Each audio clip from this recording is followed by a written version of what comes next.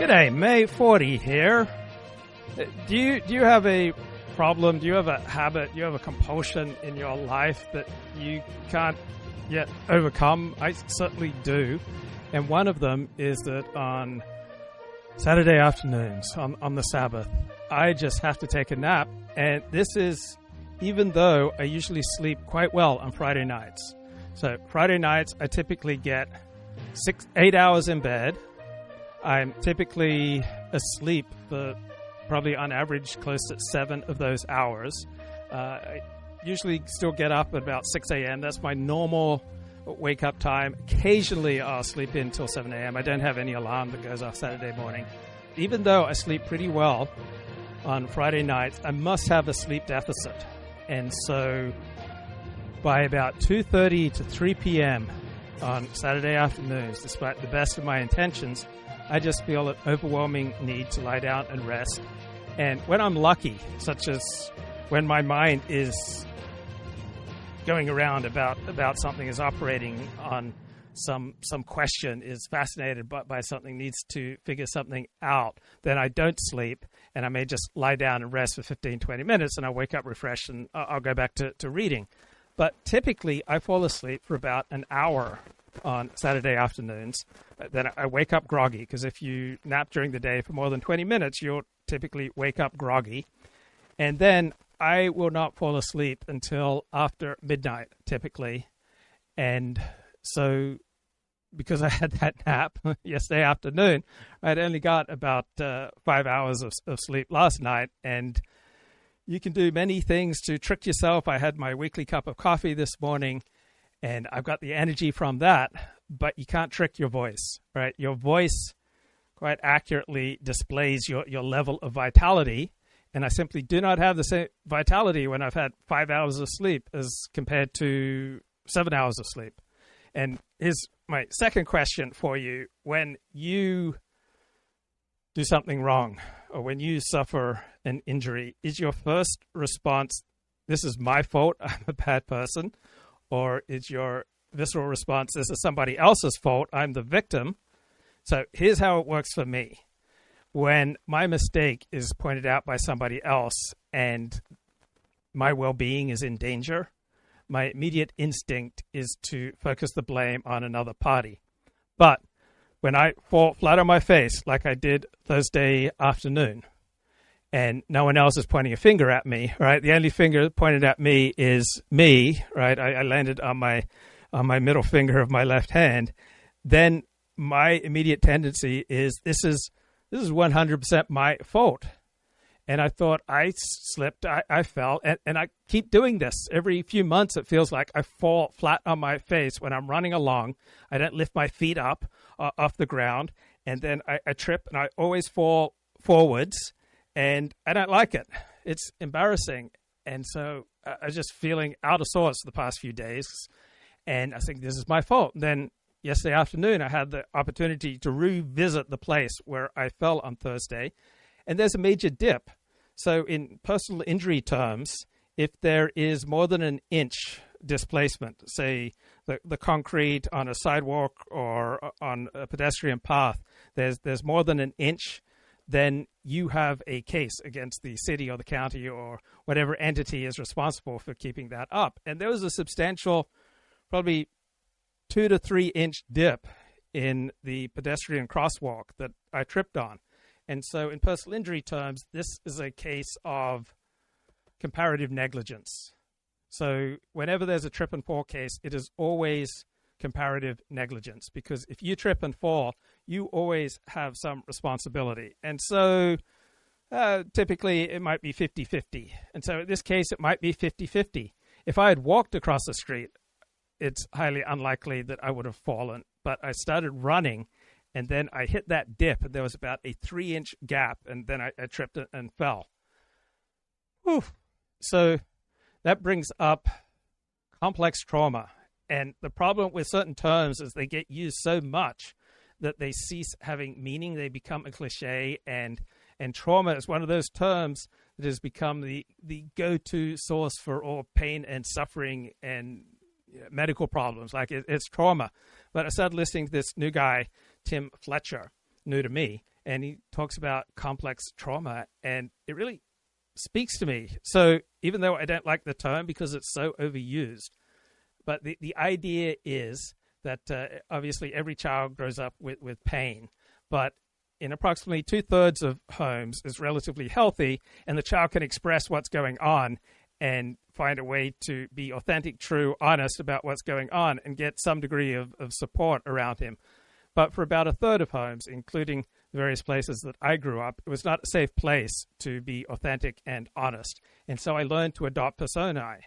And I adopt a personae when I do this show. I've steadily tilted since COVID towards the personae of regional Australia, outback Australia bloke. Just a simple bloke from outback Australia living in the big city. And that's a comfortable personae. And I learned to adopt personae from a very early age because that was safe. That was a way that I could navigate life and reduce my chances of getting hit. Up until age 11, I got hit quite a bit, right? I was bounced off the walls routinely. And to this day, I will jump if someone comes up from behind me or taps me on the shoulder or if there's any loud sound. I just jump, not like the Van Halen song, not in an exuberant manner, but I am just like scared to death, just scared out of my wits. And to deal with my chronic reflexes of shame and fear and fright, right? I developed various personae to just try to navigate a challenging, difficult world where it's not safe to be honest. And I was trying to think as I was listening to Tim Fletcher talk with Theo Von this morning. I was thinking, at what age was I able to be consistently emotionally authentic? So I did develop a good friend about age 7, so there was some degree of emotional openness there. But I don't think it was until I discovered Air Supply that I found a place where my authentic, most genuine, my deepest, my strongest, most compelling feelings were authenticated. Right? It was listening to Air Supply in 1980, early 1980, at the age of 13. So if I have any degree of sanity, it is the recognition that what I'm doing right now, sharing opinions and discussions on hot-button, shameful topics, and I develop a persona to do this and to make it as safe for me as possible, because I recognize the dangers of what I do. But this is a persona. Some of the most precious, holiest parts of my life I do not discuss. And it's just easier to put something of a shield on. And I just like that persona of the Outback Aussie. And to the extent that this show has a unique selling proposition, it is that in large part, I understand the world around me through the prism of my own humiliation, shame, and failure. I recognize the humiliations that I have suffered through pursuing various strategies of dealing in an unsafe world. And then I kind of recognize those patterns in the larger world around me. For example, Donald Trump grew up with a brother, Fred, who was an alcoholic. And one of the things that I learned in the 12-step program, Anon, is to learn where I end and other people begin. When I began regular psychotherapy in something like April or May of 1998, one of the first things that my therapist talked to me about was boundaries. I did not have clear boundaries. So I was frequently intruding on other people's boundaries and allowing other people to intrude on mine. And I needed to learn boundaries. And boundaries, like so much else, I've discovered to my chagrin, and not something that I can adopt through a force of will. They were much more a consequence of learning to, this sounds incredibly gay, but to accept myself. And when I learned to accept myself, accept my own flaws, and to have a more accurate understanding of myself and my own drives and my own predilections and compulsions, then I was able to extend the same empathy for others. And then boundaries naturally developed as I developed more respect for my own choices and my own behavior. I was not able to unilaterally, through a force of will and rationality, develop good boundaries. I became aware of them through my therapist's instruction. I became aware of them through handouts that my therapist gave me, but I wasn't able to implement them as a direct act of will. They were much more of a consequence. So that's why I have great skepticism towards the modern Enlightenment perspective that through the use of our own rationality, we can develop a strategic path through life, that we can determine right and wrong, and that we are primarily individuals. That is the buffered understanding of the self, that we have this buffered rational capability that enables us to decide right and wrong, meaning and purpose, and autonomous direction for our lives. Instead, I have the much more traditional, porous understanding of the self, that I am profoundly affected by my community, by the people that I'm around, by the posters that are on my wall, by the music that I listen to, by the books that I read.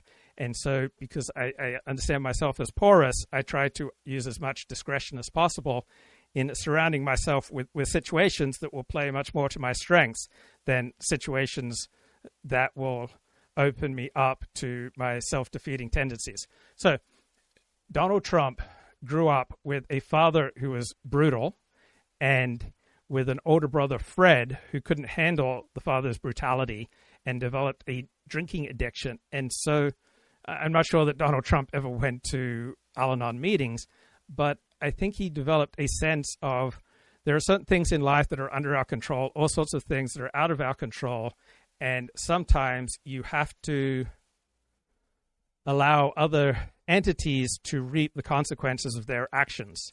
And so Trump is wrong when he says that Ukraine started the war, right? Just on an objective empirical perspective, right, it was Russia that invaded Ukraine. But Trump is right to the extent that Ukraine wanted to ally with the West. It wanted to join NATO. It wanted to side with Russia's enemies. And so it produced a set of incentives that would overwhelmingly cause any neighbor like a Russia next to Ukraine to be overwhelmingly incentivized to attack and wreck Ukraine in retaliation for Ukraine siding with its enemies. Right? If you are a neighbor to a superpower, you don't get to decide your own foreign policy. Just as an employee, you don't get total autonomy with your life, even off the job.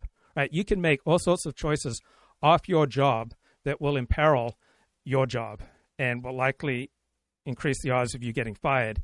In addition, while you are at work, you are perhaps, I find this a useful perspective. You may not find this a useful perspective, but it speaks to me. You are a type of slave when you're at work, right? You are there to be the instrument of your employer. And so if your employer tells you to do X and you don't want to do X, if you want to keep your job, you need to do X. You need to do what you were told. You need to adopt your employer's priorities. And if you don't adopt the priorities of your supervisor and of your employer, right, you're probably not long for your job. You have to subordinate yourself to your employer. And that's part of the reason why work is so helpful, even if you're, say, a contractor as opposed to an employee. While you are working, you have to put the needs of other people ahead of your own. And I've never been married. I've never had kids. I've often been accused of being highly selfish. So it's good for me in my self-centeredness and my selfishness and my narcissism for approximately 40 plus hours a week, because in addition to working, I also volunteer up to 15 hours a week. When I volunteer, I also put other people's needs ahead of my own. And that's healthy. And so I think Trump recognizes that Ukraine wrecked itself through its choices.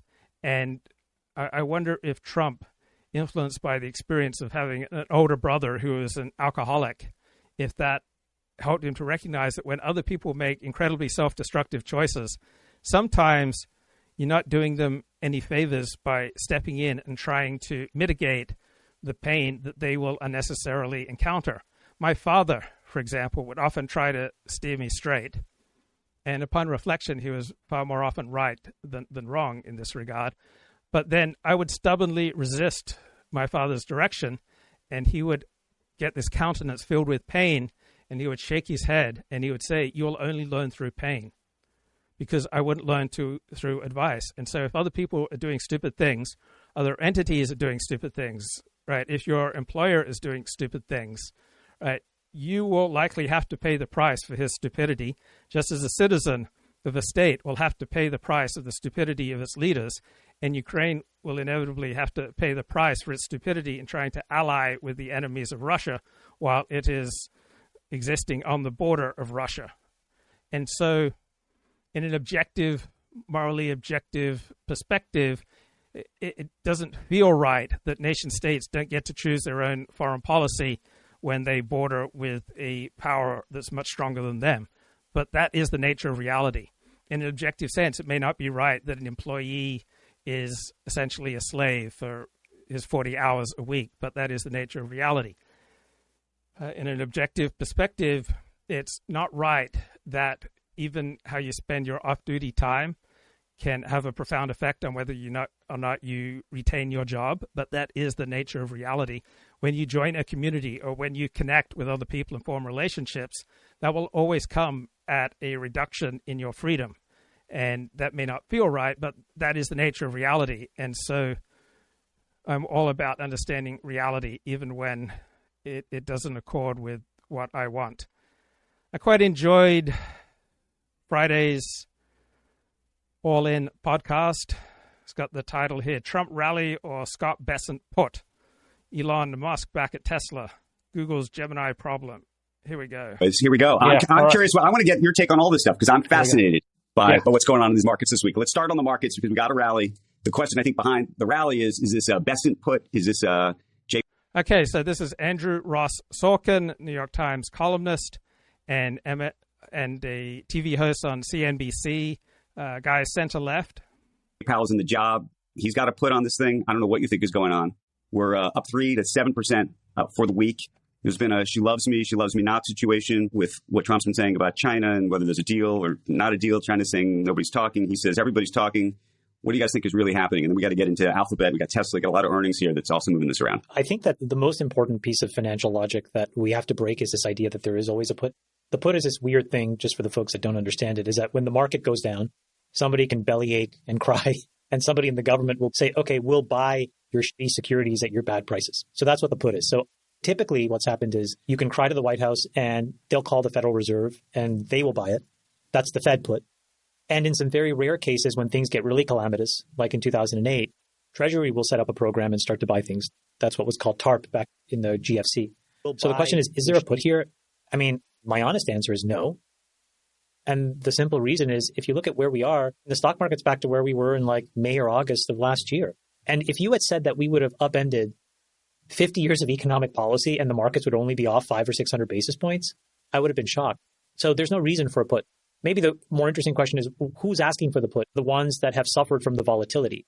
And a lot of those are the active market traders. So if you trace the feedback, who has been the most negative? Ackman's been negative. Ken Griffin recently turned negative. And that probably comes from the fact that they're not monetizing the vol the way that they used to monetize the vol, more than the market has speared down to such a degree that the world is coming to an end, because it isn't. Okay, Zach. Can I build on that? So please. There was a tweet 2 weeks ago when all this started by Nick Carter that I retweeted because I thought it was really interesting, which was, if you think a market sell-off delegitimizes Trump's presidency, you're going to give him unconditional credit when it rallies, right? Because those are the rules now. And that's exactly what's happened, is that the market has rallied. Like you said, it's up 7% this week. But the media doesn't want to give Trump any credit for it. So it's kind of created this narrative of a Bessent put. In other words, Bessent is entirely responsible for it. Look, Scott is a very smart man. He understands markets. He understands the bond markets. And he is a reassuring voice to those markets. And I think he's doing a great job. But I think part of what's going on with this Bessent put narrative is that no one ever wants to give Trump or his administration as a whole credit. So what they do in any particular week is valorize a particular member of the administration that they can then say, well, this is the person who's really responsible for this, not Trump, because they don't want to give Trump that credit. Next week, they'll be tearing Scott down, and there'll be some other member of the administration they'll be trying to valorize to basically prevent the administration as a whole from getting credit for doing something good.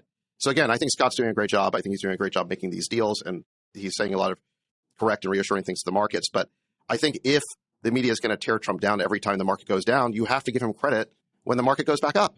And I think there's just a general reluctance to do that. Where do you land, Dave? I think that is he crazy enough to let it all fall apart? Signal that kind of got wiped out this week. That's really what it was. It was the fact that everyone realized that Bessent, Trump are not going to let trade come to a standstill. They're not going to let the whole global economy grind to a halt, that they're going to have to do something.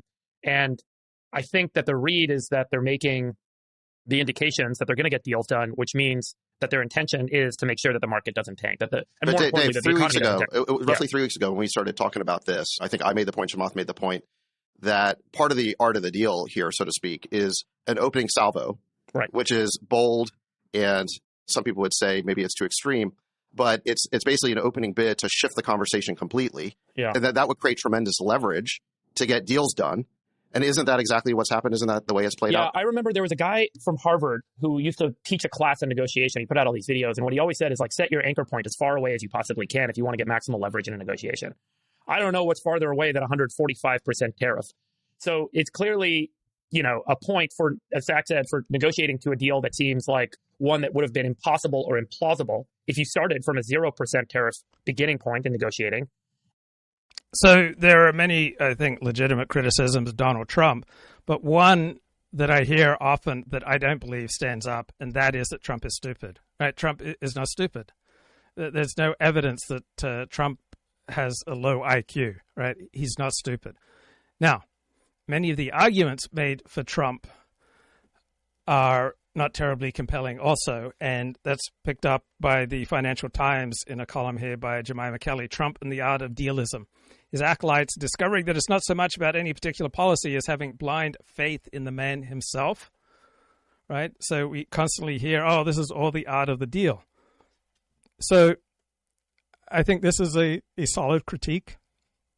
In Trump's mode of thinking, the means, right, can be as outlandish or unrealistic as he likes, because they're all justified by the ends, which are all about winning. And so the means do not have to be taken too seriously. Where I would differ with Donald Trump is that sometimes the means are more important than the ends, right? Shine on, shine off. Remember the Karate Kid? He initially goes to learn under the direction of a master, and the master simply puts him to work applying wax to a car, and the kid gets annoyed with this after a few hours as he's applying the wax. He says, well, what the hell does this have to do with learning karate? And finally, the master teaches him wax on, wax off, right? These are moves that you'll need to learn in karate. So sometimes the means are more important than the ends. Sometimes the ends are more important than the means. So anyone who says that the means are always more important than the ends, obviously that's not correct. I mean, do I have to back up that point? If your life is at stake, your friend's life is at stake, if lives are at stake, then the means to save those lives are usually far less important than the end result. On the other hand, we live in a confusing world that's much more complicated than we can possibly understand. Often the best we can do is to operate on the basis of solid, legitimate means. And, for example, when I was running across the street, if I had not been lost in thought, I probably would have paid more attention to the uneven pavement, and I would have been less likely to fall. I would have paid more attention to the car park that I was crossing and whether any car was coming out that could hit me. Luckily, the driver of the car that was coming out was an elderly Asian lady who I suspect of all demographic groups is the least reckless with driving. So the Trump team has this attitude that means do not need to be taken seriously, and that's off-putting, and that's weird, and it's often wrong, right? It's going to be disorienting for normies to deal with. And Trump supporters will always be coming out with policies, ideas, and arguments on the hoof, and have a whole army of zealots ready to defend them as part of some grand plan that this is, Donald Trump playing 4D chess, and we've got Treasury Secretary Scott Bessent bending over backwards to justify Trump's tariffs as the strategy all along. He's going back and forth. So what's this belief system that Trump's faithful disciples have created and now subscribe to that treats his book, The Art of the Deal, as evidence that Trump is the savior of America? And one way of describing it is dealism. And the great thing about dealism, but also its great flaw, is that it can never be wrong, right? It is utterly bulletproof because it's never clear how far into the game of four-dimensional chess we are. Telling lies, flip-flopping, making a huge mess, or just part of the process. And it's not so much about any particular policy, right? It's about having blind faith in the infallible master dealmaker, Donald Trump. And yeah, this does sound like a cult. And yes, charismatic leadership does tend to end badly, right? What is charismatic leadership? Someone emerges who does something seemingly impossible and gains a following. And then he keeps doing things that appear seemingly impossible, which Donald Trump has done. But eventually, you don't get to continue on this path, right? Eventually, you fail and you fall on your face. And so Donald Trump says the real excitement is in playing the game. I don't spend a lot of time worrying about what I should have done differently. So, yeah, there is this element of nihilism with Donald Trump that can be quite disconcerting. Now, have you detected a change in the discussion about Trump's tariffs? Because I sure have, right? We seem to be talking much less about whether or not Trump's tariffs are a good idea or whether tariffs are a good idea, right? We seem to be talking much more now about how tariffs are implemented. And Grok agrees with me. Says you're picking up on a shift in the tariff debate. Initially, much of the discourse framed tariffs as broadly harmful, disrupting trade, raising consumer prices, risking retaliation. Now there's a much more nuanced critique emerging, particularly around Donald Trump's approach. So now much of the discussion is about Trump's tariff strategy. Is he too aggressive, too unilateral? Does he lack a clear focus, right? For example, imposing broad tariffs on allies and rivals alike, will that not strain diplomatic ties, invite a stronger pushback? Why not targeted tariffs aimed at specific industries or at countries like China? Is there a cohesive plan to offset what's going to happen as a result of these tariffs? What are we going to do with regard to higher consumer prices or supply chain disruptions? So there seems to be a pivot in our public discussion with regard to tariffs. So are you seeing this too? Am I just the only one picking up on it? But Trump does seem to have a unique ability to focus the attention of the American elite. And so sometimes it was with regard to immigration, sometimes it was with regard to Islamic immigration, sometimes it was with regard to building the wall. Now it's with regard to tariffs. And the Trump bump in news revenues is pretty much related to how much the news organization focuses on Donald Trump. The New York Times and the Washington Post, back in Trump's first term, focused a great deal on Donald Trump, and they saw an enormous rise in traffic and in subscriptions, while newspapers like the Los Angeles Times, who did not focus so much on Donald Trump, they did not see that huge growth in traffic and subscribers. So this is the Trump bump that's available to news outlets that focus on Donald Trump and what he's talking about.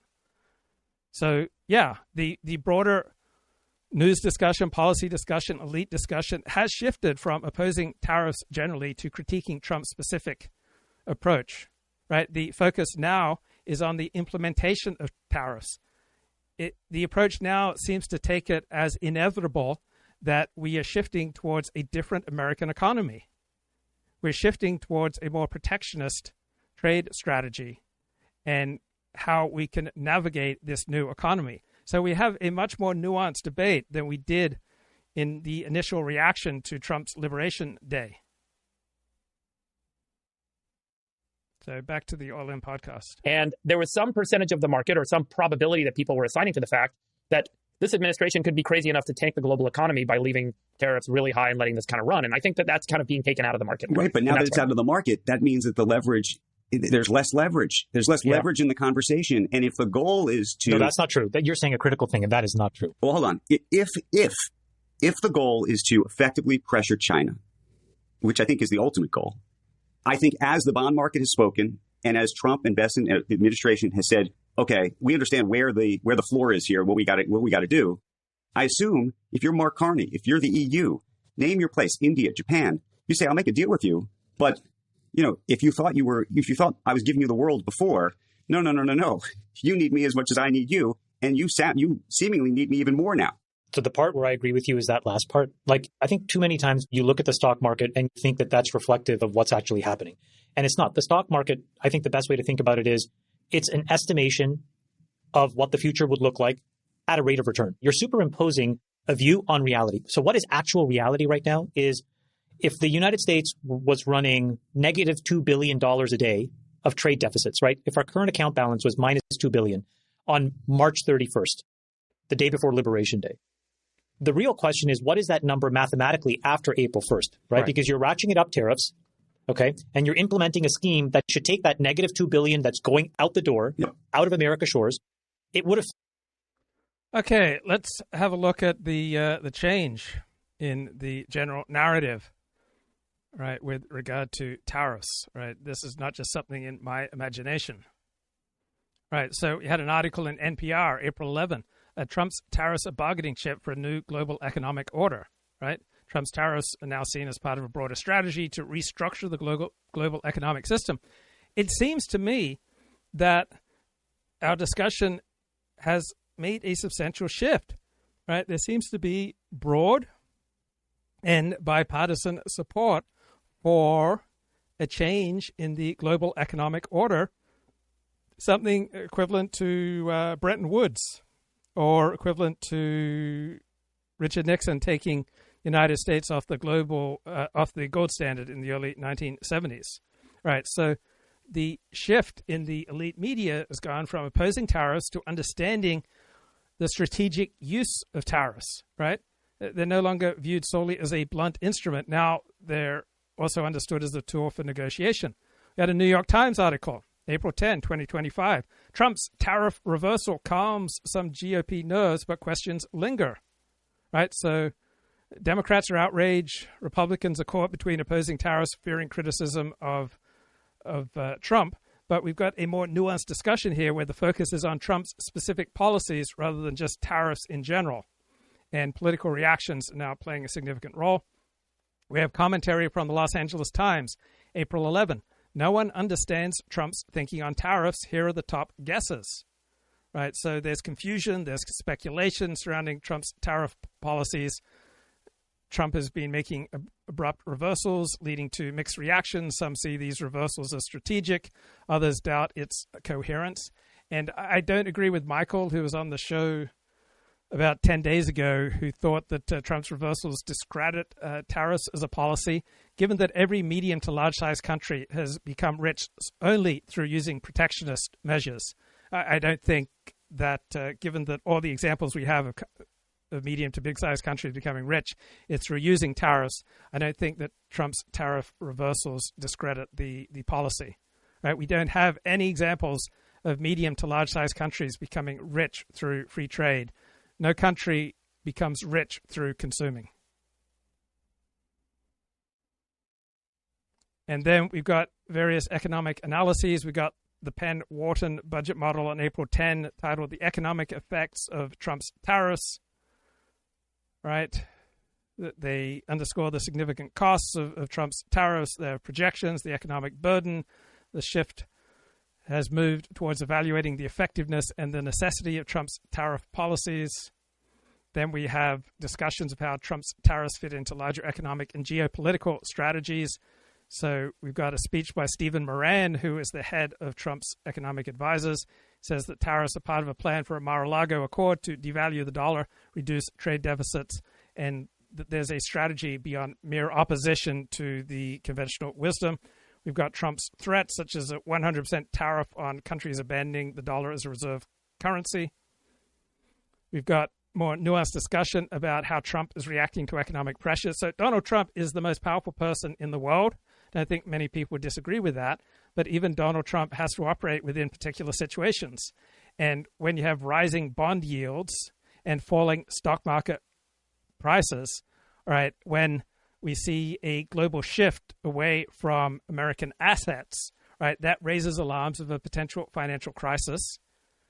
And so in the face of that, Donald Trump retreated, which I think was a good idea, right? Paying close attention to the bond market might be even more important than paying close attention to the stock market. And now 10-year bonds have shifted from above 4.5% before Trump began his climb downs to now they are below 4.3%.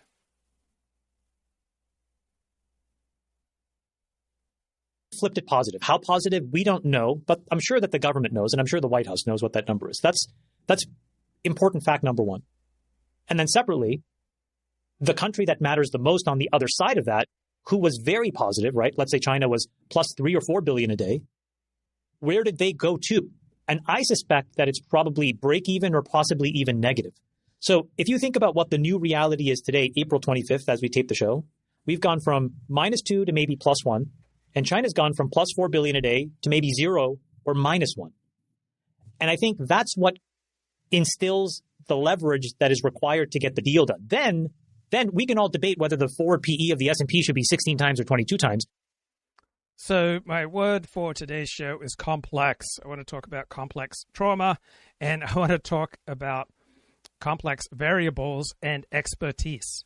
So the more variables you have, right, the less compelling is the case for particular experts. For example, with regard to global trade, there are just so many variables. For example, there are national defense considerations. There are national cohesion considerations. There are alliance considerations. Right? There are just so many variables beyond one or two, which shifts the realm of valid expertise away dominantly from economics, because there are also political and defense and social considerations. And so given the number of variables with regard to global trade, I'm not sure that we can accord any individual great expertise. There's just too many variables for any individual to master. So Nathan Kofnas presented the challenge to me: you're defying knowledge when you disagree with the experts, because the dominant view of economists is that tariffs are a bad policy. One response that I have to that is that there are too many variables in global trade to accord economists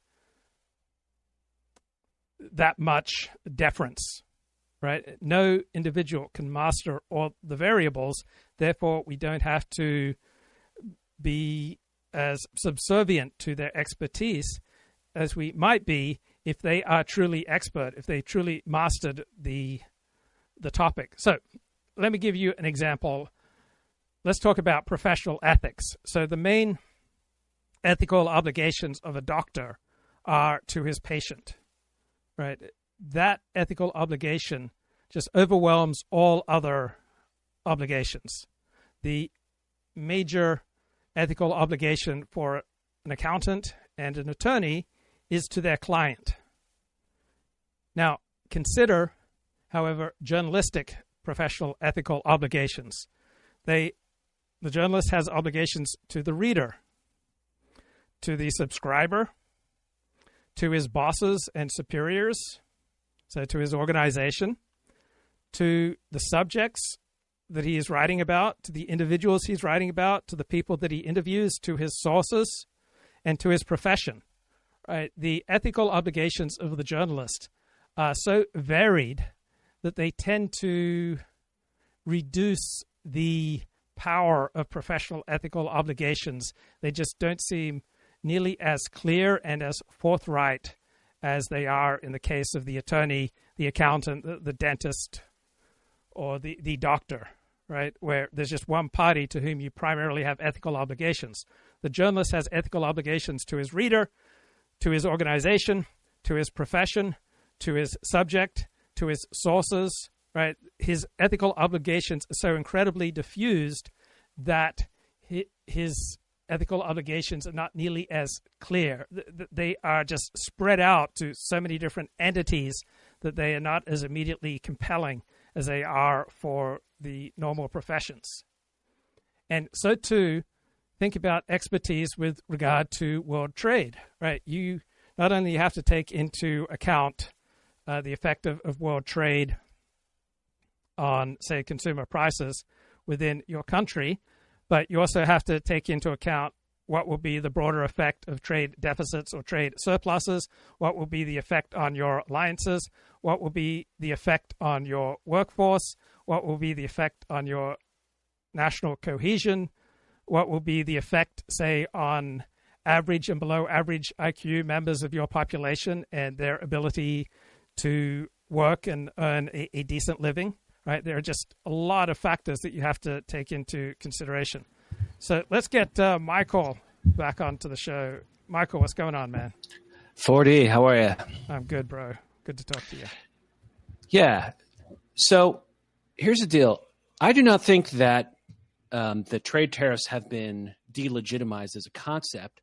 I just think that we're kind of never going to know how they would transpire if you had like really large tariffs. And so I heard Dan Turrentine on Two Way. Yes. Speaking of Two Way, I think you turned me onto that show, by the way, but which I love. I listen to that every day. I don't know if I ever told you that. But what he said is that now we're not going to see the structural changes which the big tariffs promised. So I still believe in tariffs as a concept. I think it would have worked, but I do not believe that we're going to see manufacturing come back to the United States as people would understand that idea, because now it's turned into just like a beef with China that we have 125% tariff on China. So first, the point was we need to bring manufacturing back. Now the point is just China is bad. We need to mess with them. So it seems to me like the goalposts have shifted, and maybe, as you say, there's reasons why Trump backed down from them, and maybe those were reasonable. So I find it disappointing, but it doesn't really affect my life personally. So I'm ready to just move on if this is how it's going to be. Okay, here's one rebuttal to that perspective, and it comes from 12-step programs. There's a saying there, you can save your face or you can save your butt. And it's more important to save your butt than to save your face. And so it appears on the surface that Trump is saving his butt and saving America's economy by backing down, because the overwhelming reaction from the bond market and the stock market and the falling value of the dollar, that all these things happen together, it seemed to create a state of crisis. And so there's something more important than being right, and that's saving your ass. And so Trump backing down, and so that we no longer get as clear and definitive a result, I think it's less important that we get clarity on the result of substantial tariffs. It's less important that Trump looks good. It's less important that Trump is consistent. It's less important that a certain ideology is given a thorough test than navigating an incredibly complex world in a way that protects the best interests of Americans. So would you not agree that more important than ideological considerations and partisan considerations is the best interest of Americans?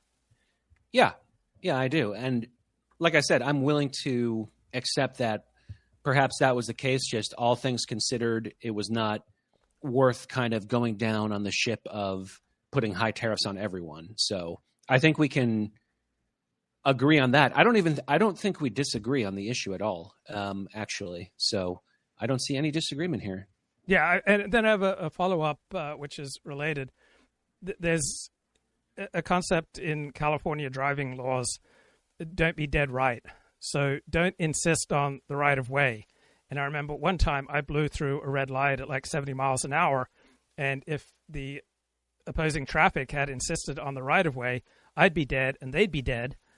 And so even if Trump is right, but due to factors outside of his control, right, he is going to lose badly even though he's right. I think don't be dead right is a terrific principle in life, right? There are very few principles that you can pretty much always follow, but this might be one of those rare principles that you can always follow.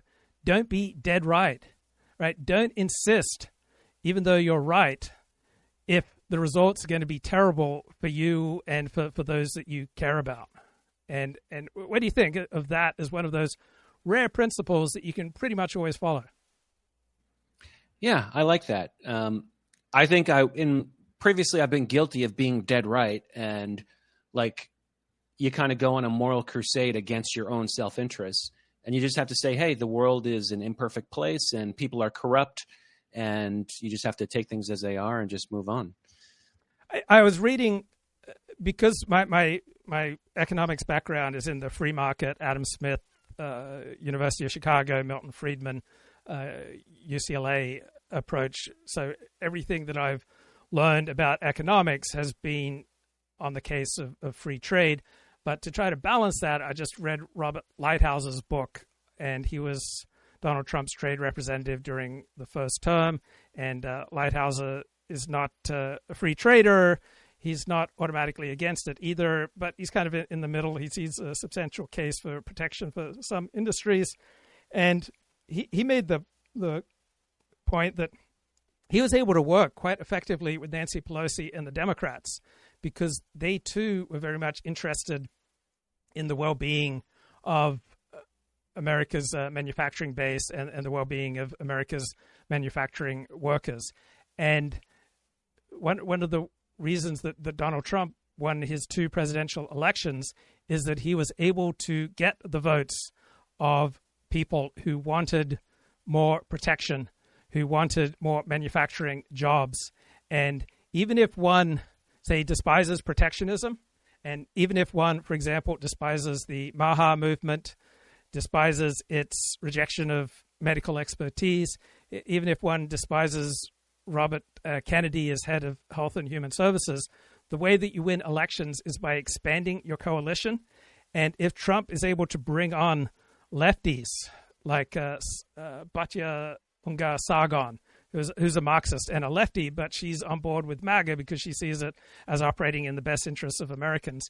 And so even if one ideologically does not like Trump's tariffs, if you overall support Donald Trump, then perhaps you can give him a break in that you can understand he only won election by promising more protection and more concern for America's manufacturing base and America's workers.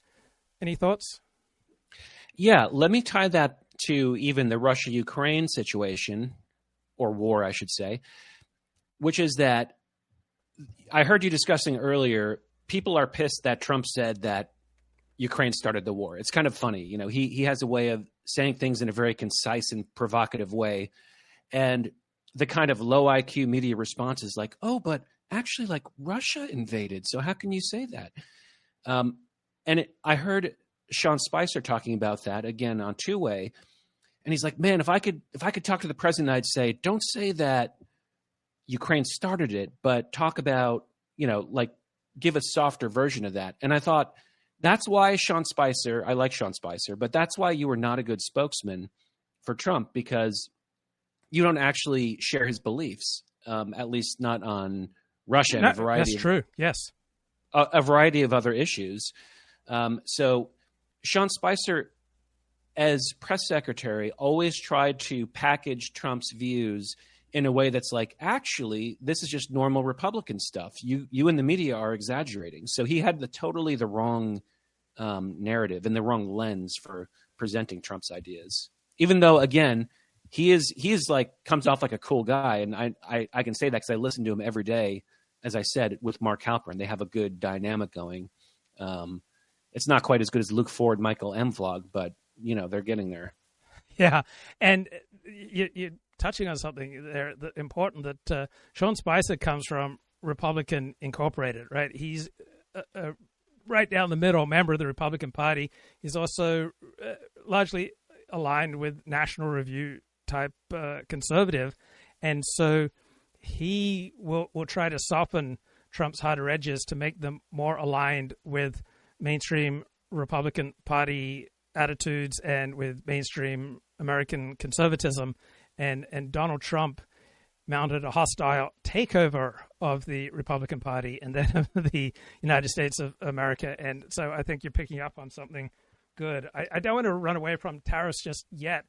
What do you think about the idea that Trump has this unique ability to dominate a conversation? And so we have talked about tariffs at an elite level over the past month since Liberation Day, that more than any other time in my lifetime, like Trump has exerted a force field of attention so that tariffs has become pretty much the number one talking point for the past month. And Trump has a unique ability to do that. And those news organizations that ride the Trump train, right, they are able to pick up an enormous amount of traffic and subscribers by riding the Trump train, just giving him tremendous attention, while those news organizations that don't focus on Trump, they don't tend to pick up a lot of traffic and subscribers. So do you have any thoughts on what I just brought up? Yeah, I do. And I mean, but if I can focus on the media point you just made, a lot of websites that started as a kind of splashy, oh my God, here's a new pro-Trump website. It's not National Review. It's cool. It's populist. But they ultimately converge towards the same thing. Like they would actually be against tariffs. They would actually be, pro-Ukraine. They would actually be still mongering war against Russia and Iran. I've seen that process repeat. One of which I'll call out is American Greatness. That website come out, and weren't you kind of like excited? This is a cool new... Yes, but it very quickly turned against Trump. Like in 2017, it turned against Trump. I wasn't aware that it explicitly turned against Trump. I just noticed that. I just find it to be just GOP Inc., as he put it. It's not fresh. It's not new. And it's the same thing. It's neocon. It's conventional thinking. It's not fun. It's not different. I could name other... like you could even say that about, I don't want to call out people by name because, I don't want to alienate myself from like every single conservative media, but I don't know, maybe you have. Yeah, I got some thoughts. So Julius Krein is the main intellectual behind American Greatness. And this project started with a bunch of intellectuals wanting to make the case for Trumpism in early 2016. So it was Julius Krein and Michael Anton writing under pseudonyms on I think a Blogger account. And then one of the articles that gained attention was the Flight 93 election, where Michael Anton likened the 2016 election to Flight 93 on 9/11, where the passengers stormed the cockpit because they saw they had no other choice. And eventually the intellectuals behind the nascent American Greatness were outed. Michael Anton went on to work for the first Trump administration. He's now working with the second Trump administration.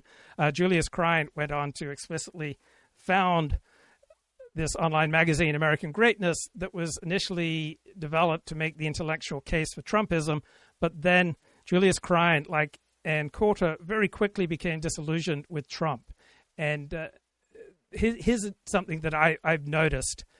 And that is, whenever you ask more from a friendship or a political commitment or any kind of relationship, even if it's a virtual relationship between a political supporter and a president of the United States, whenever you ask more from that than it can give you, you will be disappointed and you will feel betrayed and you'll likely lash out. And so this happens again and again and again.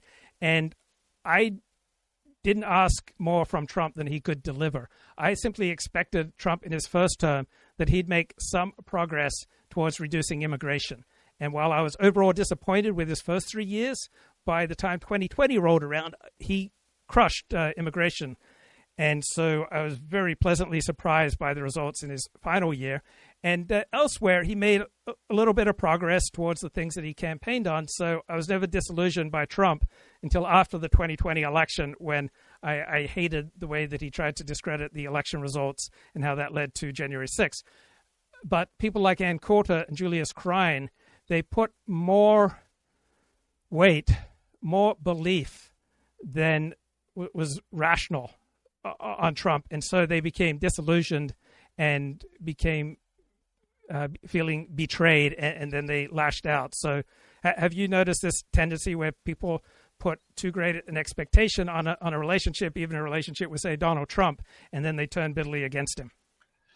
I mean, just speaking specifically to those cases, it was just bizarre for Ann Coulter, even just as a career trajectory to be anti-Trump. It was like, who is your audience? But she's really come around now that once again, she's one of the most articulate spokesmen for conservatism or Trumpism. She's really one of the best.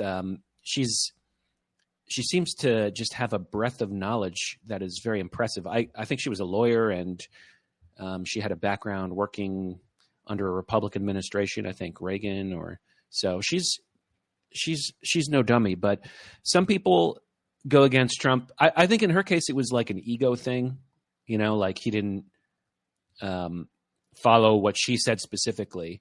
So I think that some commentators get caught up in their own hype. They believe their own hype, and then it's a way of saying I'm powerful, so don't slight me, or else I'll go against you, and then you're in trouble. It's like, but you are a commentator, cannot be bigger than the movement itself, so it doesn't even make sense.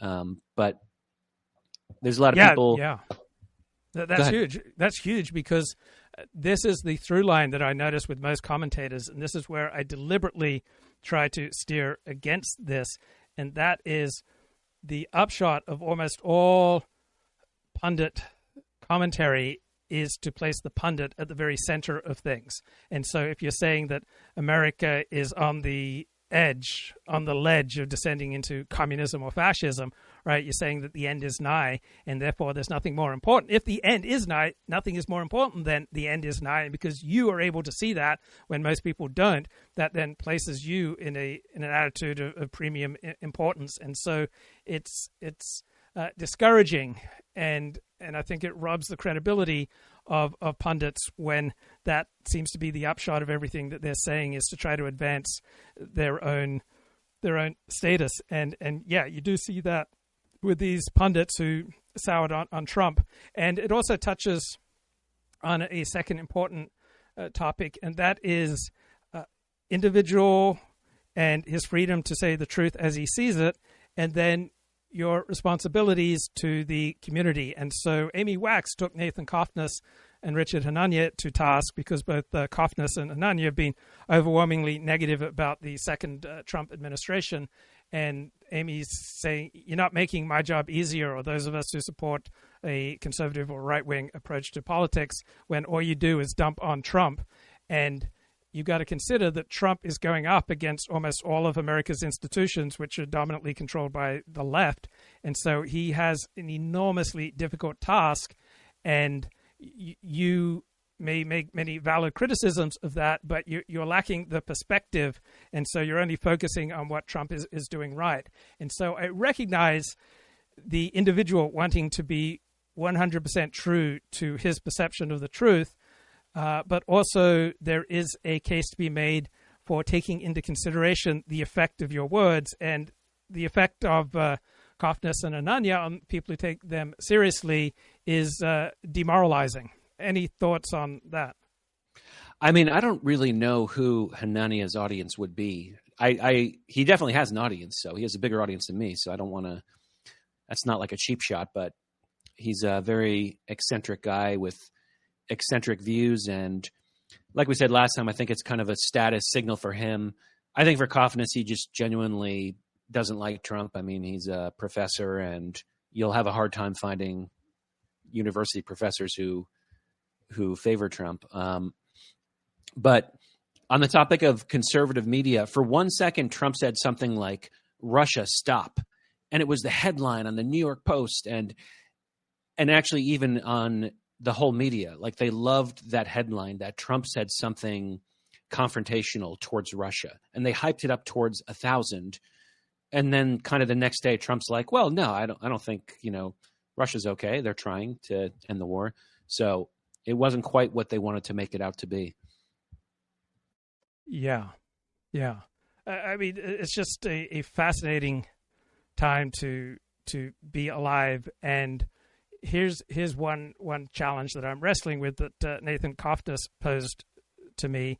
He said there's virtual unanimity among economic experts that Trump's tariff plans are a disaster.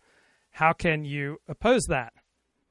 And I don't have one clear response, but I have a small response, and that is some topics contain too many variables for any discipline to be able to credibly claim expertise.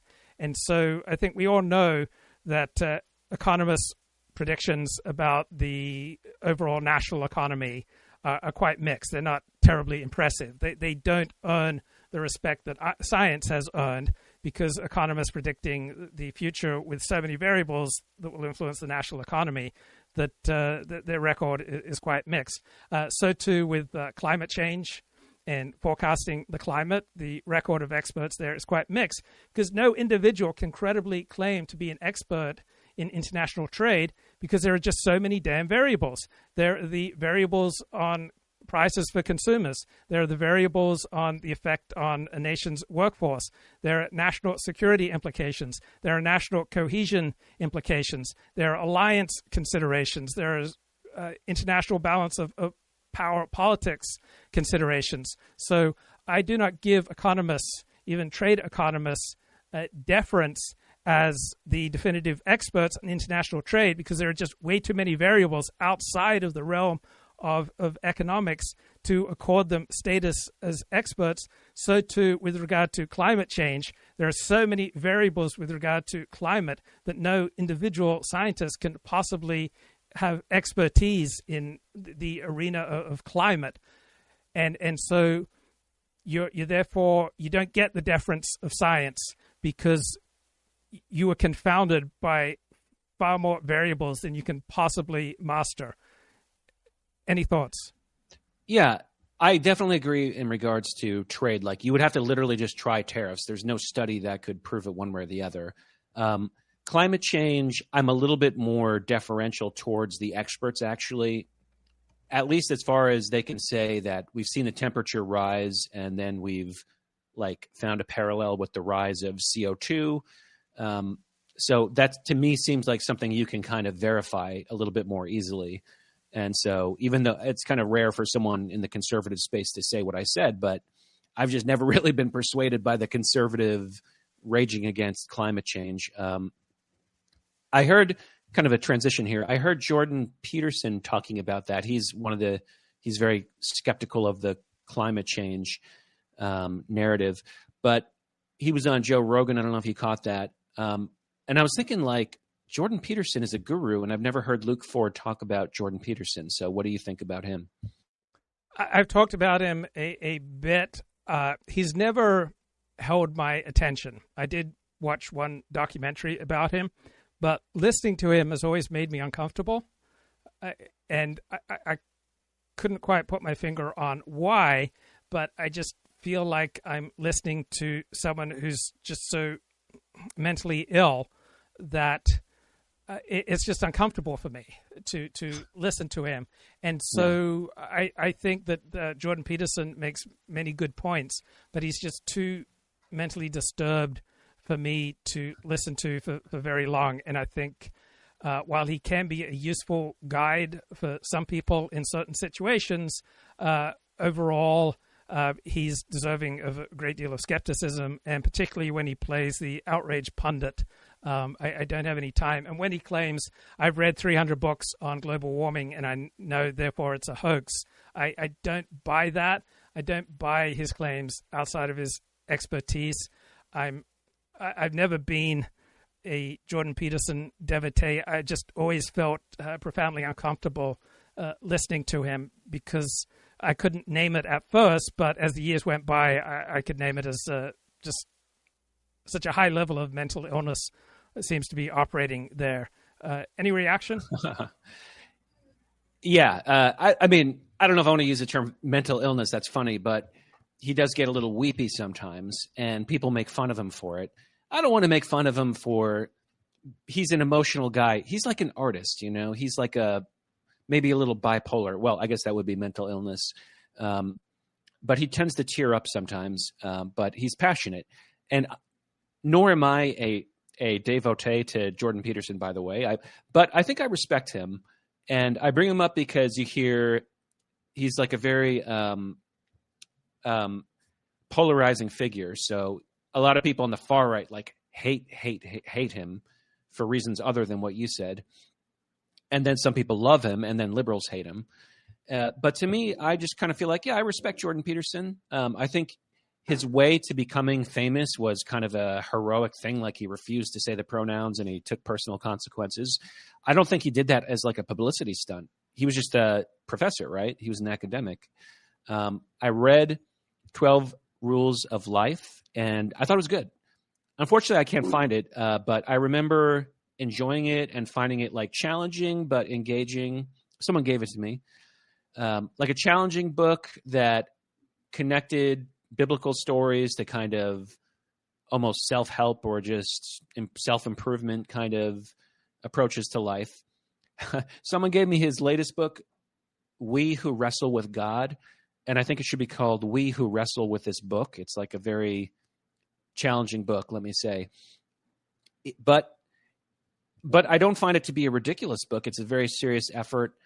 And now I know Luke Ford is going to say he's not a biblical scholar because he doesn't speak Greek or Hebrew, to my knowledge, but he does engage in a very serious and earnest examination with the Old Testament and the New Testament. So I don't necessarily find him to be like a pretentious guy. I think he is a very smart guy, and a lot of what he says is very speculative, but I think it's legitimate. Okay, here's one strong critique that I've heard of Jordan Peterson that I would also apply to Dennis Prager, and that is they've each created a religion of one. Jordan Peterson's Christianity is not recognizable to any Christian denomination. Jordan Peterson is bored out of his mind at a typical religious service, but Jordan Peterson many years ago dreamed of setting up his own church so that he could preach.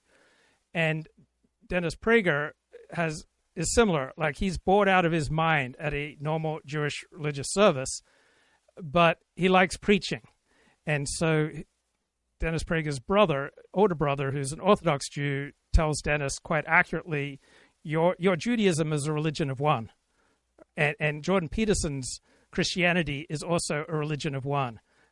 So for each guy, their religion is not recognizable to any denomination within their religion. And so I have some skepticism towards people who use religion for what seems to be self-aggrandizement, right? Both Prager and Peterson want to use their respective religion as an opportunity to preach to the world. Well, that is definitely impugning his motives. I mean, he's not like I don't even think he's a Christian, but I don't care because I'm not either. So I think that he is genuinely interested in the Bible and the stories of the Bible. And you can't deny that. I challenge you or your listeners or anyone to pick up this book, We Who Wrestle with God, and you won't doubt his knowledge or at least interest in the Bible. But like, I don't think he believes in God, to my knowledge. So, but to me, I'm kind of the same. Like, I find the Bible very interesting, but I don't literally, believe in like the miracles or in Christianity.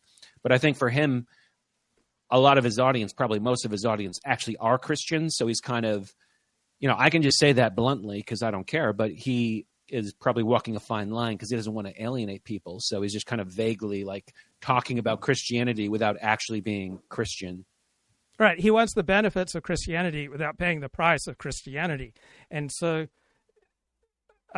you don't have to be an adherent to Christianity to recognize the difference between a Christian and someone who is trying to seize the advantages of Christianity without paying the price of being a Christian.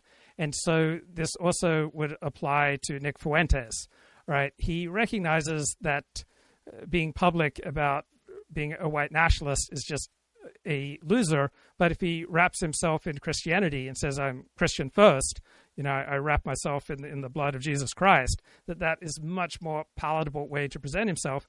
And yet when I listen to Nick Fuentes, I never hear any sacrifice that he makes for Christianity. And if you are going to claim the protection of Christianity, if you want to claim the benefits of Christianity, if you want to speak on behalf of Christianity, then if you're not paying the price for that, then it strikes me in Christian terms as cheap grace, right? It sets off my skepticism, and so it's fine. Don't be a Christian, or be clear that you're not a Christian. But Jordan wants all the benefits of aligning himself with Christians without being honest that he is not a Christian. Yeah, I think he's just ambiguous about it. I don't see it as dishonest, but he doesn't profess to be a believer unless I'm missing something. But he knows more about the Bible than 99% of Christians, I have no doubt. So I'm not seeing the hypocrisy. But again, the thing is that if you're a conservative, like 99% of your audience are Christian, right? So that's why I would never be like a good face of conservatism, because I don't check the right boxes. And so he's an intellectual, and his audience is conservatives, and he's talking about Christianity, and he sees a lot of benefit of it. He interprets the stories of the Bible in almost like a psychological way. Something he said on Joe Rogan was that the sacrifice of Jesus represents the sacrifice you have to make in your own psyche of one part you must sacrifice to become a unified whole. Like I said, it's very speculative.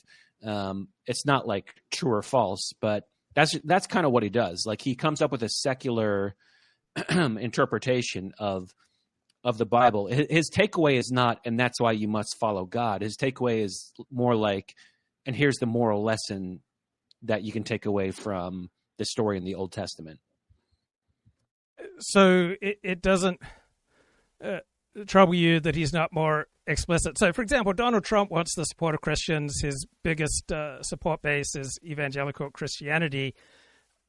But Donald Trump doesn't do much to claim he's a Christian, right? He will do a little bit here and there, but Donald Trump is the most carnal, sinful, post-Christian American president that I can imagine.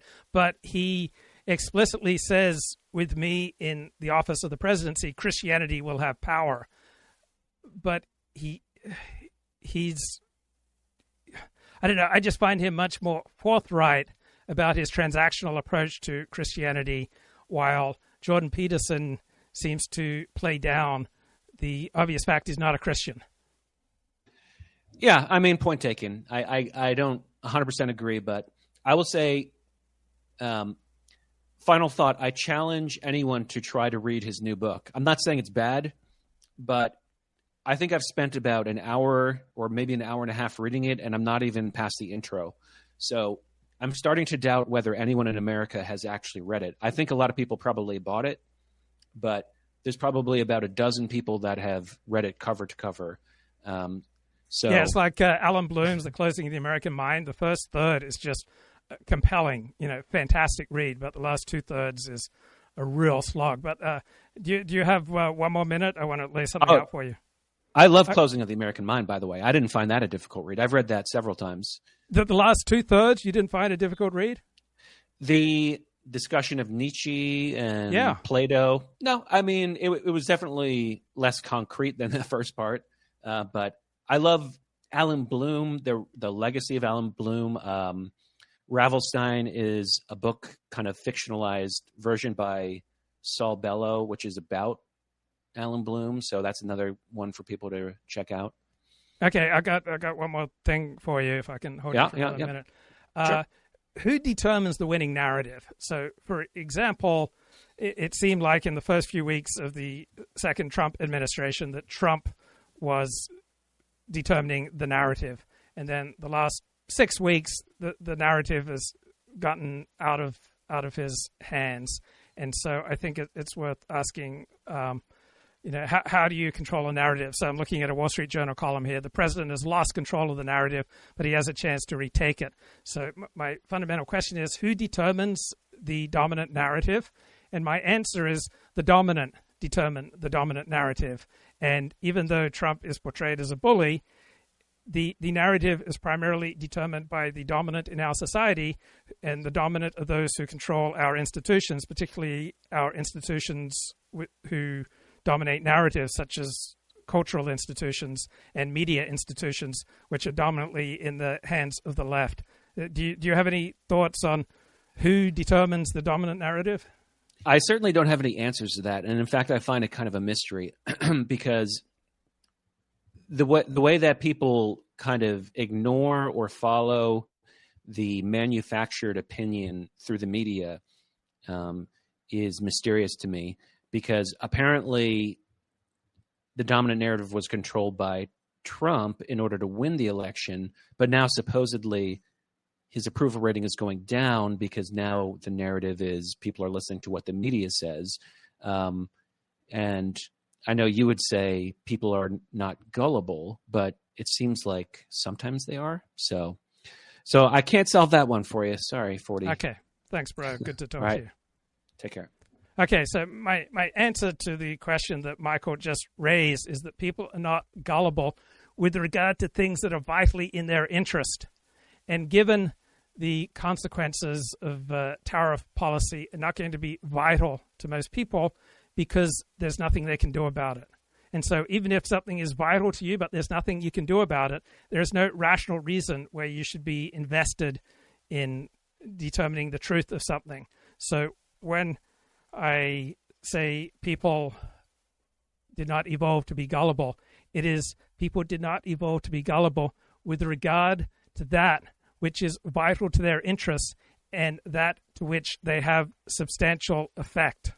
Right? If something's vital to your interests, but you have no power over it, then that is not what I'm talking about. And so with regard to tariff policy, 99.999% of Americans have no influence on America's tariff policy. Therefore, they are not rationally incentivized to delve deeply into it.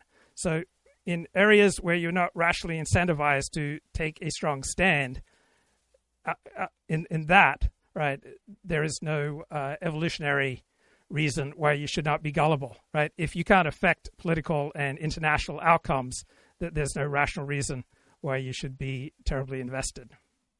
I don't think that matters, but the actual cash flows have materially changed. By the way, I think long-term, America's got leverage here. Everybody wants to invest, is ultimately going to want to invest in America, including China. There's no question that we have the advantage on a long-term basis. The question is, do we have the patience? Well, if you go from -2 to plus, given our democracy, given our bond market, given everything that goes on, we're such an ADD society. Okay, then what I would say, Andrew, I think that that's a very good point. What I would say to that is, then we need to communicate better. It needs to be a single point that's repeated by everybody in the cabinet. And what they should probably focus on is, hey guys, we just flipped cash flow. We went from negative cash flow to positive cash flow. Here are the actual numbers. And don't deviate from that, because then I think Americans would say, hey, this thing is working. Let's let it play out, to your point. Hey, Zach, here's my question for you. So we hear, the president say he's talking to President Xi. We hear Scott Bessent say that he's in talks with China, or that the talks are going to begin. And then you hear China say, no, we're not talking. There's no talks happening. We don't know what you're talking about. Stop saying these things. What are we all supposed to believe? Well, look, first of all, let me just say that when I'm on this show and I'm not talking about AI or crypto, I'm just a civilian, right? So I'm not a spokesman for the administration. Rare earths. So there was some good stories in the New York Times about this over the past couple of weeks, which I think were largely accurate. China identified this as a critical industry, and the rare earths, the ore itself is distributed all over the world. I mean, China has some advantages there, but they're not huge. It's the processing of the rare earths that's very expensive, very complicated, and they decide to dominate that industry. And they're responsible today for over 90% of the processing of rare earths. And then the next step in the supply chain is that those rare earths get cast into rare earth magnets, which are a critical component in pretty much every electric motor. And so they're a critical component of the automotive industry, but not just cars, lots of different products. And I think China makes something like over 90% of the cast rare earth magnets. Well, by the way, this issue still has not been resolved. China has now cut off the United States. And so as part of this trade negotiation, we're going to have to, resolve that issue. And I trust that it will be. I mean, what you've heard from the president and the Treasury Secretary over the past week is that they've indicated a desire to engage in bilateral negotiations with China and to essentially de-escalate this trade war. But I think it's been very useful, again, as a stress test to reveal our critical dependencies on China that we've exposed. We never should have let this happen. Just from a national security standpoint, we worshipped at the altar of this free trade god to the point where we became dependent on China for these critical components in our supply chain. I think that was a catastrophic mistake. And I think that it's exposed these dependencies we've created on a nation that is not our ally and that we can't count on them. It's a country of concern. So I ultimately think that we're going to need to learn from this experience and very rapidly make some major corrections here. Andrew, let me just highlight what I think is one oft not talked about point about the discussions that are underway. There's a lot of conversations about tariffs and about trade deficits, but very little about regulatory parity. And I think that this is really critical for these trade negotiations to actually resolve to a positive outcome for American businesses and American enterprises, because there is not parity in how American businesses can do their work overseas relative to how foreign companies can do work in the US. So if you're an Indian company and you want to sell something in the US, you set up an LLC, you set up a bank account, you set up a store, you take a lease, and you sell your product. There is not a lot of hoops and challenges to that business operating in the United States. I'll tell you a story. In 2005, 2006, Monsanto, which was a seed company that doesn't exist anymore, launched in India cotton seed for cotton farmers that basically had a trait in it that would prevent worms from eating the cotton. And so Indian farmers were paying 450 rupees an acre for cotton seed before. Monsanto basically put this cotton seed, the yields went through the roof. The farmers made 5,000 rupees per acre of incremental profit, and they charged 1,500 or 1,400 rupees per acre for the seed. So it was more expensive seed, but it had a 5,000 profit improvement. And it took off, took the whole market. 90% of farmers bought the seed, not because they had to, but because it was better. And what ended up happening was the Indian government stepped in and said, you got to lower prices. You got to go back to the price of 450 because that's what's fair for farmers. And the farmers were like, we're doing great. We don't need to have this kind of price control. But the government put price control in and ultimately sued the company, went to court, and stole their IP, and they left the country. And this was a company that had invested, well over $1 billion in developing and launching this product. The same is true, by the way, in pharmaceutical companies, in software companies, in hardware companies. If you want to go do business in China today, you have to set up a 51% JV where some local company owns 51% of your equity and your IP. The stories around the world, I think, start to paint a picture of why American businesses find it so hard to develop international markets and sell into those countries, when in the US, we make it so easy for companies based in foreign countries to come and sell in America. And that's a big part of where the trade imbalances arise from. It's not just because Vietnamese people can't afford expensive American goods. It's because it's so much more regulatorily difficult to do work in these countries. They can come in and take your IP. And so I think that this is like a really important part of the trade. So I asked Grok the other day, how do you succeed as a live streamer? And one of its points was to pay attention to the audience. So let's have a look at the audience on X right now. So I'm going out live simultaneously on 6 platforms, on YouTube, on X, on Rumble, on Odyssey, on Facebook, and on Kick. Got to fire up Kick in my browser. So Kick was started by Australians. It's funded by gambling ads, but let's have a look here at the comments on X by Kip. Good news is the US dollar has bested all currencies in the last 10 years. That's not necessarily good news. It's good news for some people. It's bad news for other Americans. It's not necessarily good news for America that the American dollar is so strong. It hurts American exports and it helps imports into America. The bad news is de-dollarization is a real thing. Well, it's not necessarily bad news. It depends to the extent of de-dollarization. So you can hold dollars for investment reasons, or you can simply maintain dollars to do deals. And most deals in the world are done with dollars. And that's still true, but we do seem to have a shift away from holding American dollars for investment. So Kip says the de-dollarization movement has accelerated since we used the SWIFT system to steal from Russia, and BRICS, the countries like Brazil, have mushroomed since that boneheaded move. Trump is trying to leverage America's monopsony, meaning America's dominance, by getting better deals through tariffs. Yes, I think that's true. If you devalue a currency too much, nobody will want it. Tariffs are rapidly de-industrializing the United States. Trump is attacking all allies, then trying to isolate China. It's more evidence that he is stupid, whether it's low IQ or due to dementia. All right, there are very substantial grounds to criticize Trump's tariff moves. Even if you support tariffs, you can say he's doing them badly, that he's doing them too suddenly, that he's not doing it in a coordinated way with allies to try to isolate China. Japan, for example, is not going to sign any kind of trade deal that impinges on its ability to make trade deals with China. America was deindustrialized once we allow China to join the WTO in 2001 as a most favored nation. So manufacturing jobs went from 17.2 million in 2000 to under 11 million by 2012. Typo Fan says Americans are extraordinarily spoiled, and it may be our undoing. Well, you can point out ways that Americans are spoiled, and you can point out many ways that Americans are not spoiled. Americans are about the hardest working advanced economy in the world and pretty close to the most productive. So people overseas notice vast American wealth. What they often don't realize is how hard Americans have to work for that wealth.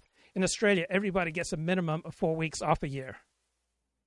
Right? There are no minimum vacation days for most American workers, or for a large number of American workers. It's all in the negotiation between the worker and the employer usually has the strong hand. Hopefully, Donald Trump will be overthrown this summer once we have mass unemployment and empty shelves, plus people's student loans going to collections. Right? I don't think that's going to happen. China and Mexico, says Kip, are able to pencil whip their way out of tariffs, but manufacturing 99% of a widget, then shipping it to Mexico adds 1% to the widget, then ships it to America as a product of Mexico and therefore gets to avoid tariffs. That's something that the Trump administration cracked down on in its first term by renegotiating NAFTA, and its intent on keeping a lid on this is huge. So the reason that Trump has unilaterally employed tariffs all over the world, including on an island where there are only penguins, is to head off this type of situation. So you just can't say, hey, this widget comes from Lesotho or some island only filled with penguins, to try to avoid Trump tariffs. That's why they were employed universally. And so the news media and the elites just had derision for the universal nature of Trump's tariffs, but there may have been some strong arguments in favor of it. People are paying attention to tariffs because they threaten to destroy the U.S. power and influence and to wreck our economy. Yes, I agree. That's a large part of the reason people are paying attention to tariffs. Lord, protect our moral leader from the perils of uneven sidewalks. Protect our moral leader from his grandiosity that causes him to stop paying attention to the uneven sidewalks and the challenge they present, because he's so lost in thinking about all the amusing things he's about to say on a live stream. Elliot Blatt, looking at the YouTube chat. Do you notice how pervasive trauma talk has become? Yeah, it's become incredibly pervasive over the past 10 years. It's become the answer to all ills, and that has been incredibly discrediting. Bob says, my dishwasher wouldn't work this weekend. I had to wash dishes by hand, a humbling experience. Bob adds, my read of The Art of the Deal is that Trump explicitly tells us he just wants to make deals. It's not like he's hiding this. Jane Jacobs argues that regional monetary policy is the key to thriving economies. Almost everyone is focused on tariffs, much less on monetary policies. One of the possible goals of this administration is devaluing the dollar. This gets less attention. Have tariffs been prominent as a tax since the West got the income tax? Not generally. Do most people understand that the U.S. dollar as the world currency gives the U.S. government an incredible advantage? Yes, it does give it an incredible advantage, but it also imposes incredible disadvantages. Have you heard any news about Gunt? What's his real name? A lot of speculation that Ethan Ralph is dead. I don't know if that's true. Bob Outberger makes a great point. Jordan Peterson never gets to the point. He is an enterprise. Not sure if his business or his ideas are more important. Well, neither. It's not his business. It's not his ideas. What's primarily important to Jordan Peterson is attention. Right? He is primarily competing in the attention economy. I saw the Jordan Peterson interview of Peter Thiel. Peter prevented Jordan interrupting him several times. Quite funny. Peter knew how to handle Jordan's personality and silence him. It's like Peter was quite well prepared. He knew what he wanted out of the interview. He steered it to his liking. This is another great point by Bob. One function of books is to have it on your table as a conversation starter when you have people over. Yeah, particularly women. Right? It's often awkward the first time you have a woman over to your place, and given that I only date women who read books, it eases the conversation. When I have lots of books around, it opens up conversation. Someone like Jordan Peterson makes YouTube videos they will then make a point about grabbing your book and asking you about it. It's a better conversation than talking about the weather. The domestic regulatory regime in many foreign nations is a major barrier to establish a foothold in foreign nations, more impactful than tariffs. Yes, true. European grocery stores have discovered it's impossible for them to establish themselves in the Norwegian market because of Norwegian regulations. Trade discussions and negotiations that a lot of people miss, that American businesses will see massive revenue growth and massive market adoption if we can get regulatory parity in some of these key trade Okay, deals. let me ask you a different question. Chamath raised the issue of Ken Griffin, who made some comments this week about the brand that is America, and effectively said there was sort of a sell America situation going on. So I give Aaron Ross Sorkin for being so relaxed and so congenial and fitting into the ethos of this podcast, as opposed to Larry Summers, who was so angry when he appeared a couple of weeks ago. And my question about the brand that is America is whether you think after these whatever deals get done, that you can put the toothpaste back in the tube, that you can get the trust back, that there's not going to still be some kind of toothpaste on the rim of the tube that you can't stick back. It gets all nasty and crusty, right? That to me is a fundamental question. I want to read to you what Ken had to say. I think Ken was probably a bit of a reluctant Trumper the second term, but nonetheless, he's been outspoken on a couple of things. He says, if you think of your behavior as a consumer, how many times do you buy a product with a brand on it because you trust that brand? In the financial markets, no brand compares to the brand of U.S. Treasuries, the strength of the U.S. dollar, the strength, the creditworthiness of U.S. Treasuries. No brand comes close. We put that brand at risk. What say you? Well, look, I think there's a fundamental question here about whether you think there's a problem with the status quo or not. Ken Griffin is one of the biggest winners in our economy under the current status quo, and I don't think he sees a big problem that needs to get fixed. But I think Right, a strong dollar is good for some parts of America, but it is bad for American manufacturers and those whose livelihood and well-being is affected by the strength of American manufacturing. A strong American dollar is good for American consumers in that they get to buy cheap products from overseas. It's also good for overseas nations shipping goods to the United States. So there are winners and losers from free trade, as there are winners and losers from tariffs, right? It's not like America as a whole is clearly winning or losing from having a strong dollar.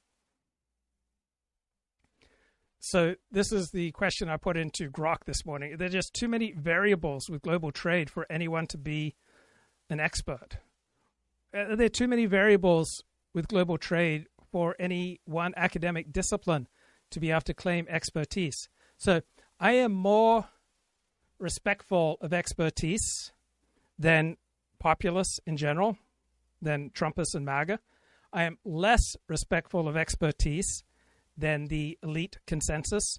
So one difference between elite opinion and regular American opinion is that elites are much more deferential to expertise. So I'm right in the middle between experts and populists. And it's not enough just to have expert opinion, right? To me, that is just the beginning of the discussion. All right, we have experts at the CDC, Centers for Disease Control. They tell us that about 36,000 Americans die of pneumonia each year. So to me, that's just the beginning. I don't automatically discount that or accept it. I don't automatically venerate it or despise it. I want to know, how was this number arrived at? And the answer is it was arrived at by guesswork, initially with regard to pushing the yearly flu shot.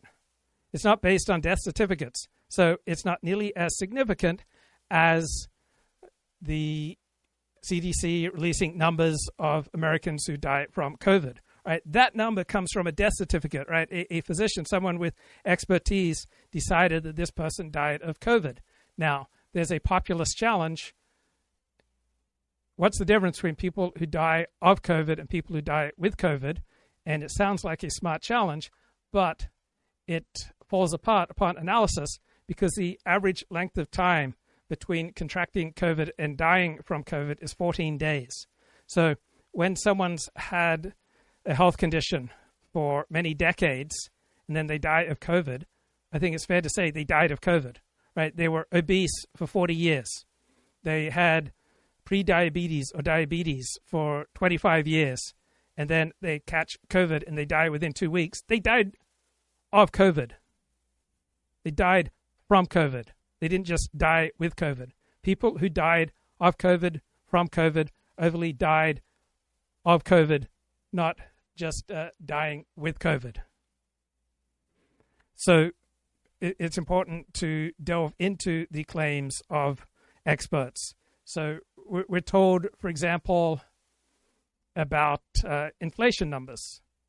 And so I don't automatically respect inflation numbers, and I don't automatically reject inflation numbers or numbers with regard to unemployment. I want to understand how are they arrived at.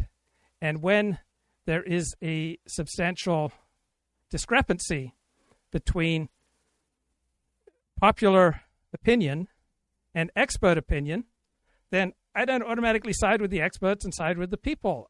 I want to go deeper. So I want to place myself in the middle. And that's why we had this thoughtful Politico article. The voters were right about the economy. The experts were wrong, right? Unemployment in the United States is far higher. Wages are far lower. Growth is less robust. And inflation is much higher as regards to regular Americans than government statistics and experts suggest. So one of the main critiques of Donald Trump's trade policy is that the American economy is doing great. We have record low unemployment, and we're on a great trajectory. Now Trump is messing things up. But are we on such a great trajectory? So for the last 5 years, if you owned real estate and if you had a substantial 401k plan, you came out a winner. But at least half of Americans don't own real estate and don't have a substantial 401k plan. In fact, the majority of Americans do not. And they came out as a loser from the last 5 years of the economy. So we had the mainstream media, the elite media, the elites puzzled about the economy. And why do regular Americans say the economy sucks, and yet the experts say the economy is doing great? Why are the people so stupid as to not recognize that the economy is great? And our elites and our elite media and our elite politicians were angry at the public's failure to register how great the economy really is. And the elites would blame right-wing disinformation for conning voters into believing preposterous narratives about America's economic decline. And so it's important, I think, to take these divergent experiences on a case-by-case basis and not automatically assume that the people are wrong, and don't automatically assume that the elites are wrong. So what's really going on? And so we have this unemployment number of 4%, and that counts anyone as employed, even a homeless person who does an odd job or two, right? They're counted as employed, right? So Democrats overwhelmingly were much more inclined to believe what the official economic indicators reported about inflation, about employment. Republicans were much more inclined to believe what they were seeing with their own two eyes. So I'm not someone who holds that common sense is and first-hand experience is just far more reliable than expertise, right? In some circumstances it is, and some circumstances it is not. So I try to take these things on a case-by-case basis. So in this case, Republicans, average Americans, were much more clued in to the true state of the economy than the experts. So we have a small cohort of federal agencies that report economic statistics. But just because a government agency says something and releases a statistic does not mean that it strongly correlates with truth. Right? There are circumstances where official government pronouncements and statistics correlate with truth, and there are other circumstances where government statistics much more loosely correlate with truth. So the bottom line is, for 20 years or more, including the months prior to the election, voter perception was far more reflective of reality than government statistics. Now, there are going to be other circumstances where public perceptions are less reflective of reality than expert opinions. So I don't want to fall on either side of this divide. So take unemployment, right? Our record low unemployment number misleads in many ways. First, it counts as fully employed the millions of people who are unwillingly underemployed, right? People who work only a few hours each week while they're searching for a full-time job. Second, it does not take into account millions of Americans who have been so discouraged that they no longer try to get a job. And it does not take into account the meagerness of any individual's income. So you can be homeless, living on the streets, making an intermittent income, be incapable of keeping your family fed, and the government counts you as employed. So if you look at these statistics and revise them to understand how they are distorted, right, you'll recognize that the real unemployment rate is about 24%. Right? About 1 in 4 American workers is functionally unemployed today. Right? That's hardly something to celebrate. Right? Weekly earnings, right? That only tracks full-time wages. It doesn't track the wages of those who counted as employed. Does not track the wages who are homeless and just doing odd jobs. So these official government statistics tell us that the median wage in America stands at $62,000. But if you track everyone in the workforce, part-time workers, unemployed job seekers, right, the median wage is about $52,000. Right? American workers on the median are making 16% less than prevailing statistics indicate. Like we just talked about, I think there are some big problems. I mean, Freeberg just laid out the way in which trade with China is non-reciprocal. Like our companies cannot participate in their markets the same way that they can participate in ours. But it's worse than that. Like I talked about, these WTO rules gave China the opportunity to strategically annihilate our core industries that are critical in the supply chain. And there's one other piece of this which I think is really important, which is the race to the bottom. I mean, if you're an American company and you are still producing in America and your competitor is able to go to China and undercut you, obviously you have to do the same thing because, I mean, those are just the rules of the game.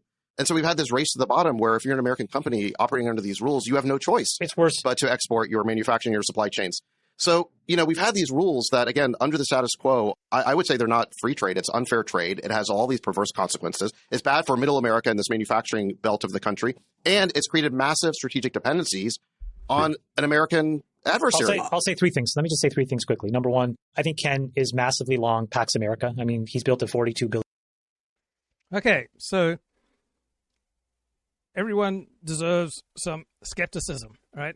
Government, and also the claims of populists, the claims of Republicans, right? We all benefit from accurate criticism. Okay, think about a prominent issue from the 2024 campaign, inflation. So Democrats spent the campaign saying that inflation was no longer a problem. And let it be noted that I was highly skeptical in 2020 into 2021 that inflation would become a big deal, and I was wrong. Inflation became a much bigger deal than I expected.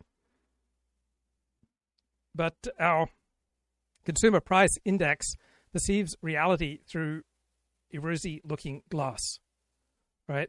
Those with modest incomes purchase only a fraction of the 80,000 goods that the CPI tracks, and they spend a much greater share of their earnings on basics like groceries, healthcare, and rent. So if prices for eggs, insurance premiums, and apartment leases rise at a much faster clip than those of luxury goods and second homes, right, the CPI underestimates the impact of inflation on the bulk of Americans. That's exactly what happened, right? So for Americans with modest incomes, right, inflation since 2001 has risen 35% faster than the official consumer price index. Right, the resources required simply to maintain the same working class lifestyle over the last 2 decades have risen more than 1/3 faster than we've been led to believe. Right, your average American was financially worse off over the last 5 years. Now, in 2023, the official CPI indicated that inflation was only 4.1%, but the true cost of living was more than twice that. It was 9.4%.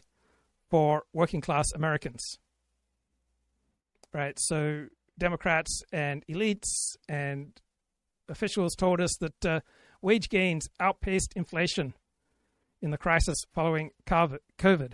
But that's not true, right? During 2023, if your average American purchasing power, average working American purchasing power fell at the median by 4.3%. So reality was drastically more dire for the great majority of Americans than official statistics indicated than what our elites and elite media told us. So the elites, the elite media, and Democrats were telling us why are Americans so stupid as to not recognize what a fantastic economy we have, and why isn't the Biden administration doing a better job of selling its economic accomplishments.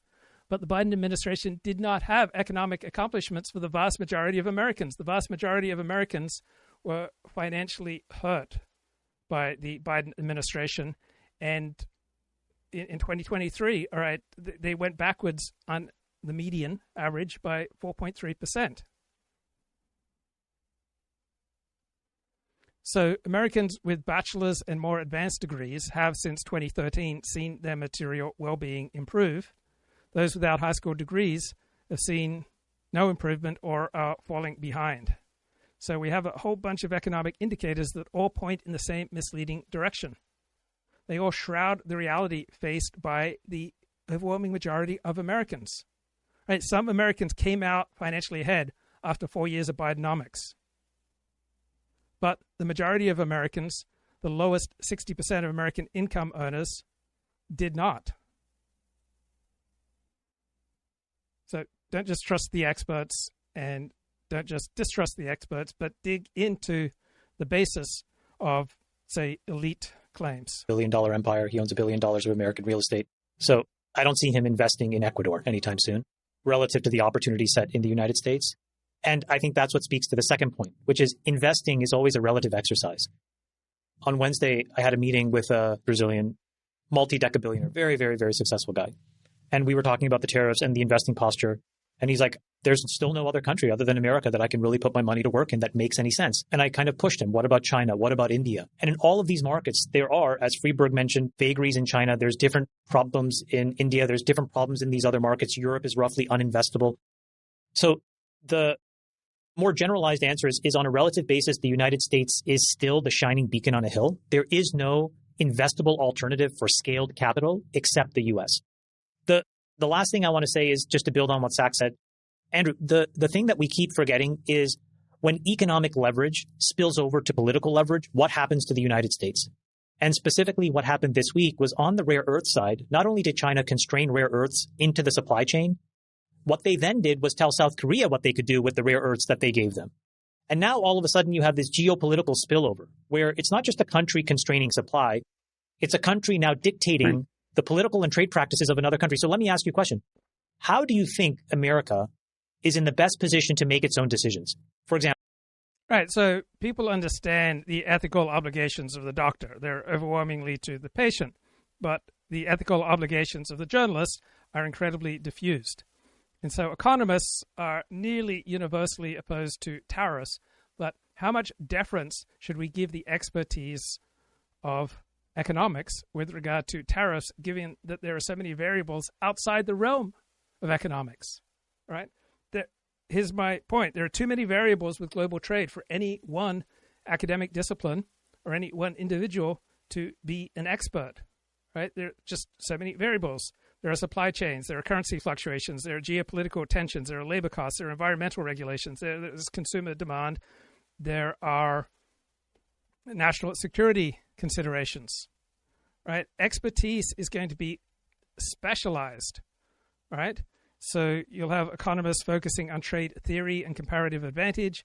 You'll have logistical experts focusing on supply chains. You'll have lawyers dissecting World Trade Organization rules, right? No one individual can grasp every important variable here, right? Medicine and economics are not sciences. They do not deserve the prestige that comes to science. We accord great prestige to science because it's proven to be so useful. But even though economics and medicine use scientific methods, their disciplines overall are not scientific disciplines. They just contain elements of science. So economists do not have a great track record predicting national economic futures, right? Because there are so many variables, right? How much deference should we give economic predictions or global warming predictions, say, for 5-10 years from now? There are so many variables that we don't accord these predictions great respect. And another thing that causes non-elites and non-leftists skepticism about many elite claims is when the elite claims and the elite predictions accord with pre-existing elite and left-wing desires. So, for example, there is a major opinion difference between elites in the United States and regular people with regard to free speech. Elites want much more regulation and much more suppression of free speech, and they want much more deference to expertise than regular Americans. Regular Americans don't want limitations on free speech, but American elites dramatically, by dramatic numbers, do.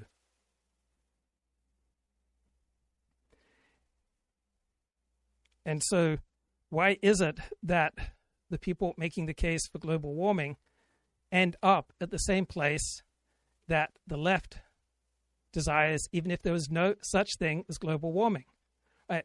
The further left you go, the more you have rule by experts. Communism means rule by experts in the name of the people. Socialism means much more rule by experts than a free market approach. Right? Socialism and communism, when you start going significantly towards the left, it means rule by experts. And so the global warming crowd just so happens to want the same thing that experts and the left want, even if there was no such thing as global warming. They want expert rule.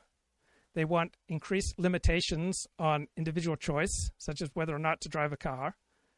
Right? They want much more elite regulation of our lives, and they want to accord the individual far fewer choices in life. And so when the experts in one particular area, such as global warming, just so happen to prescribe the exact same policy prescriptions that they would push for, even if there was no such thing as global warming, that to me is a cause for some skepticism. So economists are not famed for the reliability of their predictions because there are so many variables and they interact so chaotically. Right? It's not that economists are entirely clueless, right?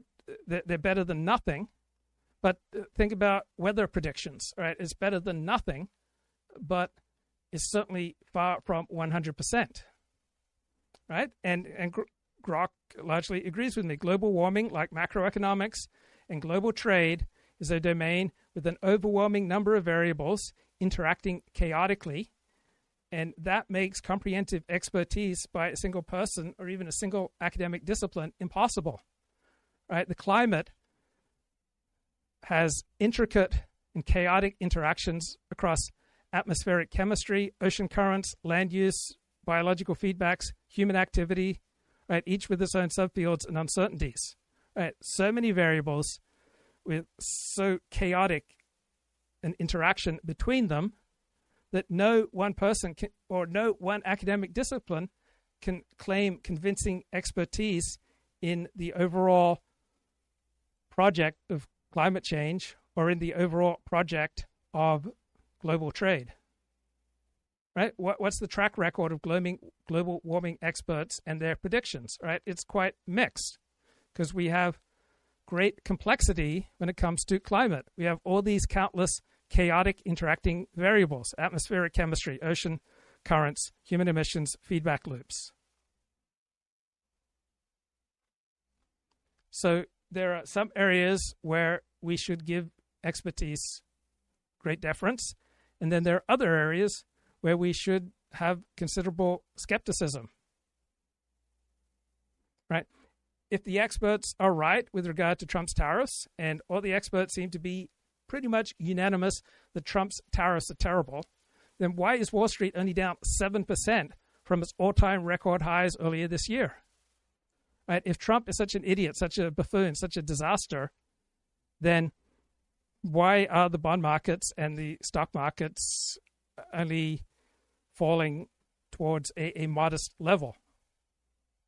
Right? Science has enormous prestige because it is useful. Economics and medicine are not sciences. Therefore, they do not deserve the prestige that we accord to science. Science gets prestige from its ability to predict, to produce reliable, testable, and transformative results, predictive and explanatory power. Right? That's what we accord science. Right? Economics straddles science and social science. It uses mathematical models and statistical tools and empirical data, but it's not a science. Right? Medicine has some scientific claims rooted in biology, chemistry, and physiology. It has some randomized controlled trials, but medicine has so many variables. It's so complex. Right? There's the variability between different groups of people and different individuals. There are ethical limits on experiments. There are evolving diseases. Right? It does not have the precision of physics. Right? Both medicine and economics apply scientific tools, but they are far messier than the hard sciences. Right? Economics must contend with human behavior, medicine with biological diversity. And so they do not deserve the prestige that we accord to science. Example, let's say that there's a China-Taiwan situation and we need to decide one way or the other. And I'm not saying which way is right or wrong, but for the purposes of this, the thought exercise is China and Taiwan get into some spat. We have to take a side. And China says, we're going to constrain all the pharmaceutical APIs into the supply chain. We're going to constrain all the battery cathode into the supply chain. And we're going to constrain all of the rare earths to anyone who doesn't take our side. Now, how is America in a position to actually decide for ourselves what is in our best interests if that's looming over us? And I think that this is the big problem that this is exposed. This rush to globalism, the race to the bottom, has actually created a level of dependence that doesn't allow you to do what's in your best interest. So, real quick, I agree with you in so many ways. So much of the way that I understand the world is auditory. Right? I place a great deal of emphasis on listening. And so when Kemedov notes that my volume is low, he's not just putting his finger on a technical malfunction with my show, right? A lack of precision and proper amount of care for my listener. What happens is that I start my show with an enormous amount of energy and I keep peaking into the red. Right? I'm blowing out my volume in the beginning of the show when I'm just filled with energy and excitement.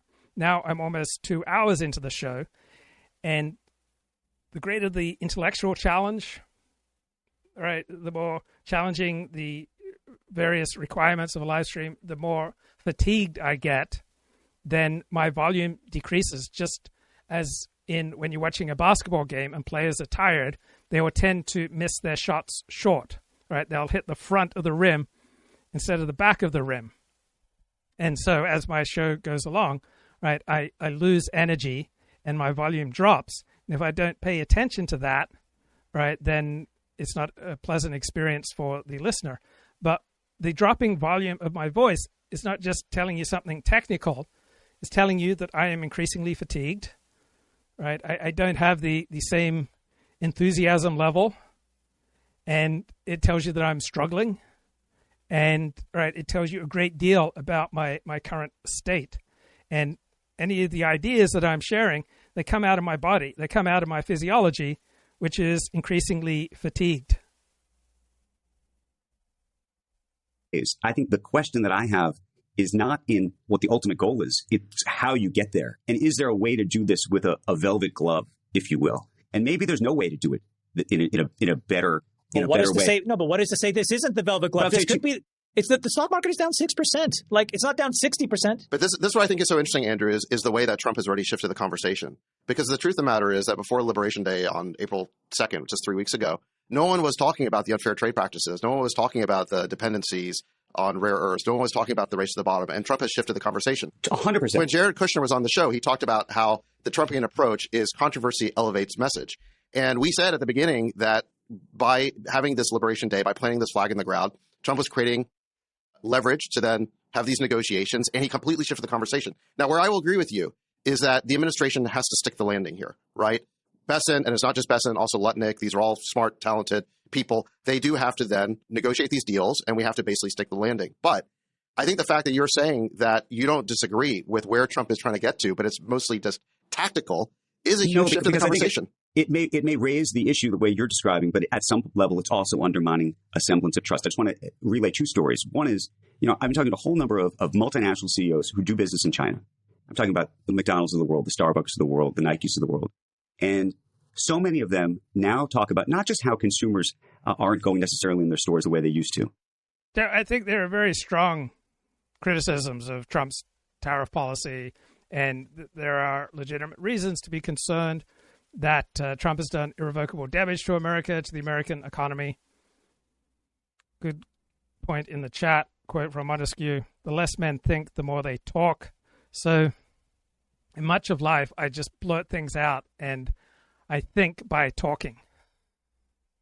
Then other times I do my thinking before I talk. I am highly impressed by the paleocons and how they have been right on virtually every major issue. And the paleocons are supportive of protectionist trade policies. They're supportive of nationalism. They believe that we should orient our economic policy around the well-being of Americans. So as a result, I'm reading more of Chronicles magazine, which is a paleocon journal, than I was for years. So here's one op-ed that spoke to me. Don't fall into the issue-legitimacy trap. So those issues that you think are legitimate will come from your particular hero system. And so, for example, I think Kamala Harris supporting the government paying for transgender surgeries for illegal aliens who are criminals and in our prisons, that is a legitimate issue because it's disturbing to me. It disturbs my hero system.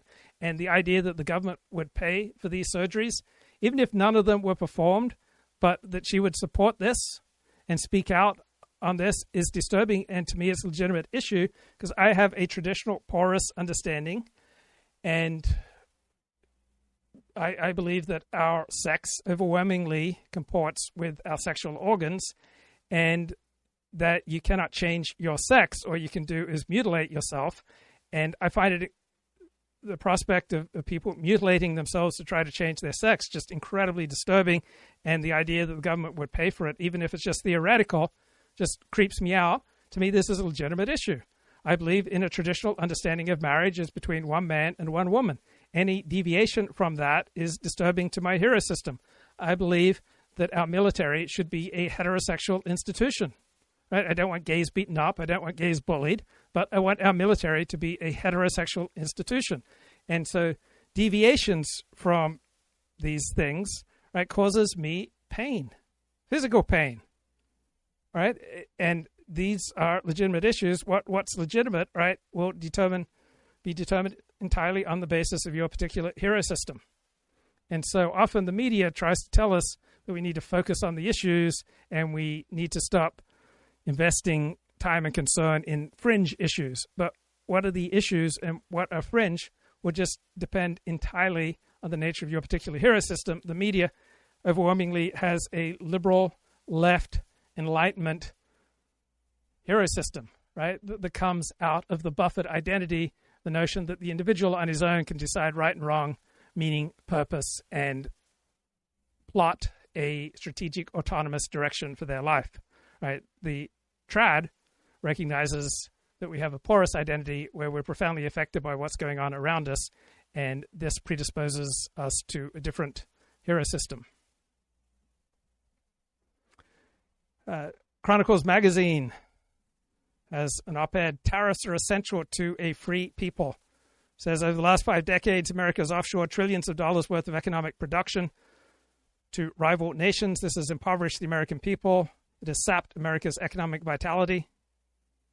That money and power are two sides of the same coin. Without economic independence, like the ability to manufacture steel, machinery, and semiconductors, there can be no political independence. tariffs are not just an economic option, they're an existential necessity. The United States of America imposed major tariffs for the first, 140 years of its existence. America maintained the highest average tariff rate through the 19th century, during which time the United States prospered, became the richest country in the world by the 1880s, and it industrialized. Right? By 1870, the U.S. was the second largest industrial power in the world behind Great Britain. By 1870, America produced about 1/4 of the globe's industrial output. Right? By the end of World War II, America was the world's factory producing half of all manufactured goods. Then we went free trade. We've been running trade deficits since 1974. In 2024, our trade deficit was nearly $1 trillion. Right? The cumulative value of our trade deficits over the last 50 years is over 25 trillion. Right? This is the greatest transfer of wealth in human history. How did America pay for it? By selling assets and by going into debt. Right? We sold tremendous amounts of our real estate to fund the trade deficits. 2024, foreigners bought $42 billion of residential real estate and $8 billion of our agricultural land and $12 billion in commercial real estate.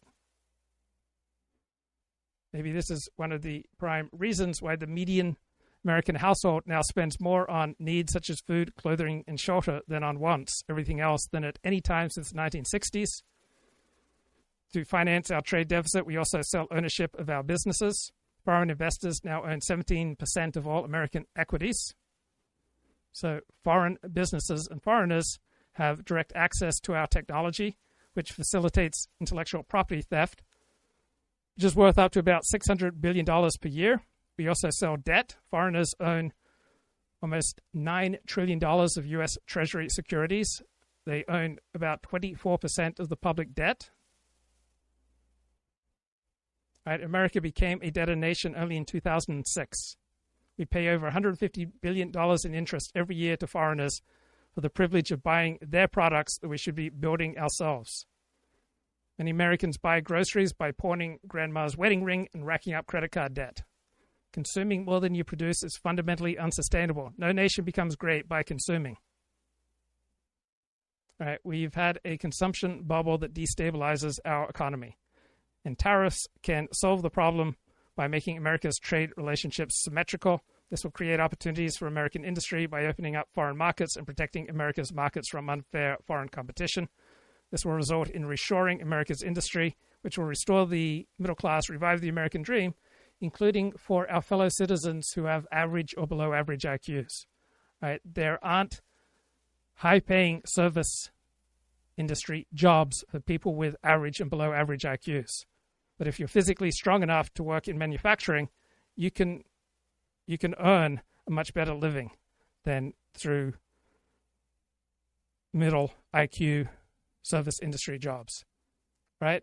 We have become import dependent. Right? We have come to rely on foreign countries to supply us with critical resources and products. We are import dependent on China.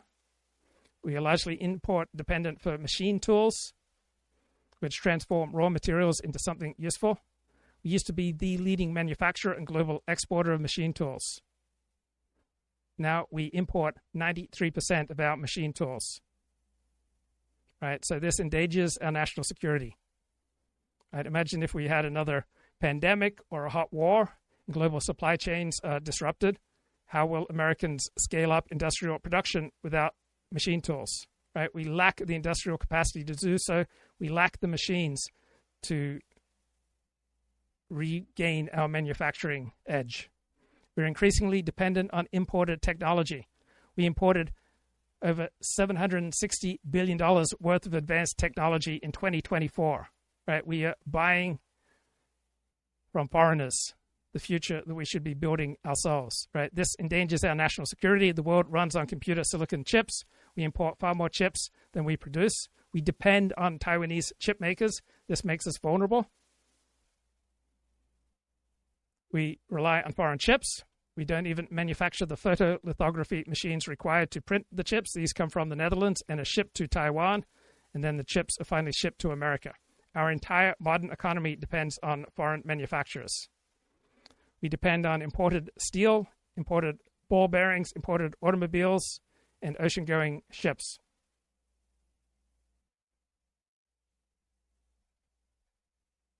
But really about the American dream, the American brand. And they talk about the idea that, if you were a young kid and you got a job at Starbucks, you used to go home to your family in China and say, and your family go, wow, that's amazing. They're not doing that right now. So many of these companies are even trying to reestablish how they market and advertise their companies, almost as if they're a local business, not an American brand. And I don't know what that ultimately means. But I also was talking to a Chinese CEO who made I thought, just a fascinating comment to me, which was, we're cool with the U.S. being the leader. We were always cool with that. We're okay with that. I don't love it, but we're okay with it. It gets a lot more complicated when you have to be the winner. And I think that's an interesting sort of construct, this idea that we're first and we have to win. And I know Trump is telling, citizens in the U.S. that we're going to win, but he's also telling the world that. And I think that Chinese CEO should have written that memo to Xi Jinping and see if he agreed, because I think he would say, no, we are the winner.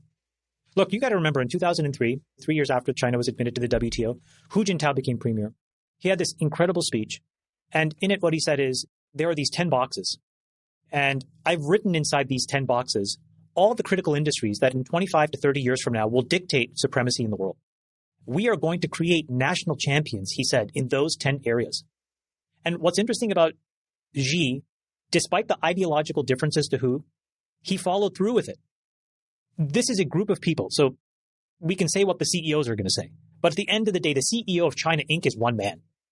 And he and his C-suite have been pretty resolute, which is even when he inherited a political ideology that he didn't completely agree with, he followed through with it, which is these guys in these 10 areas now own the critical inputs that make the world go around. And I think it's pretty reasonable to do a risk assessment to say, well, how do you stand up to that and actually have your own point of view if you don't have your own method of having access to those things?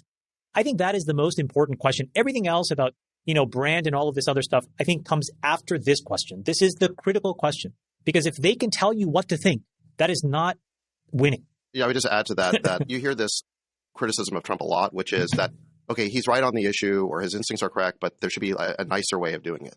And I guess I would give that story more credence if the people making that criticism had actually been advocating for a change in the status quo prior to Trump. And they weren't. I mean, we had this bipartisan globalist consensus that pretty much all trade practices with China, no matter how unfair they got, was basically good for the United States. And no one was really doing anything about it until President Trump made it this issue and made the unfair trade practices conspicuous. So if somebody else had been willing to take that on, then I maybe would give credence to this idea that there's some non-Trumpian way of doing this. But I just don't think that's the way our political system works. I think that the way our political system works is that you have to completely shift the conversation first to create a new consensus, and then you work out the deals.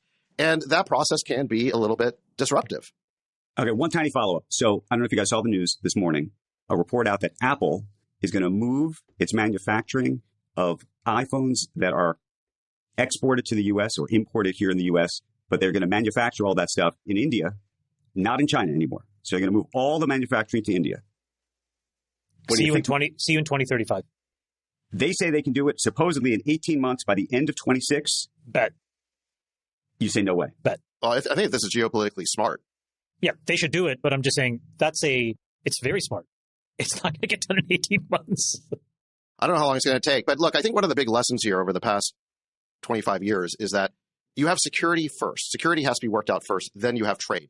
If you build your whole supply chain and all your trading relationships with countries that are fundamentally adversarial to your interests, and we can get into that part of the U.S.-China relationship, but I think most people would say that we're in some version of a new Cold War with China. Obviously, you're going to have to revise your trade relationships because, again, we can't be dependent on an... So the federal government has become increasingly dominant in our lives, in particular as a result of the civil rights revolution, where we have much more government intrusion, investigation, and monitoring of our most intimate dealing. As a result of the civil rights revolution, we've essentially replaced our Constitution of freedom of association and property rights with a new constitution, the Civil Rights Constitution, which added all these civil rights protections at the cost of our freedom of association and our freedom of the use of our property. And one of the results of a bigger federal government is that the federal government has much more say over the operation of much more of our lives and many more of our institutions, including our universities. And the left has been very effective at using government funding of universities to further left-wing goals.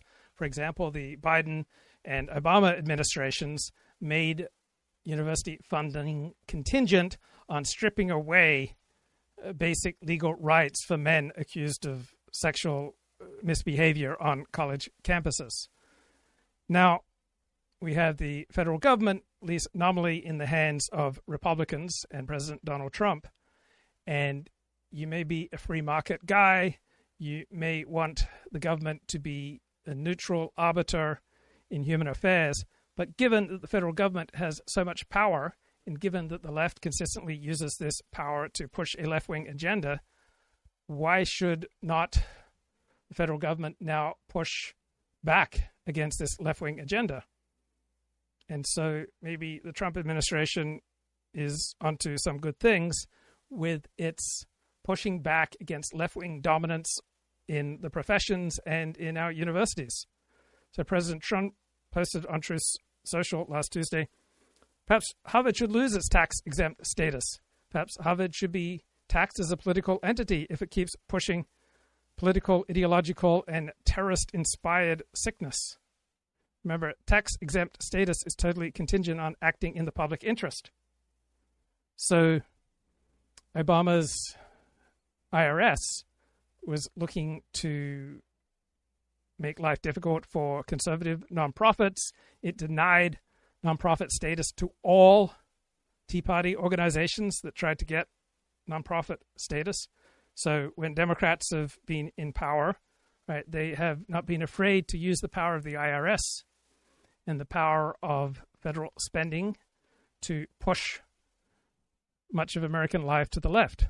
So maybe it's a good thing that Trump is pushing back against that, right? Maybe Trump should use government power to withhold federal funds from institutions that have become captured by the left. Maybe it's good to pause or cancel billions of dollars in federal funding for institutions that push a left-wing agenda and do not act in the public interest. So in 1983, Bob Jones University versus the United States, Supreme Court held that universities' admissions policies were discriminatory on the basis of race and therefore not in the public interest. And therefore, Bob Jones University could not be tax exempt, could not be a nonprofit. Well, virtually all of our universities have operated with racial discrimination for many decades, racial discrimination against white people and against Asians. So why should they get tax exempt status when they are operating in defiance of the United States Supreme Court ruling prohibiting racial discrimination? Right? I think Trump might be doing the right thing here. Adversary for core components that then go into our military, for example. So security always has to come first, then you work out trade. And I think that India is fundamentally extremely aligned with us on security because they view their biggest potential threat and adversary as being China. And that is basically the way that the U.S. sees the world as well. And so I do think that the U.S.-India relationship is just very aligned. And I think, therefore, the investments that get made and the trade relationships that get forged will be very stable over the next couple of decades. Whereas, if you make a big investment in a country that could be your adversary, you should expect that relationship could get disrupted. I don't think the Apple deal is from a standstill. My understanding is Foxconn and others have been working with Apple to actually stand up manufacturing capacity in India for some time now. And I do believe that they probably have one or two model runs already active in the country. So I don't think that this is necessarily from a standstill. Let's go recruit the people, figure out the processes, find the builders, stand up the facilities, that there's probably a model system already running that's now about replication and scale up, which is why they have confidence in the stated goal. It's not often that Tim Cook will stand up and say, I'm going to do something in 18 months and then be delayed by years. He's not Elon. He's going to come out. He's going to be very clear. He's always been very clear. So, and my understanding is this has been thought about for some time. Andrew, I think you've been to a lot of conferences where for 3 years now, you've been hearing people banging the table saying, get everything out of China as quickly as you can. Yep. Tim Cook's heard that message. He's been thoughtful about it. He's been planning for this day. I don't think he wanted to be declarative about this until the day came. Well, the day's here. And how do we feel that it's gone to India? It's not coming to America. I think we knew it wasn't coming to America. Well, India has one massive advantage over China, which is that it has 1/5 the labor cost of China, which has 1/5 the labor cost of America.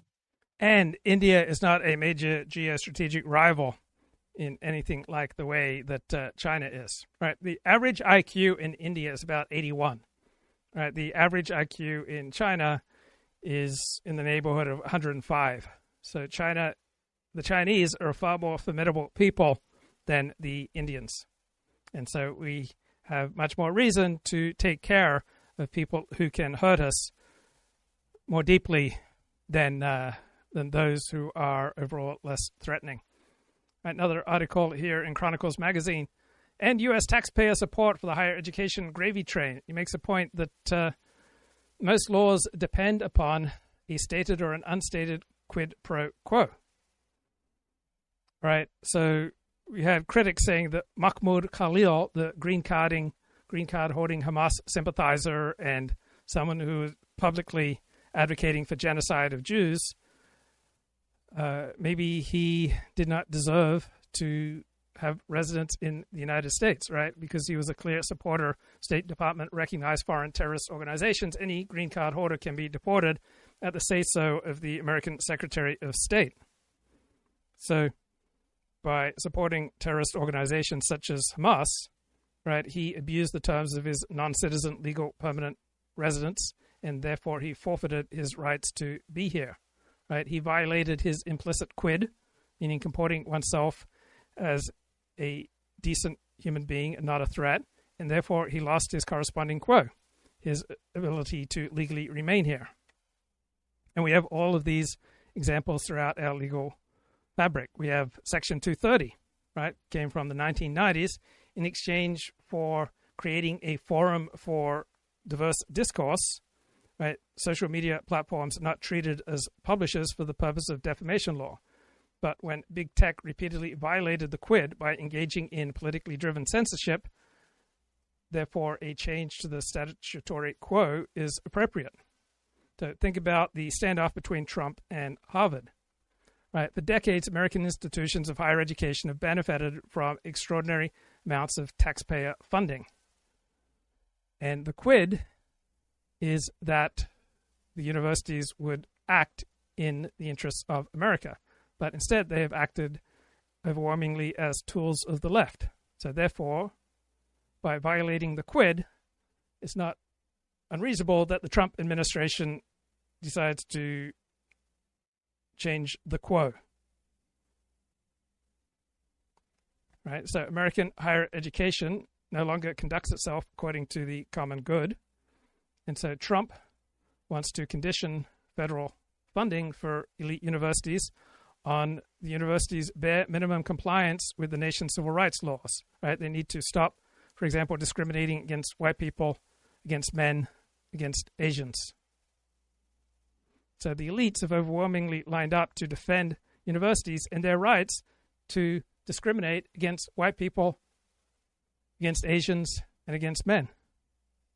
So I'm really glad that this Trump administration is not trying to pay off student loans and is challenging universities to justify or change their anti-white, anti-Asian, anti-male discrimination. So India is a natural place for a lot of this next generation labor to end up. Plus, they have a very educated workforce. Plus, they have a young workforce. In many ways, you could say that it's China circa 2003. I mean, you have to remember, right? Like China from 2006, I think, to like 2012, their GDP grew at like 10% a year. I mean, can you imagine what that must have been like when a country that big is growing that fast? So India is going to have that moment over the next 20 or 30 years. The only reason I scoffed at what you said. Do you invest in India, would you? I have a large rare earth mine in India. Yeah, it's one of the largest supplies of rare earths outside the United States. We negotiated that deal with the PMO, and they gave us a great deal to compete with the Chinese. Our specialty chemicals processing is on the ground there. And then the idea is then to import all of that specialty chemical into the United States and then do all the I like the macro. There's something about China where there's a lot of accounting fraud still, and you can't really trust a lot of the numbers. But if that all gets cleared up, the macro is all right. It's exactly where it should be. You mean India? India, yeah. Yeah. I mean, I just think the structure, the structural realities just make it a good place to invest. I just think that India and the U.S. are going to be very aligned for a long time. Agreed. again, their main security threat is China. And our main security threat is China. And this is not going to change for probably the entire 21st century. A couple of weeks ago, Sachs and I sat down with the Indian ambassador, and it's very clear they're fundamentally aligned with the United States. And I think exactly what Sachs said is true. Everybody knows who needs to cooperate in order to have a reset of global trade policy and political leverage. So I don't know. I'm pretty pro-India. It's a very difficult place to invest. I agree with you, Sorkin. I've never made money there. I tried my hand at tech investing. Over a decade, I maybe have returned 50 cents on the dollar. Why? What went wrong? Like, what's the macro reason? The market was far too immature. My mental model was about how American success looked like. And when I tried to impose that on the Indian market, it all just blew up. So a lot of the Indian entrepreneurs, how they raised money was not from Indian VCs. It was from American VCs. And you can't tell an American VC an idea that just makes no sense to you because your frame of reference is the United States. So what turned out to work was a couple of very large bets that were copies of American businesses. So like the So let's talk about the case that has captured a great deal of attention, the case of Kilmar Abrego Garcia. And he was caught up by a gang injunction model that developed less than a mile from me. All right, it developed in La Cienega Heights. So the Department of Homeland Security said April 18th that Kilmar Abrego Garcia is an MS-13 gang member. He's an illegal alien from El Salvador. He's a suspected human trafficker. And so what are these gang injunctions, right? So gang databases are tools used by law enforcement to track suspected gang members. And the thought is that they'll reduce crime through better intelligence, right? Knowing that people are part of an illegal gang that is disrupting the quality of public life and committing a lot of crimes, right? That is valuable intelligence. But overwhelmingly, criminologists are on the left, and they think that gang databases are not useful, not valid, because they show more black people and Hispanics in America belonging to gangs than white people. But that doesn't make these gang databases not useful, right?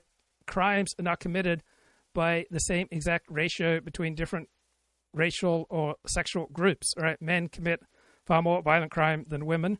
Young men commit far more violent crime than older men. And different groups, right, from an ethnic, racial, religious basis, often commit different levels of crime. So the experts tell us that gang databases are not useful.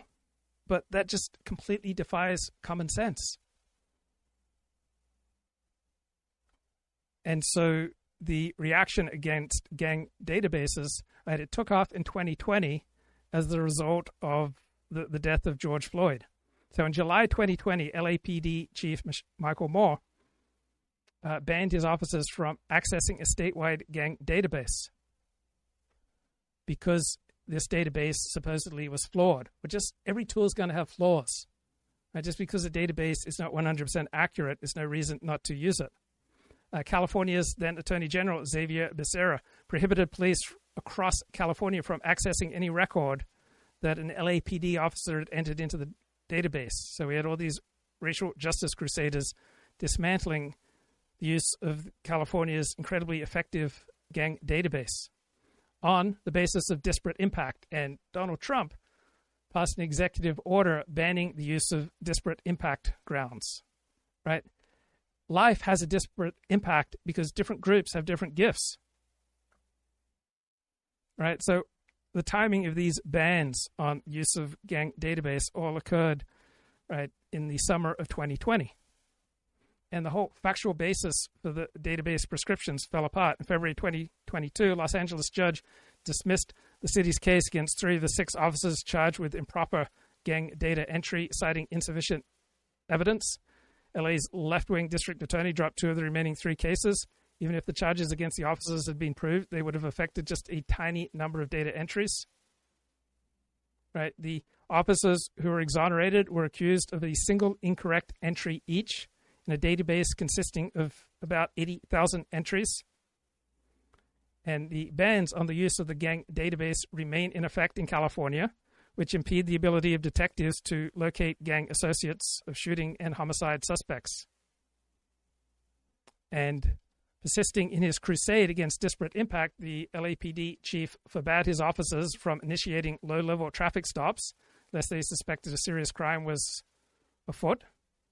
He banned the thin blue line flag, the memorial to fallen officers, from precinct houses, police cars, and police uniforms, because, according to the LAPD chief, the symbol had been hijacked by undemocratic, racist, and bigoted extremist groups. Right, so we have this sweeping response to alleged racial bias in California law enforcement, and the empirical case for that bias is weak. Right, racism is not the explanation for why different groups get convicted at different rates for different crimes. So in 2021, blacks constituted 51% of all robbery suspects in Los Angeles, whose race was known. Blacks are 8% of LA's population. But when you look at crime reports, right, that number matches the reports of people who have suffered robbery. Right, whites, 29% of LA's population, they made up 5% of 2021 robbery suspects. So blacks in LA were 37 times as likely to commit a robbery as whites. Right, these suspect identifications come from the victims of and the witnesses to violent crime, who are disproportionately minorities themselves.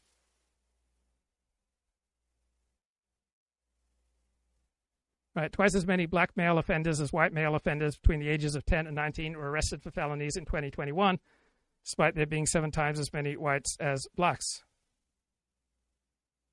Now, racial justice crusaders argue that these disparities reflect bias on the part of the police, but bodies do not lie. Right? Homicide statistics for victims and offenders are the gold standard of criminal justice data. They confirm the reality of crime differences. Blacks make up 36% of total homicide victims in LA. They are 19 times as likely to be killed, to be murdered, as white people. So why should our criminal justice system ignore black homicide victims in favor of white victims? So the way that the police solve the killing of black people is by combating the no snitch ethic that stigmatizes witness cooperation and tracking down assailants who are disproportionately black, means using things like gang databases. Right, responding to robberies and other violent crime is also non-discretionary. The police must answer all 911 calls. Should they ignore calls if they don't like the racial makeup?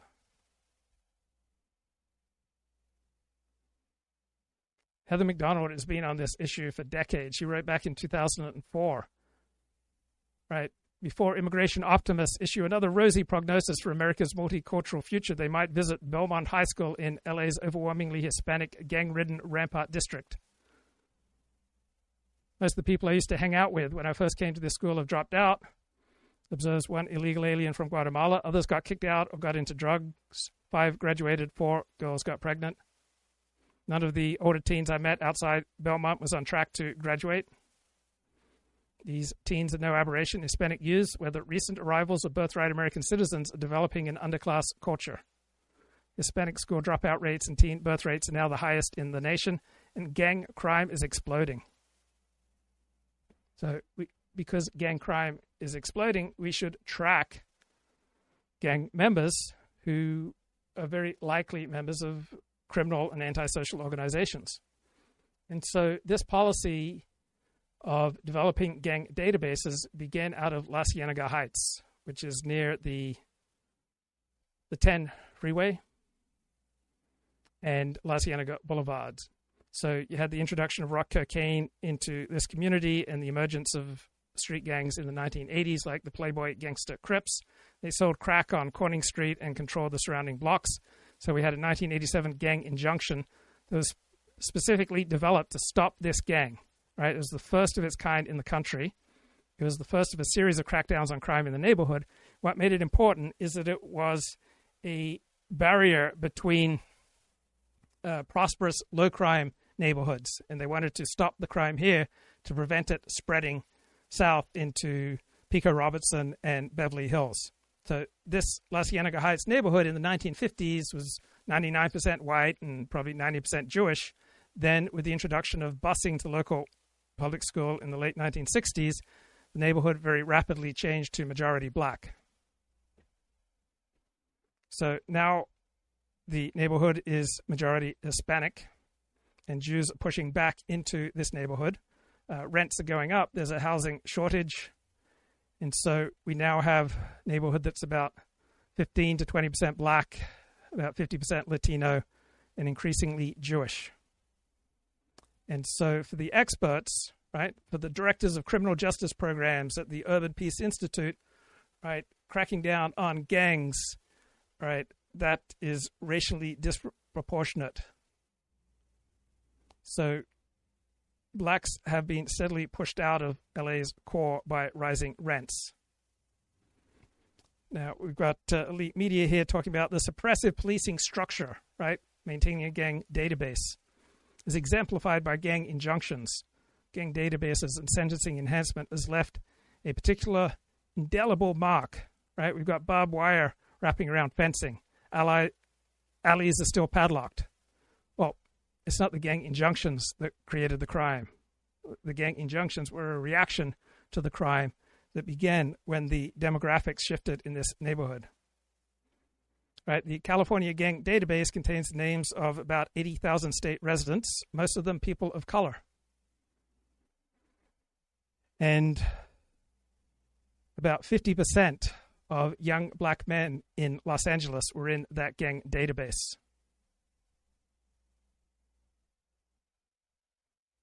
So is that the fault of the database, or is that the fault of a problem in a particular community? This is Christopher Caldwell speaking about 15 months ago on the rise of the right in Europe. Division 2. Civic Platform tends to be the party of the German, the more German. He's talking about the two major political parties here in Poland. Influenced west of Poland. And in fact, it's the line between the two parties follows the line of the old 18th century partition of Poland. Law and Justice tends to be the party of the Slavic east of Poland. They both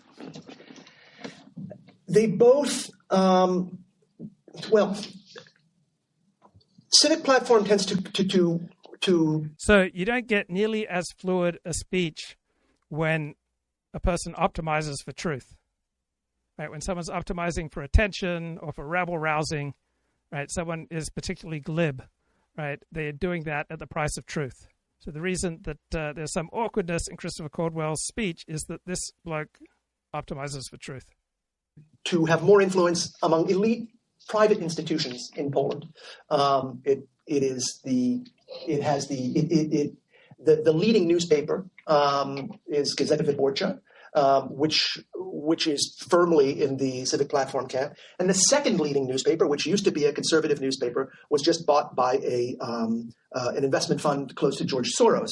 And so that also has joined the Civic Platform camp. What Law and Justice tends to have is a kind of a traditional patriotism that people kind of like. It's a sort of a more like what people thought their parents thought being Polish meant. And that's kind of reinforced with a good deal of cronyism, and you could say patronage. They've made good use of the government agencies and bureaus they control. And so the two, you have this kind of like asymmetrical warfare between the two. But the thing that has been really decisive in Law and Justice's favor has been this migration issue. And when we talk about populism and elitism, I think we tend to think that there was a great surge of it in the middle of the last decade. And there are three episodes that we tend to associate with it.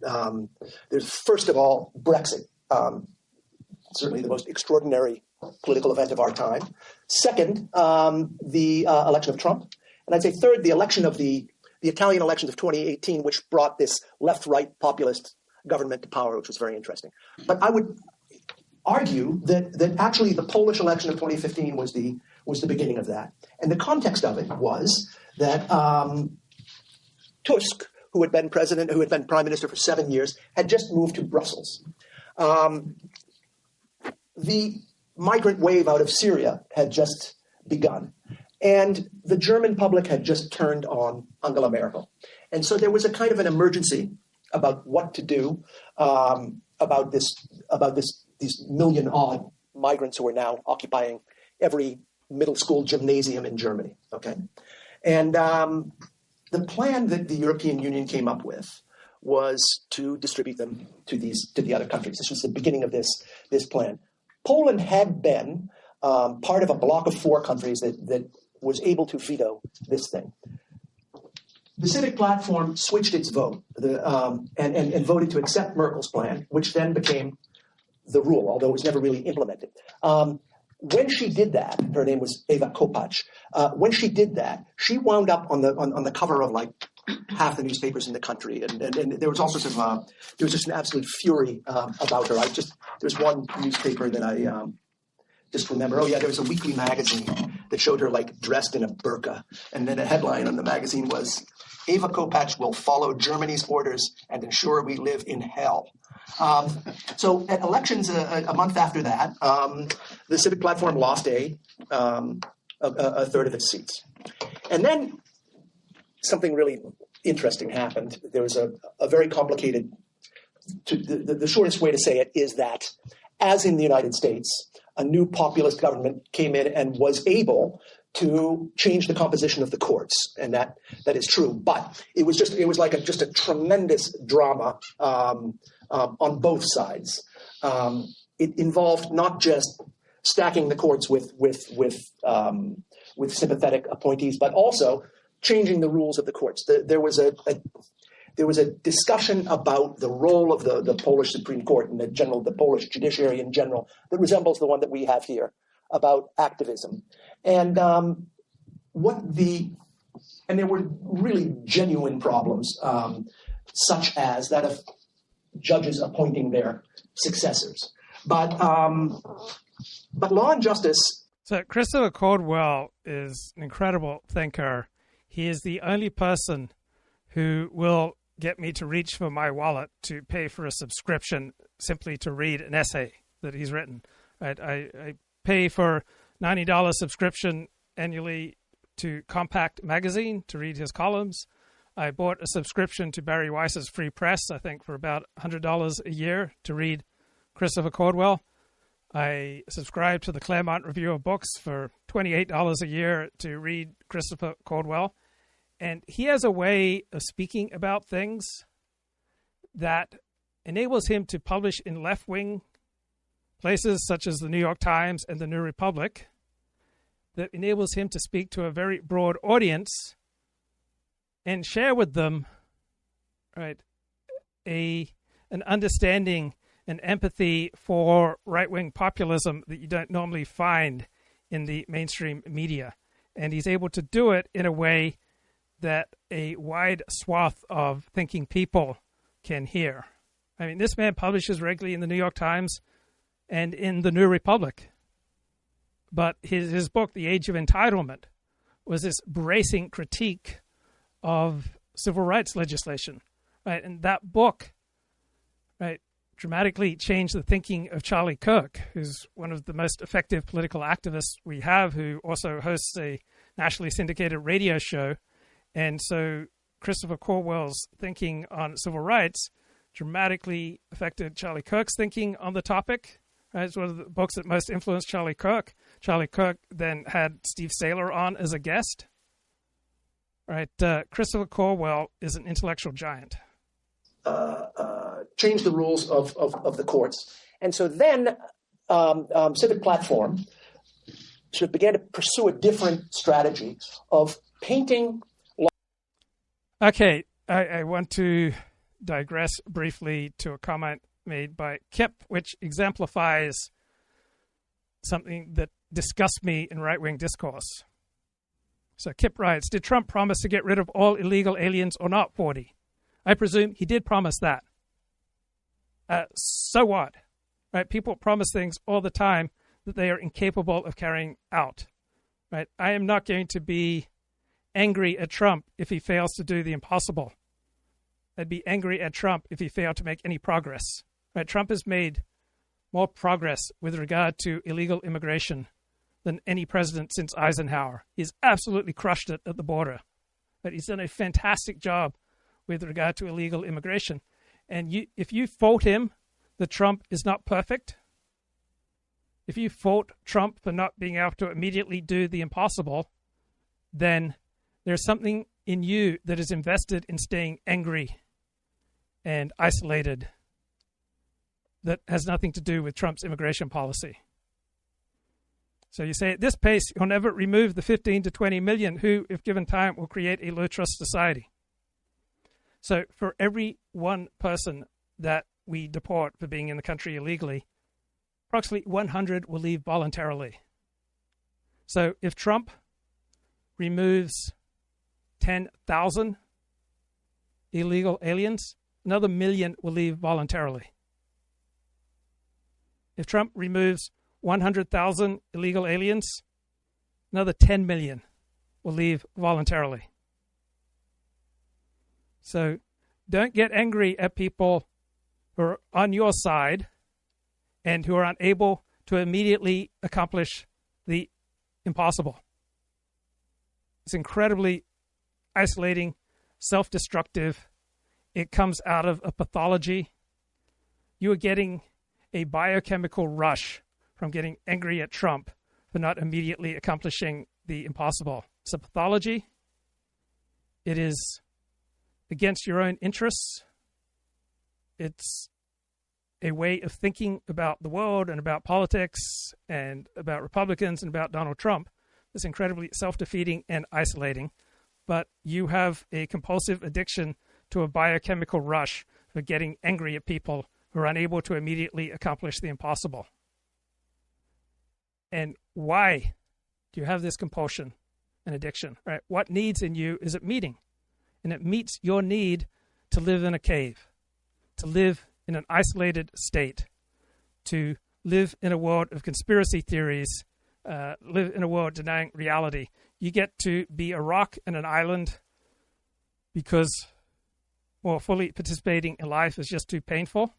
So, like a wounded animal, you have retreated to the cave, and this just gives you more and more justification for staying in the cave. Right? You are hooked on the biochemical rush that comes from feeling disappointed by anyone who participates more broadly than you do in wider society. Law and justice before its allies abroad in the United States and in Brussels as some sort of rogue state that needed to be disciplined and sanctioned until it could be brought to reason. And this became very important in this last election. This last election was really, really interesting. It was interesting because each of the parties really tried to win on its strength, giving you it'll give you a sense of what the strengths of a populist party are and what the strengths of an elite party are. The European Union has finance mechanisms. I know this is sounding awfully complex, but the European Union during COVID created $1 trillion bond issue that for which all the countries shared the liability and which each country would get its individual slice of. To make a long story short, the European Parliament was prevailed upon to block Poland's money. So Poland wound up 60 billion euros short in its budget. And it's clear that Tusk now expects to be paid that money. So you have a situation in Europe where Poland will receive a certain amount of money if it elects the civic platform, but not if it elects law and justice. Now that is leaving aside the rights and wrongs of this whole issue, to a lesser extent France, and then we'll talk about three things that are really influencing this polarization that we're talking about, namely immigration, the Ukraine war, and the role of the United States in the world. In almost every country, there is a white-hot passion over migration and demographics for understandable reasons. I mean, in some countries where the where the native population has been shrinking for longest, and I think specifically of Italy, Germany, and Austria in Europe. You now have a dynamic where each generation of native-born people in these countries is 2/3 the size of the generation before, and that's sort of this. This is something that it's surprising people have not worried about this more than they have. But in fact, it didn't really show up in the population statistics for a very long time because the baby boom generation is such a large generation that it was just moving through its life cycle in a way that actually appeared to add productivity to these societies' economies. How could it be a problem? We're producing more, and we're producing more because we have this gigantic native-born generation that is in its productive years. But as it moves out of them, it becomes a bit more of a drag. And now the baby boomers, they or we, have begun to decline and die. Non-European, in Europe's case, non-European immigrants, especially those from the Middle East and North Africa thus far, have rushed in to claim a place. And this has always worried people, especially after 9/11. But there have been some high points to this story. In 2015, as you'll remember, there was a refugee crisis in Syria, and then Angela Merkel, who was the Chancellor of Germany at the time, offered to open Germany's doors to these refugees, and to her surprise, she got about 1.5 million of them from not just from Syria, but from everywhere around the Muslim world. And it was a misjudgment that, in a way, broke the German political system and has infused German democracy with a very different energy than it had before. Now, we're nearing the end of this Middle Eastern, North African chapter in European demographic change. Demographic pressure from the Middle East is leveling off. Despite recent appearances in Gaza, the region is much less structurally combustible than it was 20 or 25 years ago at the time of let's say 9/11, when you still had a large, what some people call a youth bulge, where you had a lot of people in a ton of young men in the really passionate decades of life, let's say between 15 and 30 years old, and not enough spaces for them in society. Those people are now between 35 and 50 years old, and they've given way to a smaller generation. But in the interim, the demographic horse in Europe has kind of left the barn, and Europe is permanently transformed by this migration. There are parts of Europe, including France, Belgium, and Sweden, that are on track to be 1/4 or even 1/3 Muslim, depending on the future of migration. And this is one of the things that is going to keep this populist elite polarization alive. But on top of that, a new chapter is about to begin, and that's the African chapter in European migration. The population of Africa, which only passed 1 billion people just a few years ago, about a decade ago, is now up to about 1.4 billion, and it's going to reach well over 2 billion by mid-century, which is going to mean that in not much more than a generation, its population will have doubled.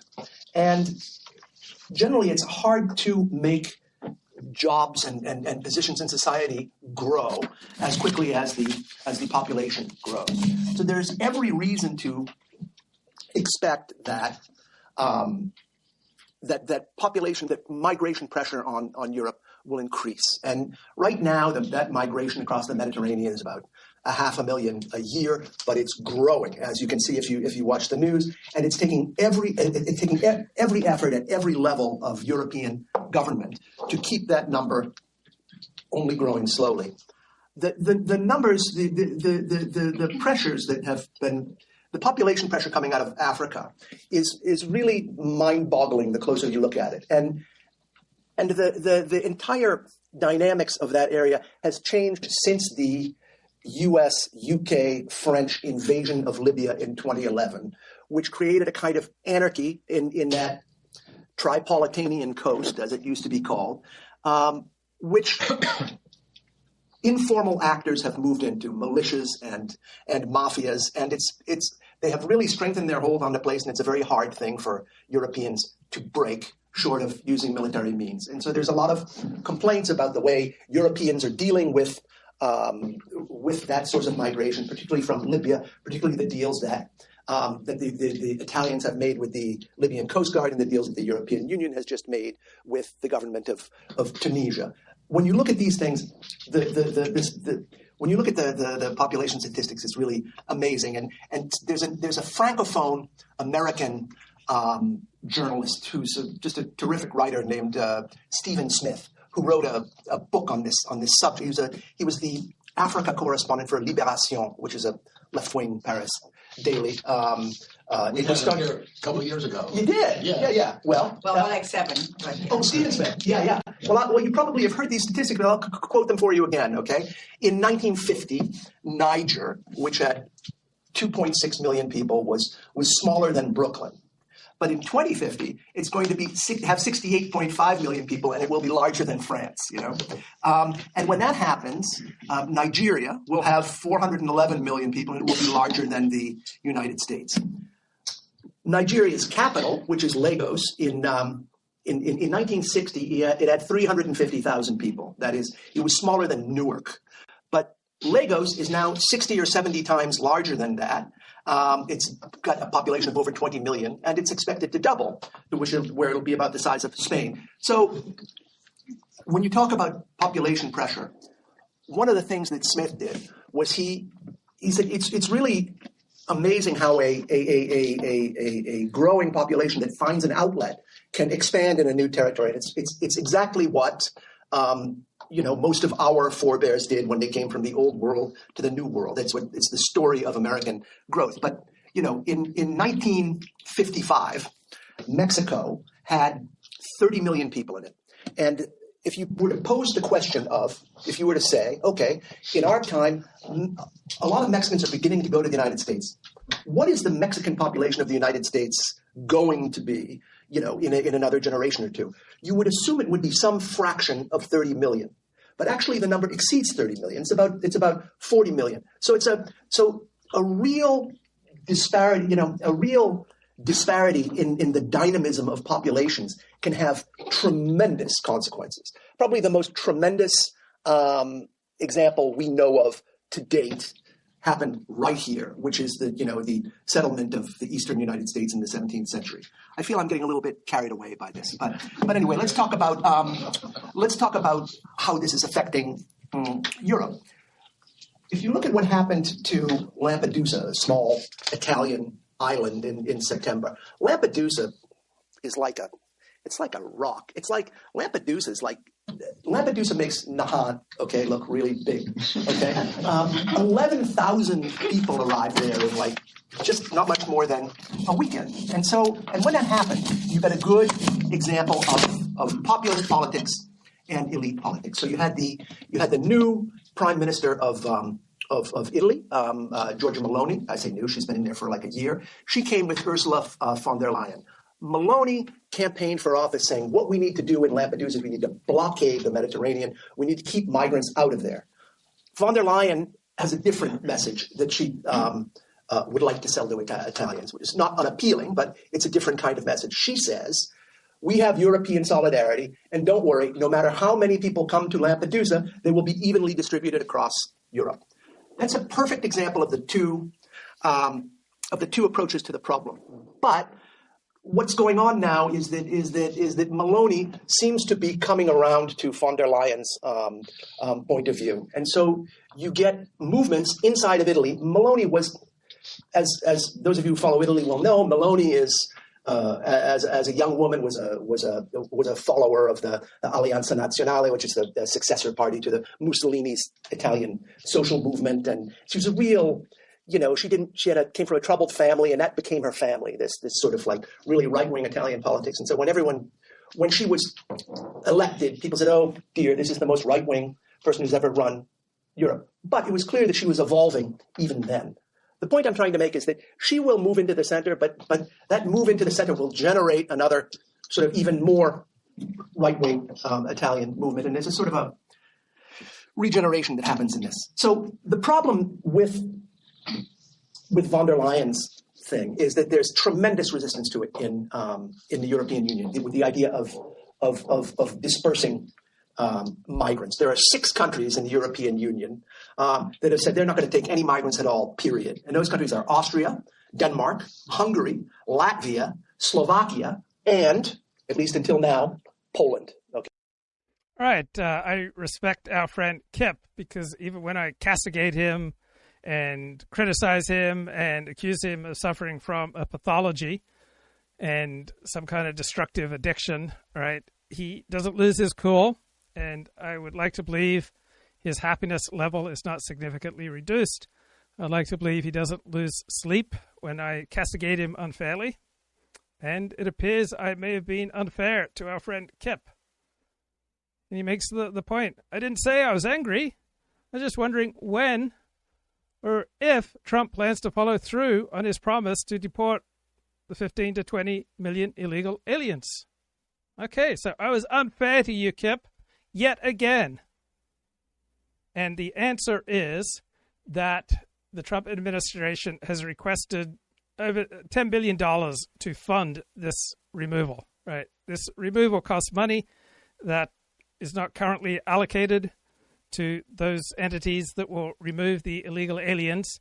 And if the Republican-controlled House and Senate pass the big, beautiful bill that Trump has embraced, then there will be all the funding necessary to remove tens of thousands, hundreds of thousands, and even millions of illegal aliens. So if we get that big, beautiful bill, that's when Trump intends to follow through. And they have very specific plans. All right. They are aggressively trying to fulfill their promises on this very matter. All right, here's an interview. So that speech that I was playing there from Christopher Caldwell, because he speaks in this elevated fashion, right? He was delivering that speech in January 2024 at Harvard University. So he has an ability to speak to elites and speak to a wide audience across the political spectrum. He has a unique ability to do that. Here he is interviewed on a podcast that was released April 4 of this year. Administration that has really kind of been unexamined, but it comes from Clinton's philosophical position, which is still with us today, that there's something about globalization that had eroded the distinction between domestic and foreign policy. And that permitted the Clinton administration to just embark on a lot of things that were not traditional foreign policy. I should say that the first step in that was taken in the very last days of the George H.W. Bush administration, when we invaded Somalia for no other reason than to stop a famine, just because it would be nice. It would be nice to save those Somalis, and we failed, and we got a lot of soldiers killed. We got a huge influx of Somali immigrants. And then Bill Clinton became president, and all sorts of foreign policy goals began to crop up that didn't really... Well, thank God for that influx of Somalis. I mean, think about how much they have raised America's human capital.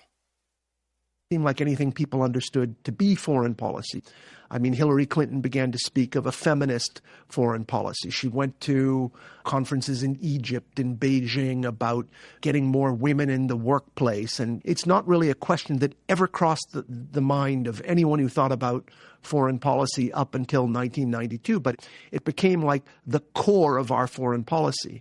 And that inability to distinguish between domestic policy and foreign policy just grew without stopping, I would say, until January 20th, 2025.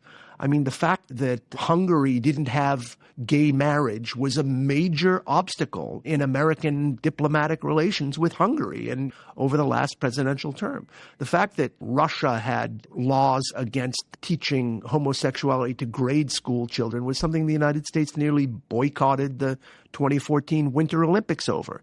And I think that a lot of people thought, like, holy cow, if this is foreign policy, I mean, this is not the sort of thing that I want my child to be killed on a mud. Whoa, you don't want your child to be killed fighting for gay marriage in Hungary? What kind of freak are you? I mean, what? That's who we are as Americans. We die overseas in muddy fields fighting for the rights of gay marriage.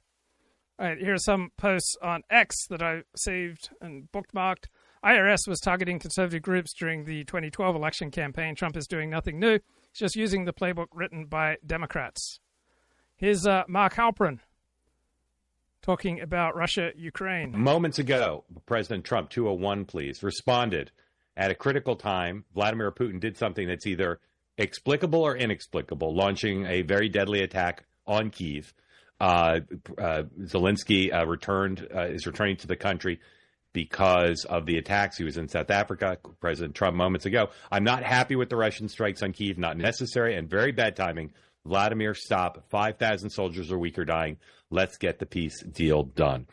Incredible developments. This attack amidst the conversations. NATO officials in Washington today meeting with all the top Trump national security officials to talk about this issue. Newt Gingrich tweeting this morning, 105 please, an ally of the president, but with a much different point of view about the essential need to stop Putin and expressing greater distrust of Putin than President Trump normally does. It's clear from Putin's attack on Kyiv that he still does not believe there are any negative consequences for continuing the war. The West has not yet convinced the Russian dictator that the alternative to a ceasefire is a lot greater threat to his regime. Until he fears that there is a serious consequence, he will continue lying and fighting with stunning cynicism. Then there's this cartoon that caught our eye, 104, concern that the American peace deal lets Putin win. And you see the caption of the quote, let this be a warning to China. If they invade Taiwan, they'll only be allowed to keep some of it. I talked to many national security experts in and outside the administration. Nobody knows how this is going to go. The president and his administration threatening to basically end involvement in the conflict if there's not a deal. A lot of mistrust of Zelensky, who will be in Rome with the president in 2 days. A lot of distrust among some Republicans of Putin and a fear that President Trump, despite his Truth Social post this morning, is not doing enough to make a deal that will be fair to both sides. So, gentlemen, Sean first, how do you think this is going to go now? Do you think that this is all bluffing and the parties will come together, or do you think there's a real chance the administration is going to walk away from military and intelligence assistance? I think that might have been the plan yesterday. I think when Putin went... Well, let's speed up to where Halperin really gets going here. Trump's going to take this as a personal affront. And I think it's not just walking away, but I think it's not like he's just going to walk away. I think Trump's got to feel like there's going to be economic and potential military sanctions against Russia in a way that's going to make him feel this. If what? If the attacks continue or if Putin doesn't agree to a sweetheart deal? Both. Dan? I don't know that I don't know that I would entirely call it a sweetheart deal, but I think it's the most favorable terms that he's ever going to get. Letting him keep all the territory is, in the view of almost everybody I've talked to, not. Look, if they hold the territory, they have the cards, right? They get to dictate the terms, right? He who holds the cards dictates the terms. So, a great deal for the world. I mean, the idea that this would never happen on his watch, overnight, Putin just said they're going to be in NATO. We are at the fork in the road. I've never believed Trump cares one iota about Ukraine. I think he'll sell it out in 30 seconds. He is either going to stand up to Putin and guarantee Ukraine's security, basically in the next couple of weeks, or he's walking away. Yeah, it sounds tough to stand up to Putin, but how exactly is that in America's interest? But there's no deal with Putin if you say they're going to be in NATO. There's no appetite. There's no appetite. but there's no appetite to put American troops on the ground. So you're saying guarantee Ukraine security with European troops? And money and logistical funded Zelensky. In terms of these negotiations, in terms of his ability to deliver, in some ways he's every bit as untrustworthy for these purposes as Putin. I'm not saying he's as evil as Putin, but he's as untrustworthy a negotiating partner from the president's point of view as Putin is. Well, I think... Right. I can't think of anyone else in the mainstream media who would make that commonsensical observation. So good on Mark Halperin. So there are all sorts of men's sheds groups in Australia and I assume in the United Kingdom. So older men have a place where they can get together with other men and socialize. Now some of these men's groups have been forced to admit women. Right? That's bad, right? Men need a space where they can just be with men, right? Nigerians, Ghanaians discussing maintenance culture in Africa. I'm trying to say that, from what I'm understanding, in third world countries, anything that is not under maintenance is because, you know, we don't care. No, you care. It's not in the concept. Travel the 54 countries in Africa and ask each person in every country, what is wrong with your country? Leadership. All of you say the same word. So let me ask you, since 1960, the country has been picking the wrong leader every 4 years. Not a single railway built by the British is in Nigeria today. But the one they built in their country that same year, it's still running. Not a single railway built in Ghana in 1960 is still there today. What do you know in that country that has been properly maintained by the people every day and it works perfectly? It's hard for people to maintain things when they're not gaining a lot. No, it's hard for people to maintain things when they don't have the concept of maintenance in their culture. What is the one word in Igbo for maintenance? Maintenance is there's no direct English word for that. It doesn't translate directly to maintenance. That's correct. How about you?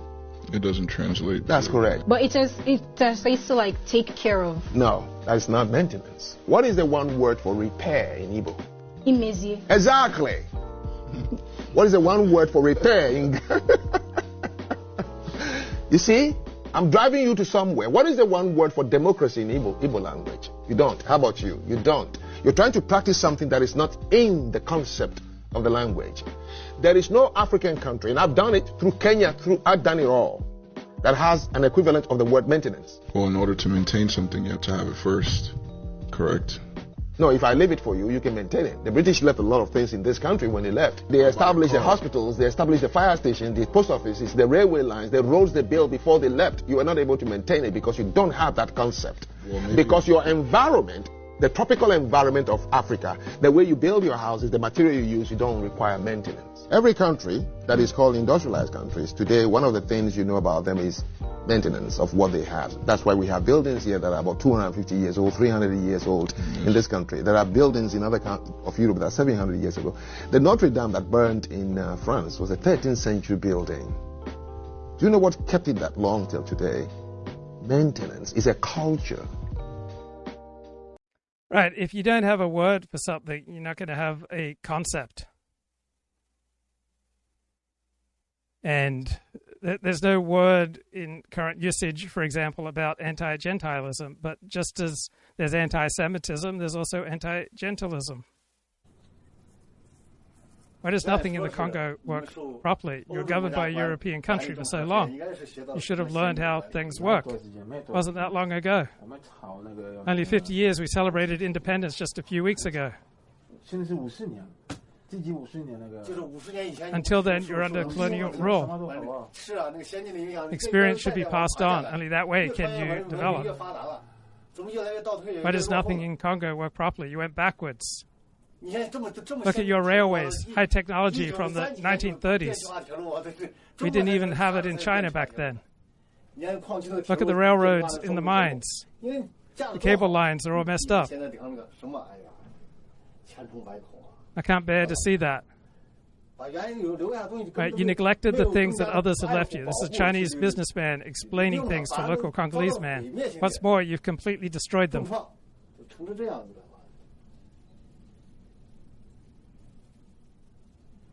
It will take generations to put things right. If I have money, I drink all night. Drink all night. No matter if I'm broke in the morning, then I'll drink water. It's like that here.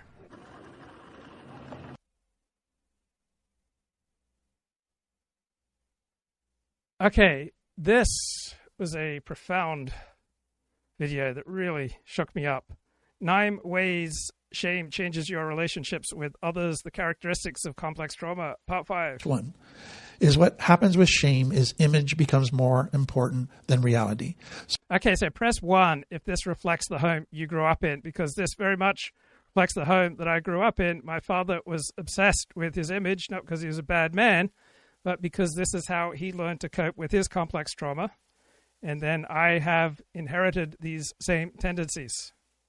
So what shame believes and concludes is that if people get to know the authentic me, they will never love me and accept me and respect me. In other words, based on my internal world, which is not good enough, I will never get love, acceptance, respect, and my needs met. Therefore, the only way to get love, respect, and get my needs met is by creating an external world that people respect, my image. So all the focus then goes to creating the perfect. So why does all my focus go to live streaming and online production? Because I want to create this image of myself. Perfect outward external world that they think people will respect, cause them to like them, then cause them to want a relationship with them, then cause them to meet their needs. So the image, what they present to the external world, now becomes all important.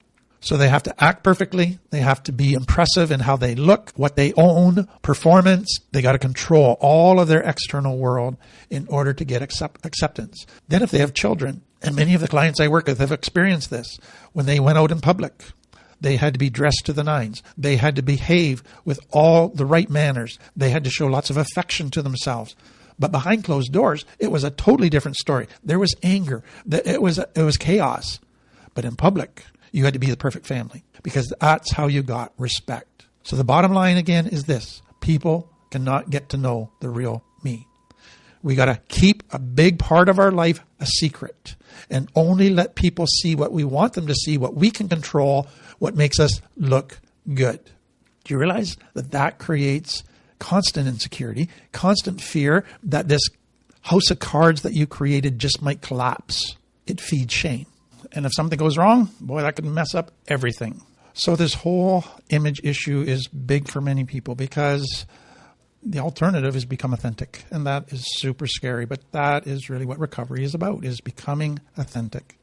The next one is shame results in many insecurities. So shame basically begins to feel the need to hide parts of yourself that were rejected. So I got to hide my personality. I'm an introvert. I got to hide parts of my body because I got teased for that. So now what happens if I can't hide some parts of me? I can't hide my body. I feel insecure all the time about my body. What happens if parts of me that I've been hiding from my personality come out? So I start crying, or I get really sad, or I get angry, or I show fear. Then I get really insecure because I got punished for those before. I got made fun of for those before. And then what happens if the things that I turn to try to make me feel secure, to try to make me feel important, like my body, like my job, like my money, like my possessions, what happens if something threatens them? So I get older and I start losing my looks and I start losing my body and my figure, or I come up to retirement. Man, this speaks to me. I mean, why do you think I've never shown you certain parts of my body? Because of the deep shame that I feel. Right? If I was at ease with my body, I would have shown everything. But my deep crippling shame prevents you from showing you certain parts of my body. Instead, I just project this false body image. And I'm going to lose my job. Insecurity. So shame produces many insecurities. Insecurities about every aspect of you that has been criticized, made fun of, that you've rejected and hated about yourself, things that you've built to try to build security in your life, but are actually things that could be threatened. All of those cause a person to have deeper insecurity. But there's a second piece that comes out of complex trauma. What is it that causes a child to feel security? It's not just having a secure external environment. It's having a rock to firmly connect to. Mom and dad. Right. I didn't have this growing up. Right. The first rock that I found was the music group Air Supply. and the relationships that I was able to build when I was away from my parents. Who are safe, who are reliable, who are trustworthy. When a child has a rock, they can have an external world that's not totally secure, but they still feel secure because they're connected to the rock. So what happens if you can't connect? You feel insecure all the time. Complex. Right. I moved to America in May of 1977. I turned 11, May 28. And one of the first descriptors that I got from my fellow Californians, I was living in the Napa Valley, was insecure. Right. I was highly insecure. Australians weren't as psychologically sophisticated, so I don't recall people in Australia describing me as insecure. But the Californians, they nailed it. This is me. Like this video describes my life, my childhood, my teen years, and everything I've done as an adult. So it's called 9 Ways Shame Changes Your Relationships with Others. I mean, this is what happened to my life. The next characteristic that comes out of shame is this. You long for intimacy, but you're afraid of intimacy. So a child, again, has these built-in longings that are all connected to wanting connection. Right. I long for intimacy, and so I do a lot of live streams, so I get a simulacra of intimacy, right? Just a taste. But because I get to control, most everything on a live stream, it's all on my terms. But I can only really share true intimacy if I put down my weapons and get offline. Intimate relationship. They want to be authentic. They want to be known intimately. They want to be fully accepted. They want to share that with another person and experience not just physical intimacy, but they want to experience a deeper intimacy that comes from a deep knowledge of a person, shared values, shared passions, shared beliefs, a deep understanding of that person, and acceptance of that person. Healthy, meaningful relationships come out of that deepening intimacy that contains vulnerability, authenticity, total acceptance. Right. Why do I devote such an absurd number of hours to my online activities? Because it's a substitution for real fair dinkum intimacy. Right. It's a simulacra of intimacy, but without the dangers of real intimacy. And I get to feel safe that I can control things if I just do it online. It's the search for followers rather than friends. Total validation. I mean, this is what I knew growing up. My father didn't have many friends, but he had thousands of followers. And knowledge of each other. That is such a powerful thing. But come to complex trauma again. A child tries to follow all of those longings, to be authentic, to connect, to have intimacy, to be known, to be heard. And they get shamed, they get punished, they get rejected, they get hurt over and over again. And so they go, intimacy always ends up in getting hurt. But the longing for that deep intimacy doesn't disappear, especially when they get into their teen years, into their 20s. They just long for that companionship, that deep connection, that deep relationship intimacy. But they go, right, I was longing for something that would make me feel good. So I would do things to get attention because attention felt good. I'd listen to pop music because pop music would make me feel good. I would obsess about World War II, or I'd obsess about sports because that would make me feel good. Right? I had all these substitutions for intimacy to try to hold myself together. Became addicted to pornography because pornography would make me feel good. I'm afraid of it. I'm afraid if I go down that road, I'm going to get hurt badly. And so they long for it, but the fear keeps them from pursuing it. So what they tend to do is the next characteristic, and that is they go for pseudo connection, fake connection. So I can't have true deep intimacy. Let's have kind of a fake. This is exactly what I've done with my life, pursuing pseudo connection, fake intimacy. False intimacy. Let's do things that make us feel connected, but not at a deep, deep level. So they give feelings of connection, but there's no total authenticity, total acceptance, total vulnerability. It's trying to get intimacy with... Right. I do a show, I put on a persona, and I try to protect myself. Right? This isn't real intimacy. Right? I feel so connected to you right now, but it's faux intimacy. Without authenticity, intimacy without vulnerability. That's what they're going for. So just think. Right. When I strap on a persona, right, I'm trying to get intimacy without vulnerability. Of much of our culture today, it is based really around people chasing fake intimacy, surface intimacy, pseudo intimacy, not. Right. I love to go to sports bars because I get some surface intimacy. Genuine, real connection. So they long for feelings of intimacy. They're afraid of true intimacy. So bar room. Every sentence this guy says rings true to me. Right. This describes my life, man. Environments. Lots of laughter, lots of fun, lots of storytelling, lots of warm emotion. Everybody feels like a buddy, but nobody's talked about anything of any significance. The conversations only went a millimeter deep. You think of team sports. You have a shared goal. Everybody's striving together for the shared goal. They're in the same struggle.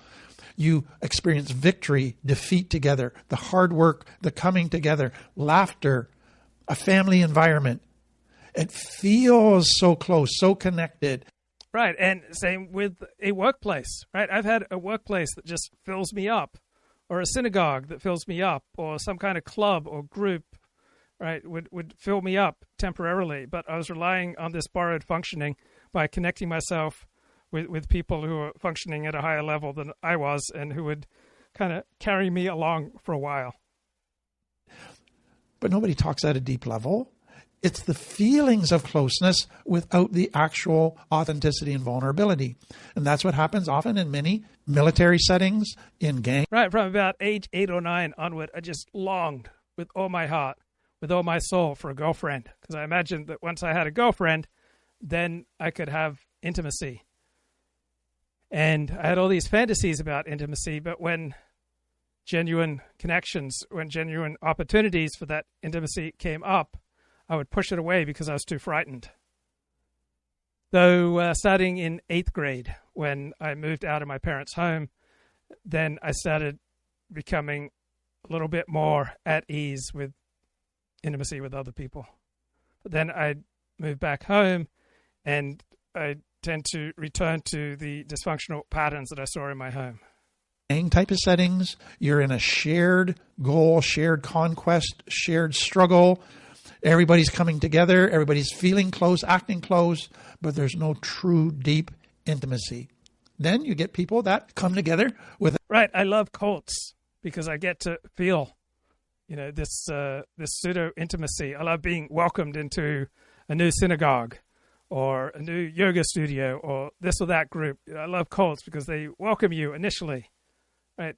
American churches and synagogues are so incredibly welcoming because Americans lead highly rationalist, economically determined lives with frequent movement. And so an enthusiastic, welcoming church or synagogue is a simulacra of what genuine connection and community feels like when people have lived together, around the same people all their lives. The shared common interest, a shared trauma, a shared goal, a shared hobby. They bond over one topic. Right. I bond with a lot of people in my 12-step programs. Right. We got the shared self-destructive compulsion.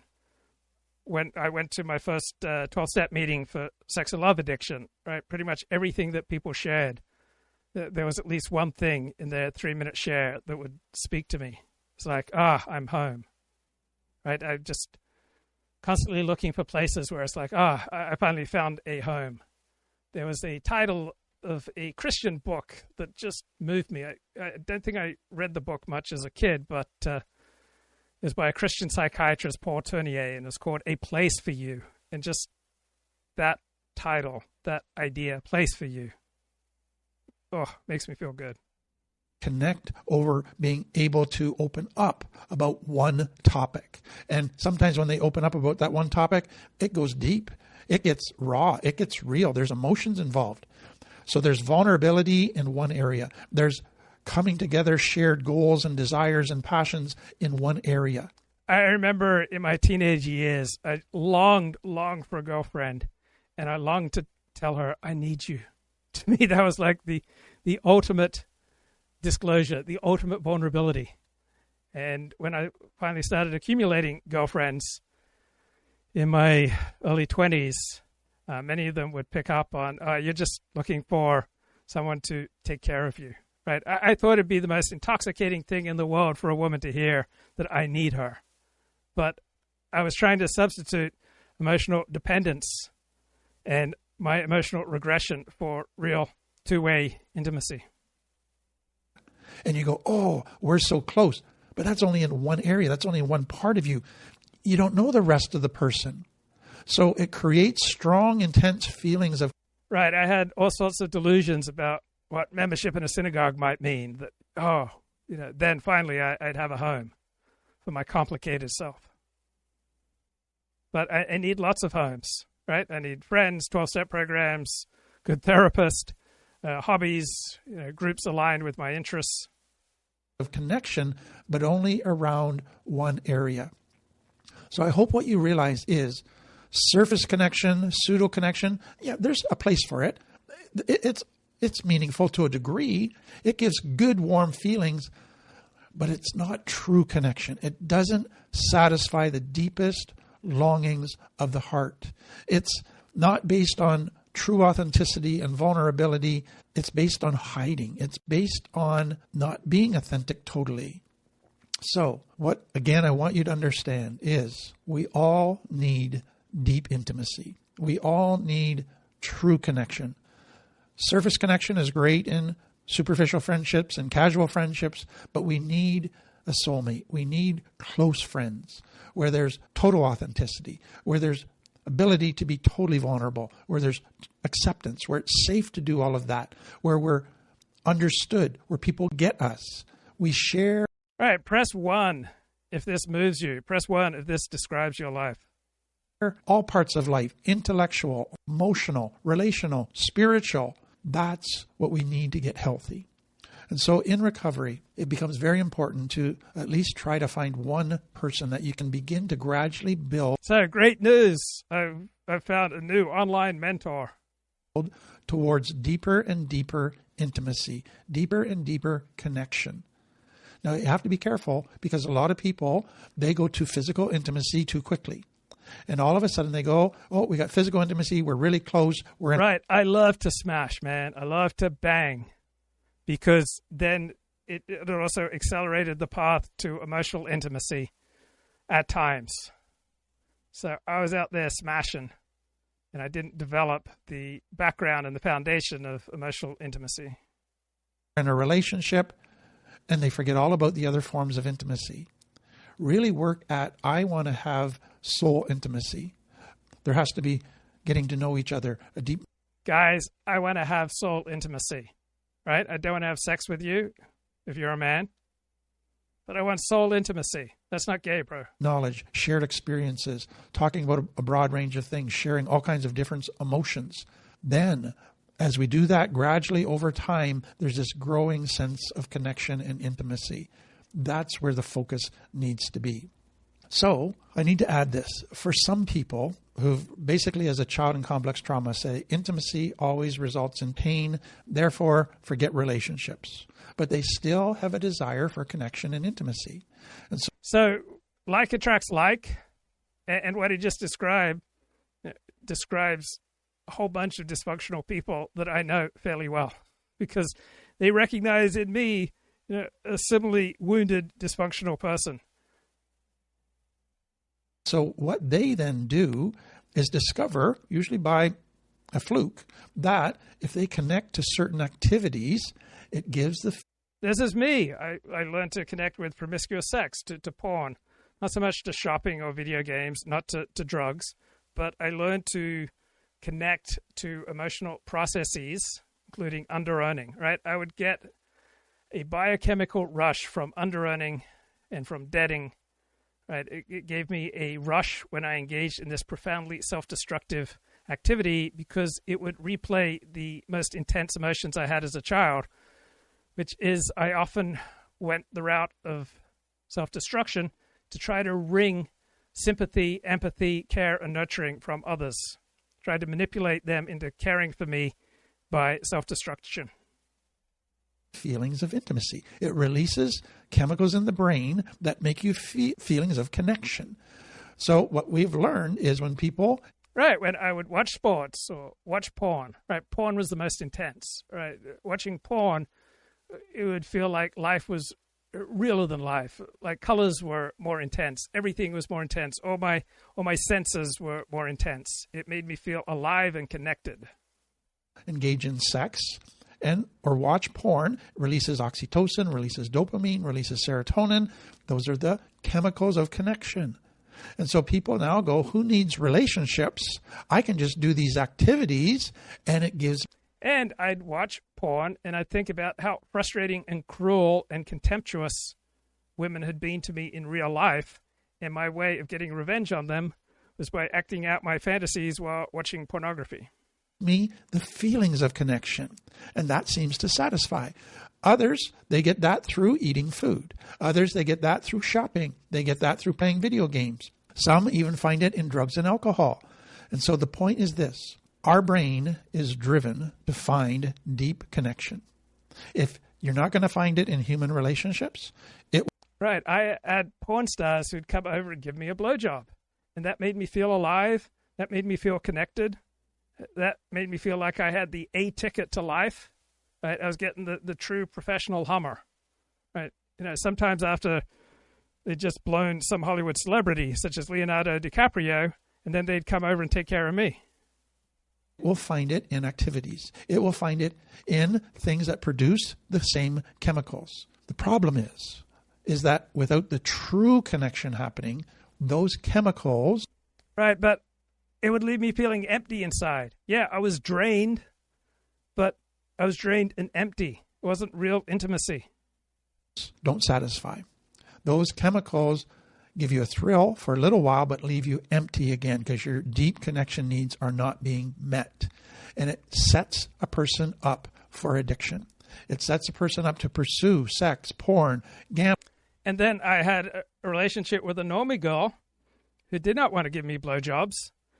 And when I asked for one, she said, "You've had enough blowjobs already from the porn stars. You don't need any from me." Gambling, food, shopping, video games. I just need more. I just need more. I just need more. And then they become addicted. And the more sex I had, the more sex partners I had, the more kinky the sex, right? The more I wanted. So, again, healthy connection is what living is about. It's what recovery is about. It is such an important aspect of life. Now, let me take you to the next characteristic, and that is people with deep shame issues coming out of complex trauma have jealousy issues. So, oh boy, is this me? Right? I have the most intense jealousy issues. I have the most intense tendencies towards trying to manipulate other people to pay me attention and to nurture me. All right, I have the insecurity and the lying and the addiction issues. Everything described in this video is me. Shame is convinced that if you get in a relationship, your partner is eventually going to find somebody better than you. That there's a whole lot of fish in the sea, and shame believes I'm not a very important fish. There's a whole lot of better catches out there than me. That's the... Right, I'd get consumed with jealousy, and then I'd try to eroticize it, and it's like, oh, what if my partner goes off and has sex with a black guy who's got a really big dick? I wonder what that would look like. Bottom line belief of shame. So shame believes that if I'm in a relationship, it proves that I'm lovable. If I'm not in a relationship, that must therefore give proof. Right. I felt like I was lovable if, beautiful, attractive young women would get naked with me and have sex. Right? That made me feel whole. That made me feel lovable. That, my shame belief, is the truth. I am not lovable. Anybody who gets to know me has rejected me. Therefore, if I'm in a relationship, I must not lose that relationship. I have to hang on to that relationship. So I would be clingy. I'd be manipulative. I'd be deceitful. Right? And I would suffocate my girlfriends with my neediness. That's why I've never been able to sustain a relationship longer than a year. To continue to convince myself that I'm lovable, to solve my shame is what it's really trying to do. But there's another component that comes out of complex trauma that feeds into jealousy. Most people with complex trauma, children, it's not just that they lived in an environment where their needs weren't met, where they didn't feel safe. They were betrayed by their parents. They experienced the violation of trust over and over again, promises broken. Right. I remember people very close to me would go through my stuff, would read my diary, would just violate trust. So I grew up feeling unsafe, didn't know who I could turn to. I could not be authentic, so I just learned to lie, to manipulate, and to put on various personae. Parents not being there for them, not being able to depend on these parents to meet their needs, to care for them, to nurture them. And so betrayal trauma is part of complex trauma. Violation of trust is part of complex trauma. Right. I'm absolutely obsessed with betrayal because betrayal characterized my early years. It was such an intense emotion. It would set off this biochemical rush that I then inexplicably and unconsciously would work to recreate in a self-destructive fashion through my adult years. And so now, when they get in a relationship, they expect to be betrayed. They can't trust anybody. Trust, if you trust somebody, you're setting yourself up to get hurt. So that feeds into jealousy.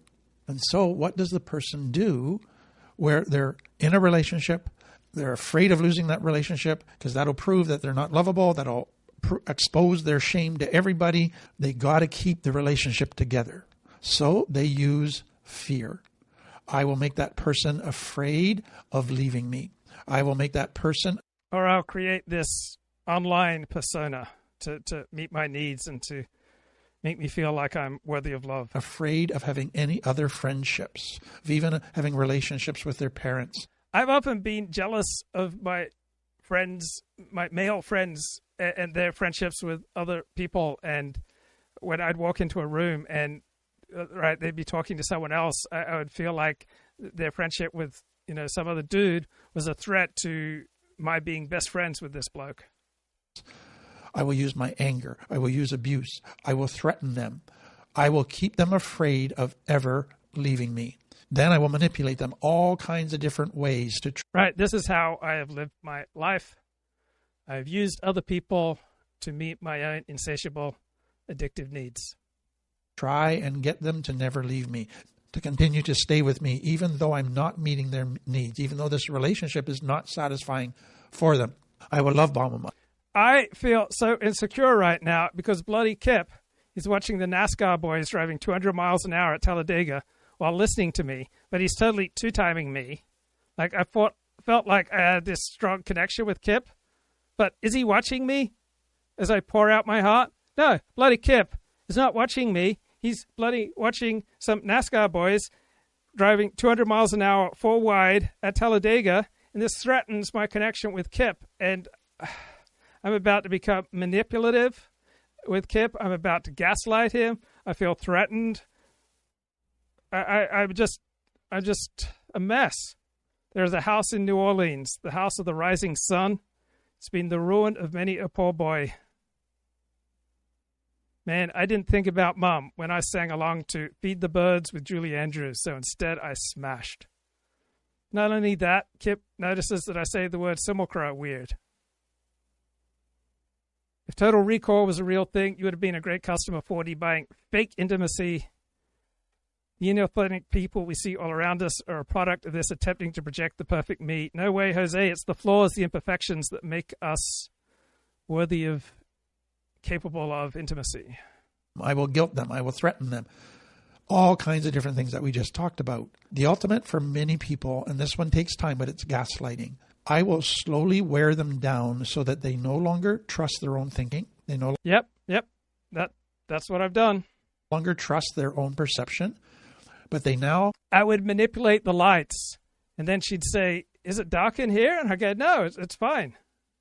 Trust me more and more to think for them. They trust me more and more to perceive reality. So I would do things early in the relationship to say, no, you're not thinking. Right. I'd go to a party with 100 people and I'd find those sweet, vulnerable women who would be most susceptible and most easily susceptible to my charms. And then I'd go to bed with them. And then I'd try to have everything on my terms. Right. Oh, you didn't see that correctly. And they will start to doubt themselves. They will start to give me more weight in their thinking, me more weight in their perception. Right. I would pick on sweet, innocent women and then exercise my dark powers on them. What I will do is feed shame in a subtle way that they will get to a point where they don't trust themselves at all. And they trust me totally. That takes time. But when a person can do that, then the other person probably isn't going to leave.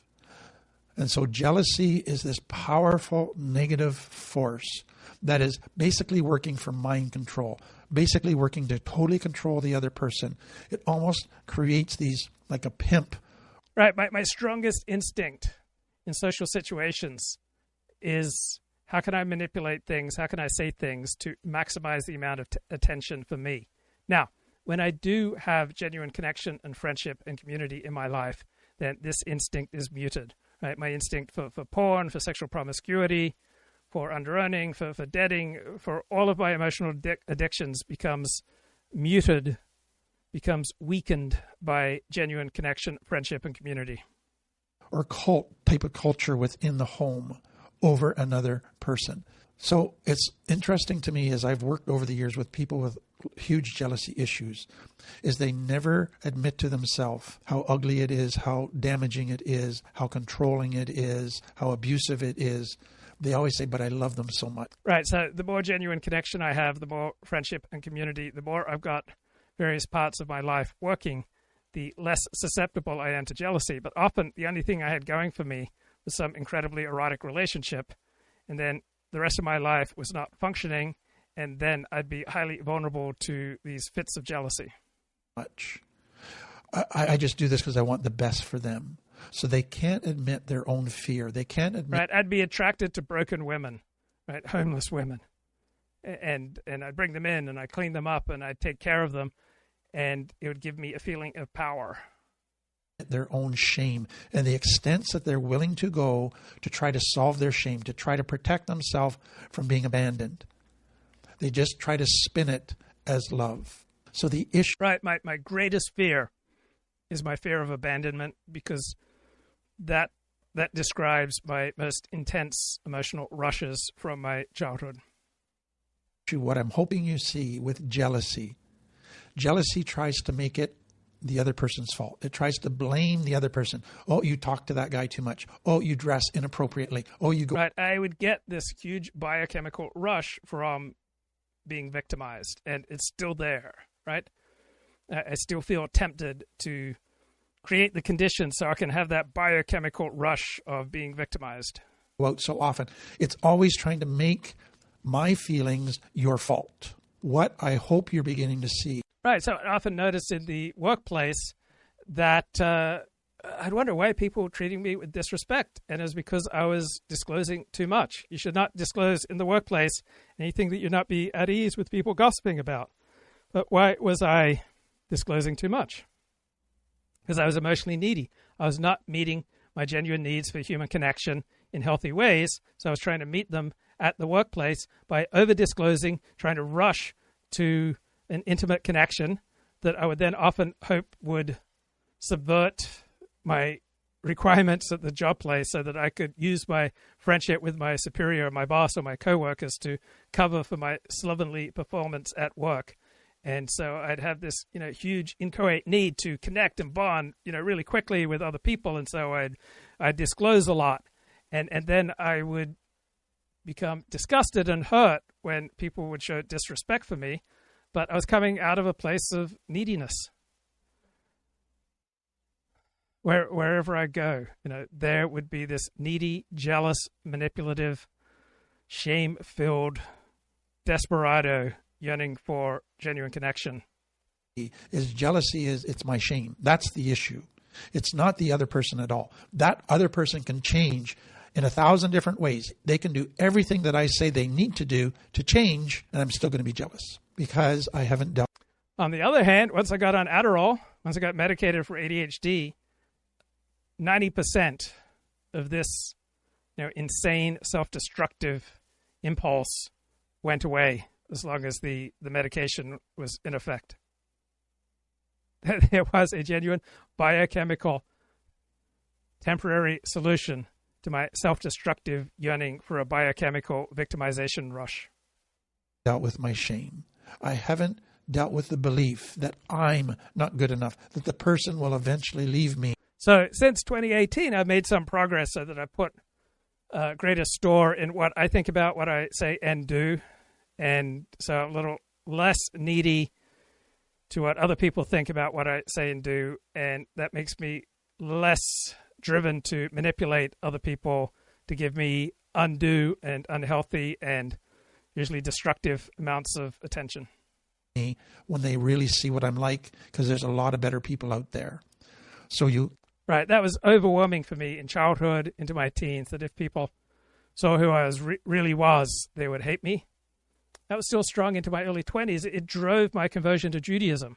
I hated myself. I thought I could construct a new self once I convert to Judaism, become a new self, build a new self, and I could discard my unwanted self.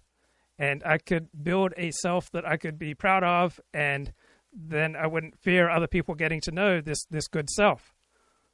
It didn't work out that way. I just continued my self-destructive drives and my addictive drives to manipulate other people to get what I needed.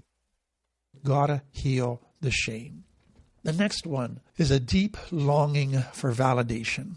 So we talked about that shame-based... Right. Why do I put so much time into constructing my online persona? Right. I have this deep longing for validation because I haven't received enough of it through fair dinkum real-life connection.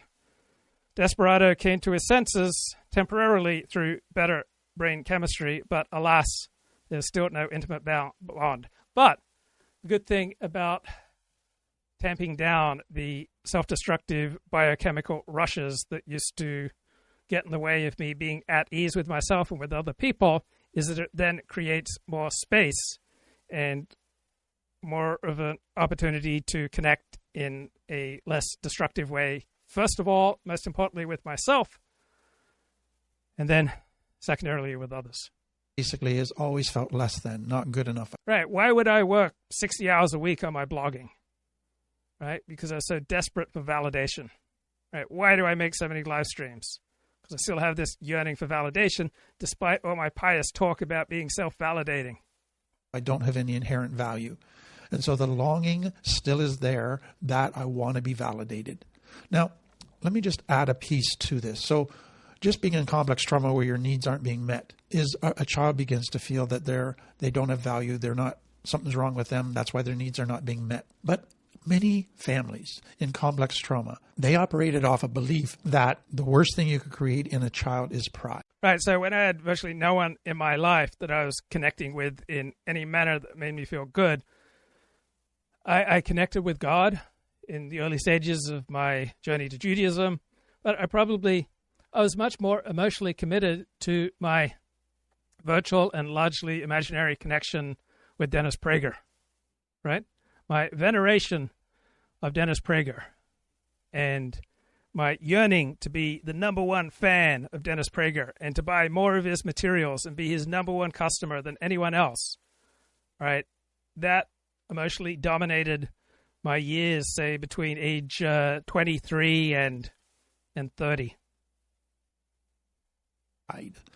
Where the child thinks they're better than everybody.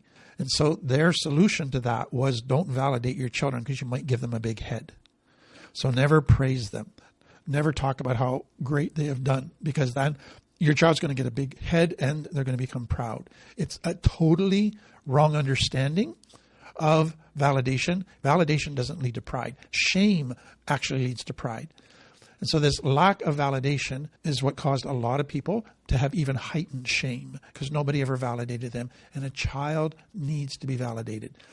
Then for others, they had workaholic parents. They had angry, abusive parents. They had critical parents. All of those, instead of giving validation, they got criticism. Instead of getting validation, they got nothing. Nobody was there for them. And so this growing shame inside of them.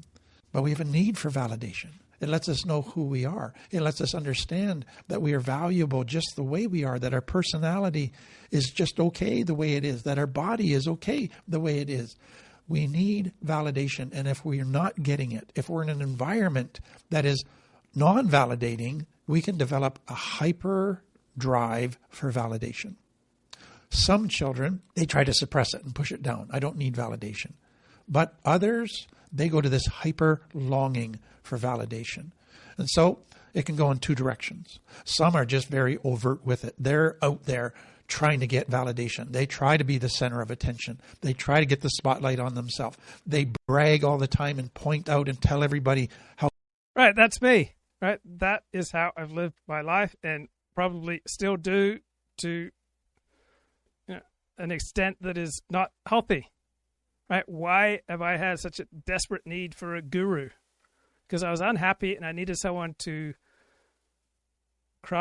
to knit a quilt of meaning to throw over the universe. Right? Someone who claims special insights. And it was Dennis Prager's presentation of Judaism and ethical monotheism that gave me the strength to live when I was bedridden by chronic fatigue syndrome, when I had nothing.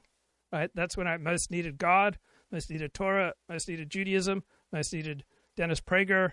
And at my most desperate, I felt that Dennis Prager channeled God. When I heard his voice, it was like hearing the voice of God. I didn't get on with my real dad, didn't get on with people in real life. I didn't have many friends, so I held on for a hero. And then I got to join a community that comes with joining a fandom. And that can feel like a buffer against an increasingly atomized world. That's Christine Ember writing in the Washington Post. So when I moved to LA in 1994, my friends for the first 3 years were all Dennis Prager fans or Dennis Prager friends. One therapist tells the Washington Post here, I've used Jordan Peterson to turn a boy into a man. I used him to turn this guy without a strong father figure into someone who makes his bed and stands up straight and is now successful. So Jordan Peterson's books do provide a structure that was missing from this person's life. So like Jordan Peterson, other gurus, Dennis Prager waved a tapestry of meaning that covered everything. So for desperate souls such as my former self, this tapestry was the one thing that I could rely on. So I was lost. I was lonely. In my imagination, Dennis Prager was guiding me to safety, just like the old Sheriff Ed Tom Bell in the 2007 movie No Country for Old Men, where he was talking about his dad. In the dream, I knew that he was going on ahead and he was fixing to make a fire somewhere out there in all that dark and in all that cold. And I knew that whenever I got there, he would be there. Right? That's how I felt about Dennis Prager from 1988 to 1996, right? His teachings gave me energy, purpose, community. I was inspired by his charm, his empathy, his celebrity, his virtue, his clarity, his humor, his happiness. He was a good egg. I knew that I was a mess. I was ashamed of who I was. I figured I had to lose my mind over some hero, some smart talker, and it might as well be Dennis. He was, reasonably moderate. So I found out a long time ago what a talk show host can do to your soul, but he can't take you anywhere that you don't want to go. Till I went to UCLA in 1988 and I discovered Dennis Prager on KABC radio, I had high regard for my own father.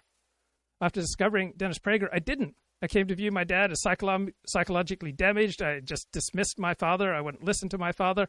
We drifted out of touch. My pursuit of this virtual parasocial connection with Dennis Prager caused the people around me great pain, and I didn't care because I preferred this virtual Dennis Prager father figure to my real father. I was bedridden for years with chronic fatigue syndrome, and I spent all my savings pretty much buying Dennis Prager tapes and Dennis Prager materials. Right? I wasn't spending money on getting well. I spent my money sending Dennis Prager tapes and essays in his journal to my friends, most of whom didn't listen to them. They laughed at me. They thought I'd lost my mind. I wrote Dennis Prager all these adoring letters. Wrote them to Rabbi Yitzhak Adlerstein as well, who I heard on Prager's show. Around 1990, I wrote to Dennis to tell him what his teachings had done for me. He wrote back, I received many letters, but few have touched me as much as yours. Get better. You are needed in the fight for good values. Hooray, I was needed in the fight for good values. So between 1990 and 94, I shared Dennis Prager lecture tapes with everyone I could. Though at the time, I was Dennis Prager's biggest customer, according to a secretary in his office. So in 1992, my new friend Michal got a letter from Dennis Prager, and Dennis wrote, anyone who was a friend of Luke Ford's is a friend of mine. Right? I was desperate to be Dennis Prager's #1 fan. Friday, January 28, 1994, in Tampa Bay, I meet Dennis Prager in person for the first time. Next day, we speak privately for a few minutes. And Dennis said to me, it gives me great comfort knowing that if anything happens to me, Luke, you will be there to carry on this battle for good values. And this still infected me years later. May 15, 2010, I was walking around Linda University with a professor friend. And I was talking about Dennis Prager. And I said, I wish he ran for president. I wish he ran America. I said, I wish he ran the universe. The universe? Right? I felt like an idiot. I sounded like an idiot. I knew from the beginning that Dennis Prager, like everyone, had blind spots, but most of my connections were through Dennis Prager. They were with people who loved Dennis Prager, so I largely kept quiet because nobody wanted to hear my criticism of Dennis Prager, because it was loyalty to Dennis that united us, and I needed my friends. Now, when I started blogging about the porn industry beginning in July 3rd, 1997, then everyone would say, how can you do this, and claim to venerate Dennis Prager? So I knew I had to split. And so I began writing about Dennis Prager's radio show because all my friends told me if I did this, they could no longer be my friends. So I lost all my friends, but I was no longer continually being harassed with, well, what does Dennis Prager think about what you're doing? And I got to see myself in my imagination as a heroic truth seeker, right? Other people saw me as a betrayer or as an object lesson in fandom gone wrong. So in something like May 1998, I broke my wrist playing football, and coming out of surgery, I had a panic attack, and they kept me in the hospital overnight, the Century City Hospital. And when I was going next day to pick up my pain meds, there was a psychic standing behind me, and she said, I'm getting a special feeling about you. Come see me. And so I repeatedly went to see her, eventually dropped $1,000 on this gypsy psychic. And she said, what is it that you most want? And I said, I want to repair my friendship with Dennis Prager, right? There was never a real friendship. It was just a one-way parasocial relationship, overwhelmingly. And I'd blown it up by blogging about him without his permission, working on an unauthorized biography. But I wanted to repair largely imaginary friendship with Dennis Prager that I had blown up. And shockingly, it did not work, though it was the only time that Dennis Prager unsolicited sent me an email, right? I came back from dropping $200 one time on this psychic, and for the first time in my life, there was an email from Dennis Prager, because I'd written on my blog how upsetting it'd been to go through surgery, have this panic attack, come home, feel absolutely lost and lonely in the world, and then listening to Dennis Prager gave me comfort. And Dennis Prager, out of the blue, sent me an email saying, you should remember that the next time, for whatever reason, you want to hurt me. I was the subject of a Jewish Journal cover story, August 3rd, 2007. Dennis Prager said in a brief interview with the Jewish Journal about me, he was neither a pupil nor a friend. I think I appealed to something good in him at some point, and I hope I did, but I don't know. So the first thing that captured me with Dennis Prager, listening to him in September 1988, was his voice, right? It sounded like the voice of God, because gurus have a distinctive speaking style, right? The pitch, the speed, the volume, the intonation, right? Create this confidence and persuasion guru archetype. And there was a great thread on Reddit about the guru tone of voice, right? The deliberate, slow, enunciated style with the rhythmic pauses, the rises and falls in tone. You get it from people like Tim Ferriss, Andrew Huberman, Sam Harris, right? So is there a guru tone of voice is the topic of the thread. Right, listening to this Tim Ferriss video, I realized that Tim has a similar tone of voice and talking style to Andrew Huberman. Slow, pronouncing every syllable to the point of it becoming annoying. Andrew Huberman is worse for his continuous and useless use of synonyms. Right, is there a guru style? Is it deliberate? Does it allow them to intercept a broader audience? Sounds deliberate. They want to reach that extra fraction of the public who wouldn't understand them if they spoke normally. Right? With the Weinsteins, Brett and Eric, it feels like they are defending themselves from their own bullshit detector. It's ponderous. I'm talking slowly because I'm thinking so deeply. Well, let me quickly interject, and now I'll slowly expand on my deep thought while thinking about whatever BS I'll bring up next. No, please let me finish. This is important. Right? You hear it with Sam Harris. It's contrived. There's a precise language and cadence.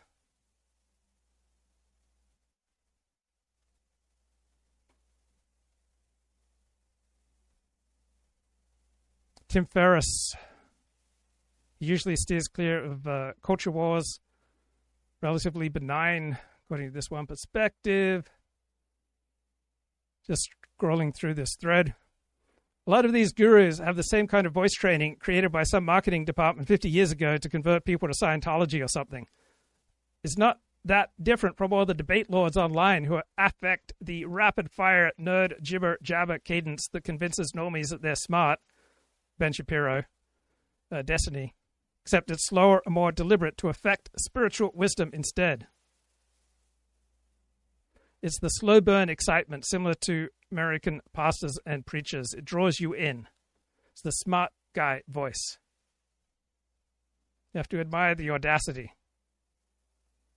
Well, these guys talk about how important marriage and kids are in their plans, but their lives and guru work, right, create an inward focus that selects against this happening for them anytime soon. Right? They'd rather talk than get married and have kids. Sam Harris is the epitome of the guru voice. It puts you in a trance. Grifting preachers have the tone too. Lots of rises and falls in intonation that come off as soothing to the brain. There are the cadences, the strategic pauses. Right? People who deliver monologues for a living talk slowly. Barristers, comics, newsreaders. Right? It builds trust, demonstrates you're secure.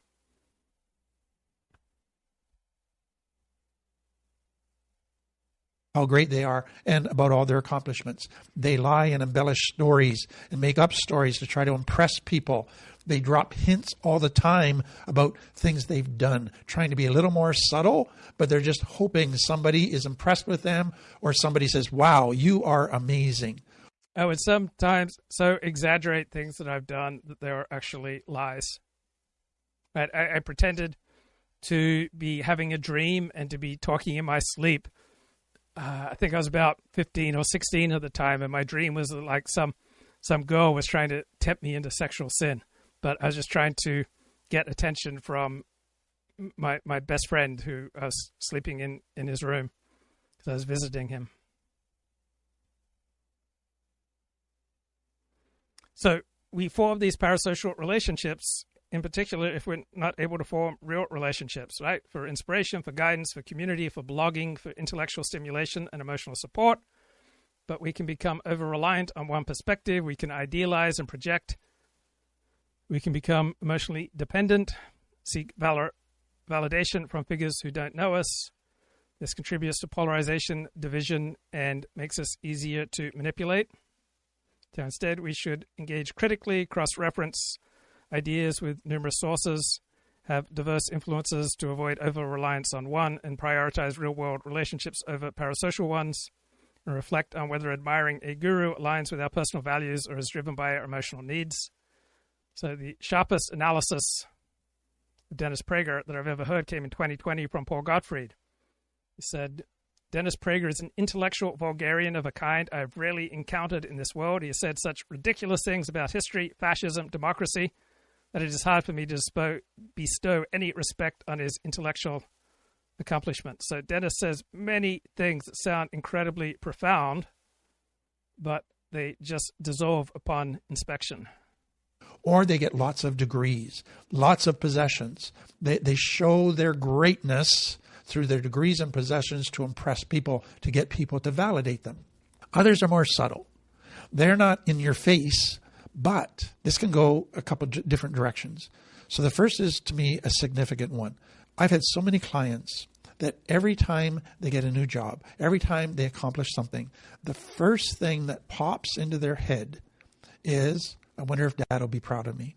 I wonder if Mom will say anything. They're not going to go advertise it. But the longing is there that Mom and Dad will still validate them and communicate that they're proud of them. They've never gotten that. And even at 40, 50, they're still hoping for that. That shows how powerful this is. Or the people who humiliated me, right? Maybe they'll see how great I've turned out. So think about the perverse incentives for those of us competing in the attention economy, right? We may want to make our living dispensing our wisdom and our punditry. But think about the pursuit of financial, social status and personal rewards, how it can distort what we say. We can put greater emphasis on external gains over telling the truth or delivering nuance, right? We can sensationalize to get attention, to stand out in a crowded media landscape. We can exaggerate, we can polarize, we can inflame. Outrage drives clicks, views, and engagement. We can become captured by our audience. We can become echo chambers for our followers. You know that if we deviate from expected narratives, that will lead to a backlash and lost support. So we get locked into rigid ideological positions. We may chase clout over credibility. We may pursue status, media appearances, large followings, elite connections, money. By prioritizing our self-promotion over providing insight, we may churn out hot takes or align with powerful interests to stay relevant and erode trust. Right, platforms, social media, news cycles reward rapid, frequent content. So we might produce shallow or reactive commentary rather than well-researched, thoughtful analysis. We can become reliant on ad revenue, sponsorships, platform algorithms, incentivize gaming metrics. We may tailor content to maximize income. We may align with our sponsors, political groups, audience, media outlets. We may find that divisive rhetoric generates more engagement than nuanced discussion. Right? We may get stuck in a feedback loop where the louder or extreme or more conformist voices thrive, while those who optimize for truth don't make as much money or get as much attention. Others, they don't necessarily put it out there that they've accomplished stuff, but they might hint at it a little bit. They might just do little things that they hope draw attention to something that they've accomplished. So almost all pundits and gurus say things primarily to maximize their own importance, right? They tend to emphasize their own teachings, their own presence. The guru game attracts people who thrive on being the center of attention, right? I tend to feel most at ease and most awesome when I am the center of attention. And when I develop followers, that makes it easier to prop myself up, right? We can get trapped in this cycle of reverence, right? Pundits, like gurus, thrive on building their own brand. It's practically the job description. We are playing the game for ratings, clicks, and clout. System rewards self-promotion, right? Is there any reward for pointing out that political outcomes won't noticeably affect 99% of Americans 99% of the time unless you just happen to love following politics? No, there's no reward for saying that. Does any guru say that your primary purpose, meaning, excitement, and morality in life should come from your family and community? Right? If people get their purpose, meaning, excitement, and morality in life from their family and community, then they have no need for a guru, except for a bit of fun or for a rare need. Right? If you've got purpose, meaning, excitement, and morality locked in through the people who you love, then gurus are optional. Why lean on some lofty teacher when you got real connection doing the heavy lifting? Right? We might sneak a guru in for entertainment or fun or for a rare need. I remember Dennis Prager developed quite a sideline teaching about happiness, and yet listening to his show was infuriating. And it took me decades to understand why. But Prager follows the formula for success in right-wing talk radio. Tell the listener that he is a victim of nefarious elites and tell him that the host is fighting for him. Right? Dennis Prager has a knack for framing things in a way that hooks you if you're already aligned with his worldview. The flip side, though, is his style and his content will stir up a hornet's nest of emotions, even for fans. Right? Prager's all about the clarity, and he sells happiness as a duty, yet he spends the bulk of his airtime dissecting what is broken. Right? That is a recipe for agitation, especially if you buy into his premises. Right? So agreeing with Dennis Prager does not shield you from the stress of his topics: cultural rot, political hypocrisy, moral decay. Right? Hearing these constant alarm bells, even from your side, will spike your cortisol. Right? You may love Prager, but you may need a break because it's just too much doom. You'll experience emotional whiplash as Prager toggles between optimism, happiness is a choice, and indignation. The left hates you. Right? This will leave you unsettled, not uplifted. Right? If you're aligned with him, you might feel powerless, raging at the same villains, but stuck listening, not fixing. The frustration may fester, and the world will increasingly feel off-kilter. Right? Listening to talk radio, boosting your team, will also boost your anger and anxiety. Right? Fans may say, I am 100% agreed with Dennis, but I'm mad as hell after. Right? Agreement amplifies investment. You're not just hearing ideas, you're feeling the stakes. Right? Prager preaches happiness, but he serves it with a side of outrage. His guru shtick prioritizes moral clarity over calm. If you're wired to internalize that, the takeaway is not so much life is good, but life is a fight. Right? You'll connect to Prager's charisma, and that's energizing, but then draining. So if you vibe with Dennis Prager, right, your brain's still wired to react to threat, not just nod along at solutions. So walking away unhappy might mean you're soaking up the problems more than the fix. Right? Most pundits are not gurus. Most pundits do not seek parasocial relationships with their listeners.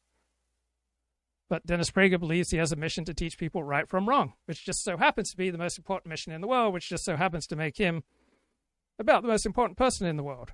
So most pundits and talk show hosts lean into entertainment, but Dennis Prager leans into his guru side, right? He has a profound sense of certainty and confidence. He's built a persona around teaching right from wrong. And this can, among damaged people such as myself, foster dependency or idealization.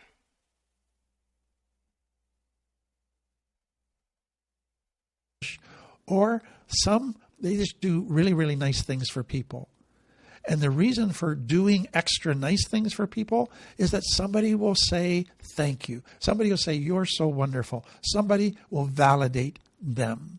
So they're not going to ask for it. They're just going to do things and hope that somebody validates them. And that can drive them. Once they get a few people, when they do nice things and a few people compliment them and praise them, now they can just be driven to keep doing nice things constantly. Because that longing, they're so thirsty for validation. Now, I need to add something here. Some children didn't get validation from their parents. They had workaholic parents, they had angry, critical parents, but they longed for validation. The first thing they got validated for from a friend, from a teacher, from a relative, all of a sudden that created this thirst. And they began to do that thing over and over again. So we talked about this in the last video. For some, it was being funny. For some, it was being good in a certain sport. Right. We learn to grow towards the sunlight of attention or whatever makes us feel, whole or feel better. So what type of people follow gurus such as Dennis Prager and Jordan Peterson to an absurd degree, right? Normal people can listen to a Prager and Peterson, even if they agree, right? They're not going to make them into a guru, right? So what makes you vulnerable to a cult or a guru, right? It's when your own life is difficult, right? When you feel that there's a giant hole in your soul, right? So gurus will help you see something special about the world that other people can't help you see.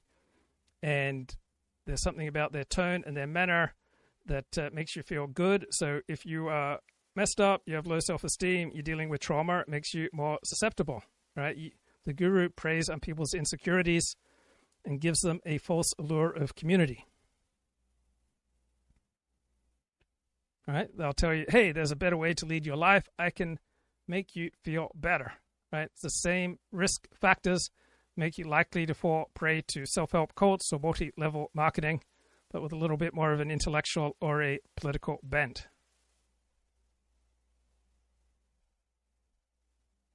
Sport. For some, it was a certain hobby. For some, it was their looks.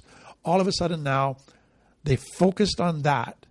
But what we saw is now they're looking for their value in externals. Now they always have to pursue only that, and they begin to pursue it in unhealthy ways, and it actually becomes destructive. There's another thing that I need to add, and that is that some children didn't receive any positive validation, but they got negative validation. They got noticed. They got attention. They got validated when they were bad, when they misbehaved, when they went against what mom and dad wanted. When mom and dad got angry and gave them attention, that was a form of validation. And so to the child, it was even negative validation is better than no validation at all. What often happens with that is they then begin to continue to do what gets them the negative validation. That then attracts a certain peer group, other kids who are in the same boat. They now form a group and they respect each other for how bad they are, for how tough they are, for the trouble that they get in. And so they validate each other now. Then for some, that leads to now they develop an identity that they're the bad kid, that they're the kid that steals all the time, that lies all the time, that breaks the neighbor's property all the time. And that identity becomes something that's respected. So this can just build in more and more negative directions. The next characteristic is people with shame become hypersensitive to disrespect. So if you look at complex trauma and shame, it comes out of an environment where you're not treated with respect, where you're neglected, where you're abused, where you're laughed at, where you're criticized, where you're abandoned. All of those communicate disrespect. Or you even get You're compared with others. You're made to feel like you're a burden, that you're a failure, that you're a mistake. All disrespect. So disrespect is part of shame.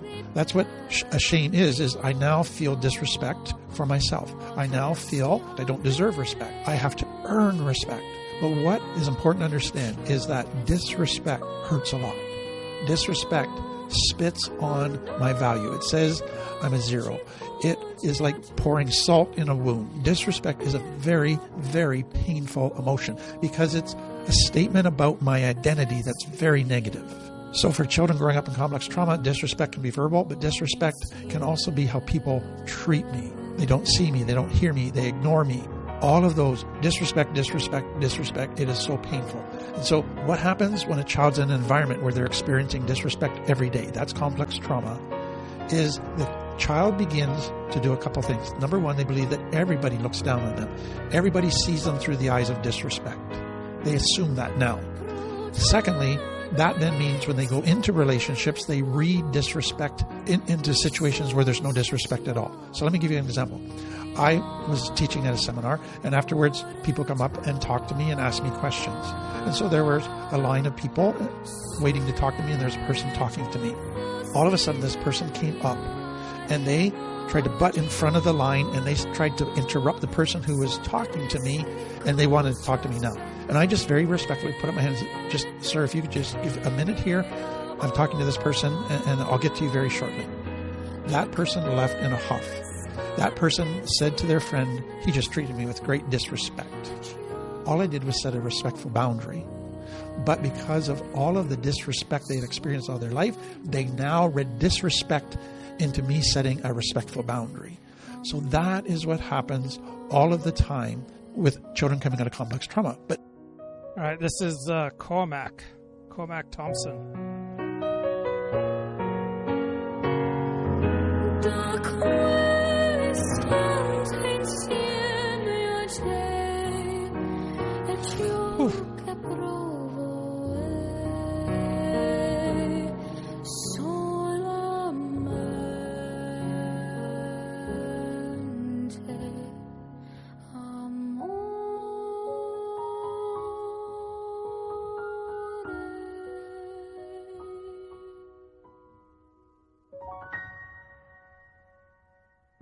Cinema Paradiso. Love that movie. Love that soundtrack. I'll talk to you later, mate. Bye-bye.